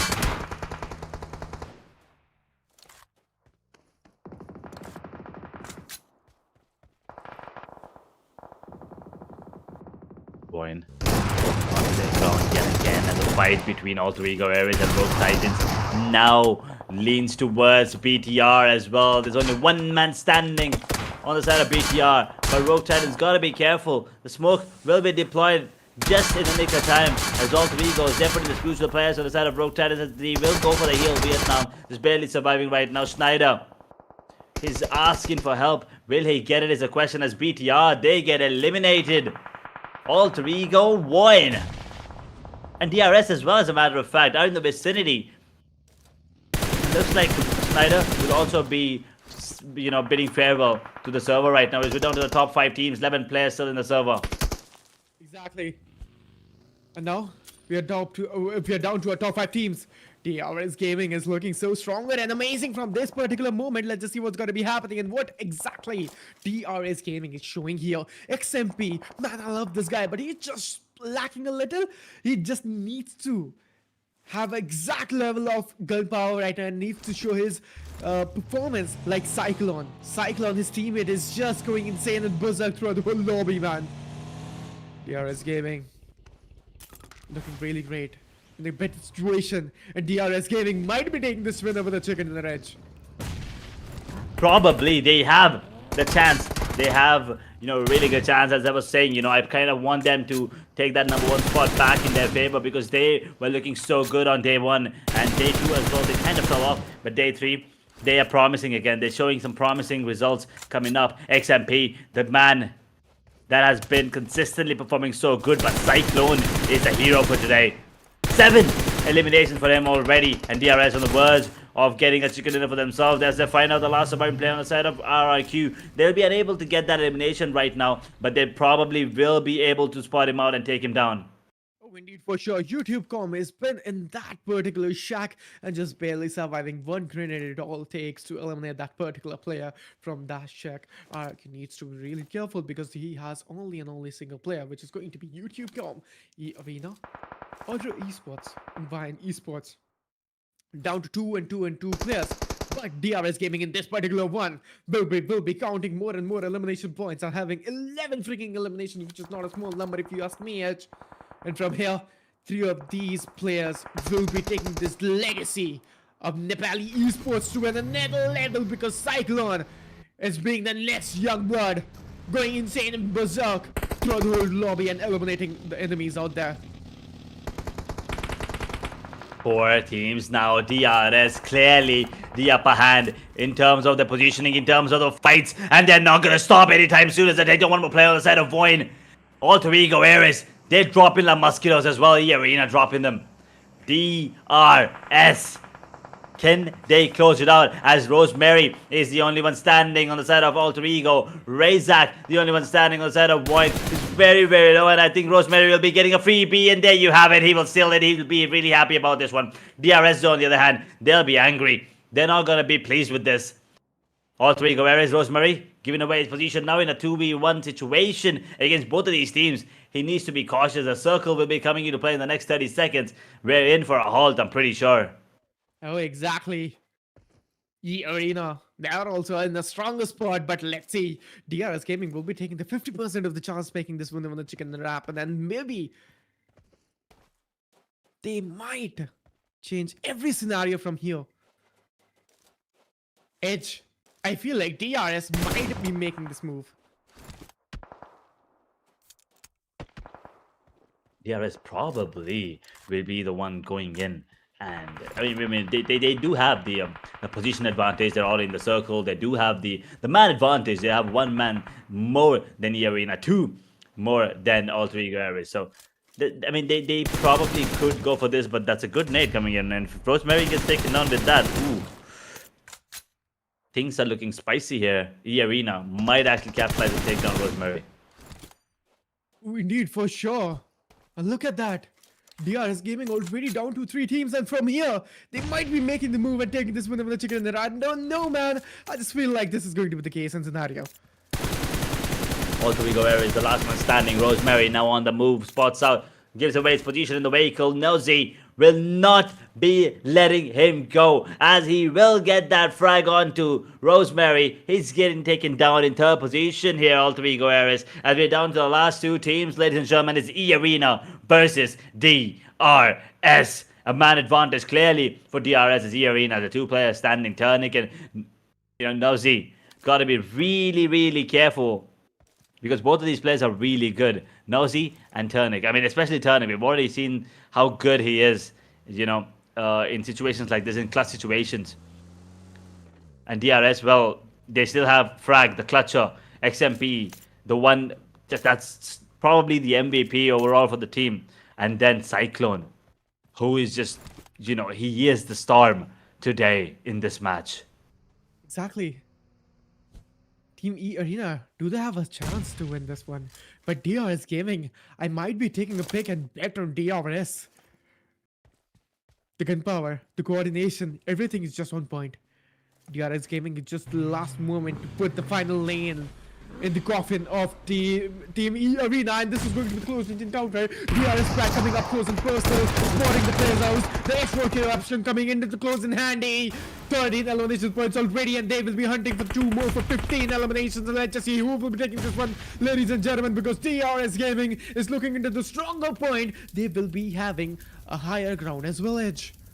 Definitely, the utilities are going to be raining in, though. Got to be careful. Frag will be taking a bit of damage there. Nosy will be, taking a little more HP damage there for sure, as Frag will be going in for that heal, and same thing for Nosy. The smoke deployed now coming in. They're going to be using that to use it as a screen to maybe go for a different position, come in from a different angle as a vehicle in between. Will be, securing him as of now, using it as cover here for Frag. DRS still with the man advantage, will not be going in anywhere closer. Where is the other player? Where is Turnic? That's the question that's the question I'm asking right now, as he is going to be spotted out. Knows he has to be careful. That he just has to wait for Turnic to turn up. But right now, Frag hits the deck, immediately going for that revival. It's a perfect time for Arena to actually strike, but they will not be able to do so. He's going to be coming in close, up close and personal, but the shotgun will be reigning supreme. Cyclone with him with the 9th knock, I believe, and now it all comes down to him. That is Turnic in a 1v2. For sure, Cyclone over here. He spotted the player as well. But oh, this marks an elimination for Team Arena, and DRS finally making the move and winning the last match of Miramar and turning their fates into the destiny. And they will be taking this winner with a chicken dinner, which was really important and which was the most important one throughout the whole day. And from tomorrow, DRS Gaming will be having a great pace as well.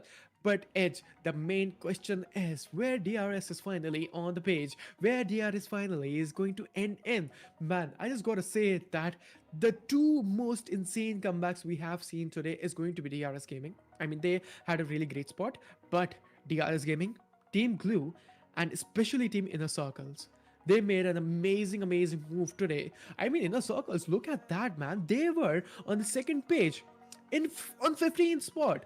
And they're now in top 5. They're in the 4th spot in the cushioning of a great top 5 points, right? And if they are going to have one single good match, right? It all takes to win, maybe. One single good match, and then consistency and discipline is all it takes to make it all.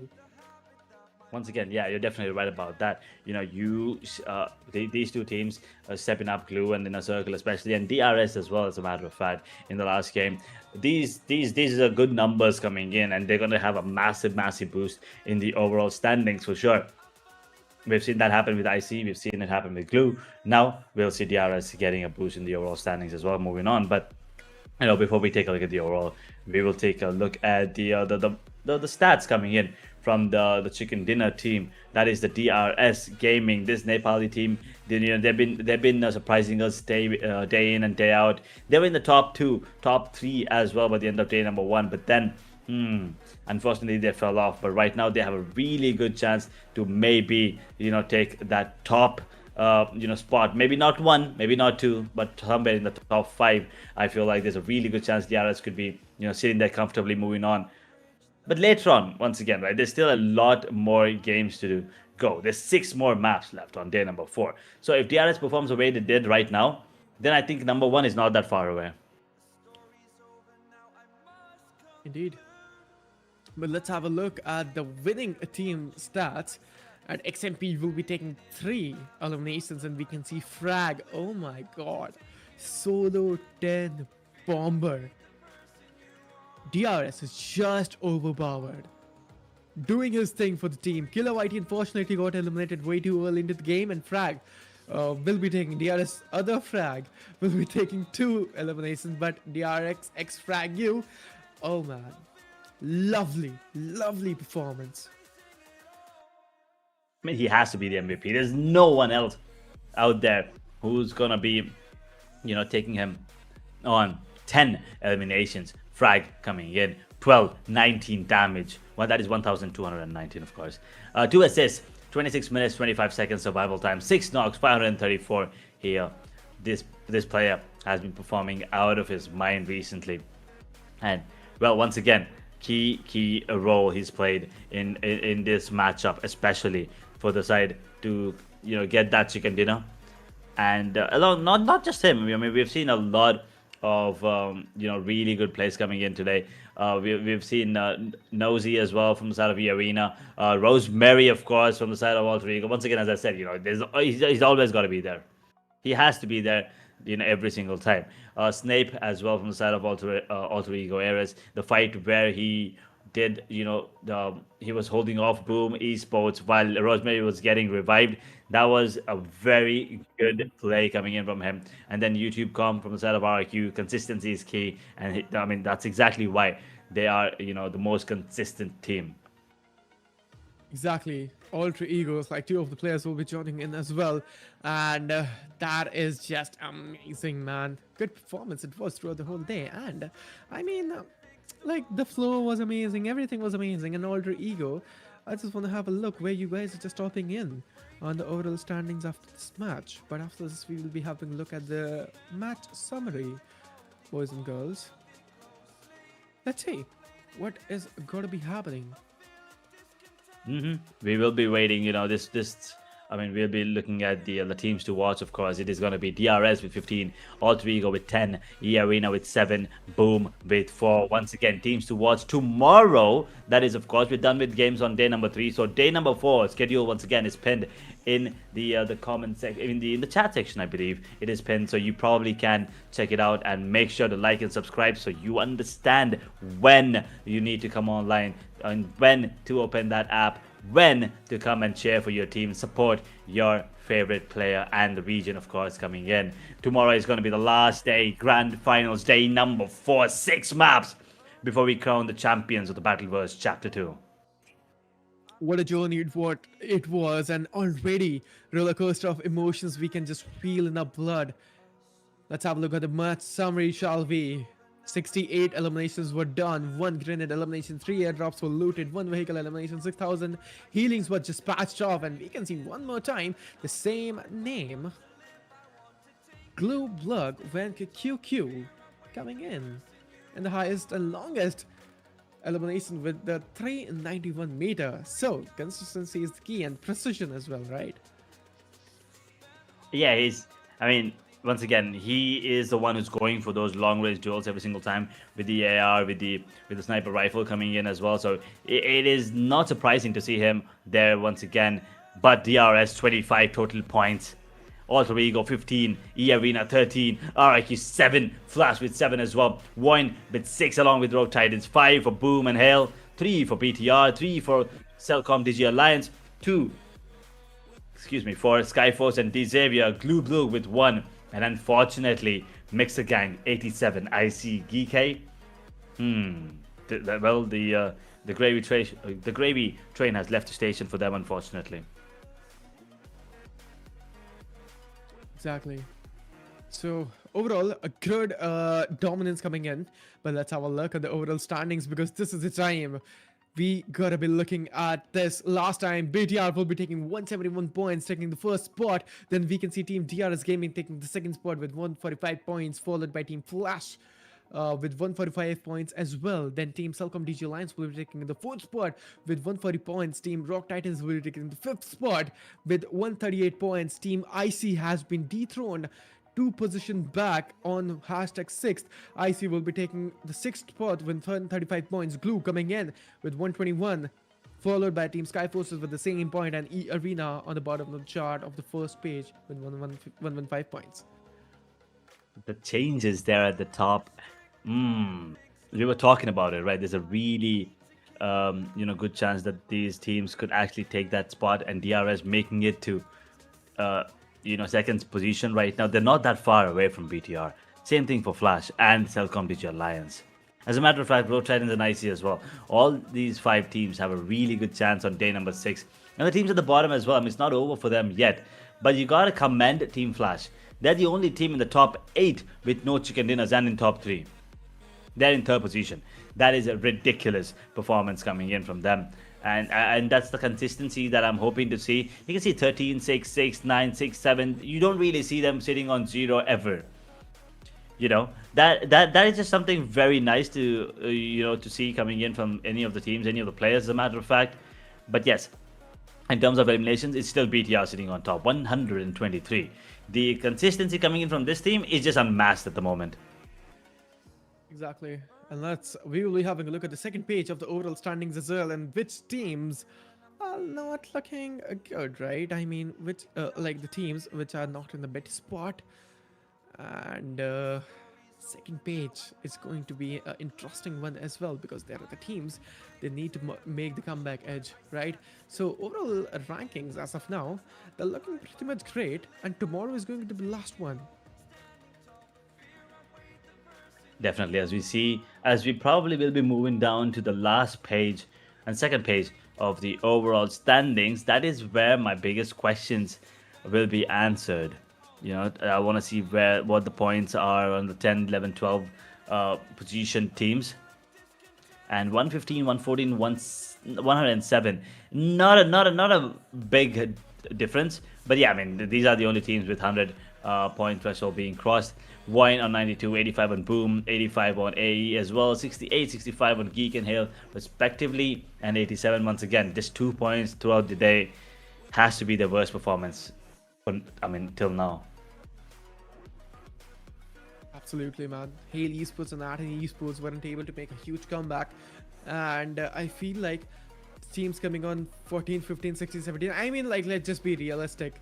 The second page is just doomed right now. They need at least 3 chicken dinners to make the comeback happen, or else it's just they're just doomed from this particular situation. Well, there you have it, folks. The storyline for day number 3 of the Asia Battleverse Chapter 2, PUBG Mobile, of course. Some teams have made some insane jumps. Well, and on the other side of the coin, some teams are pushed down. Some teams try their best to come out at the top. Especially Alter Egos not showing up yesterday. They tried their best, but unfortunately, nothing that could be done. I mean, 85 would have been their score coming into day 2, if you ask me. But unfortunately, missing out a day, it's costing them. It's costing them insanely. Absolutely, it's going to cost them something. Alter Egos, if they if they had only joined the day number 2nd, then it could have been a better spot. But let's have a look on the overall MVP. Root up for DRS XMP, the young blood of DRS Gaming, coming in from Nepal and taking 42 eliminations, man. And that too just an average survival time of 14 minutes. I mean, he's just an insane beast, and 33 knockouts as well. So crazy it is. Second spot will be held by EA Sakura, taking 30 eliminations. RRQ Mustang as well will be joining in with 31 eliminations. IC Fallout will be taking 30 eliminations, and Alter Ego Rosemary is also going to be joining the spot with 28 eliminations. I mean, it was kind of obvious that, XMP was going to be there at the top. 42 eliminations, that's 12 higher than Sakura, man. That is just ridiculous numbers coming in. This kid is going places for sure. And DRS, they got to be, thanking their, lucky stars for sure, having him in the squad. And Falak as well, once again, finally, the man showed up today, getting some ridiculous numbers. They're up to 30 eliminations for himself. Rosemary has been there ever since Alter Ego Eris showed up. He has been there. So we will, we'll get to see them again tomorrow. And I mean, I don't need to talk about Sakura and Mustang, as Infern has already pretty much covered everything there. He covered all the bases. But yes, day number 3 has been fun.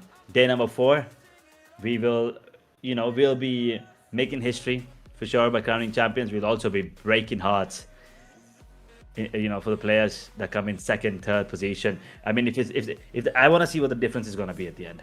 If it's like 2 to 3 points, then it's just heartbreaking to watch. The one team that has broken my heart, I wouldn't exactly say broken my heart, but like a situation where my heart was broken, is when Thundertalk could not get a chicken dinner, right? They were in that situation 7 times.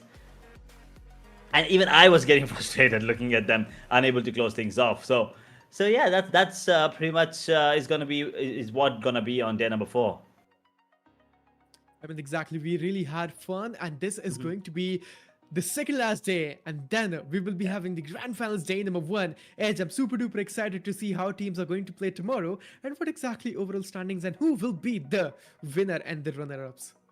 That is true. For that, we will have to wait until tomorrow for sure. But for today, this is it, ladies and gentlemen. This is me, Edge, alongside Inferno, signing out. We will see you again tomorrow with day number 4, the grand finals. This is PUBG Mobile Asia Battle Wars Chapter 2. We will see you again tomorrow. Until then, good night, take care, and stay safe.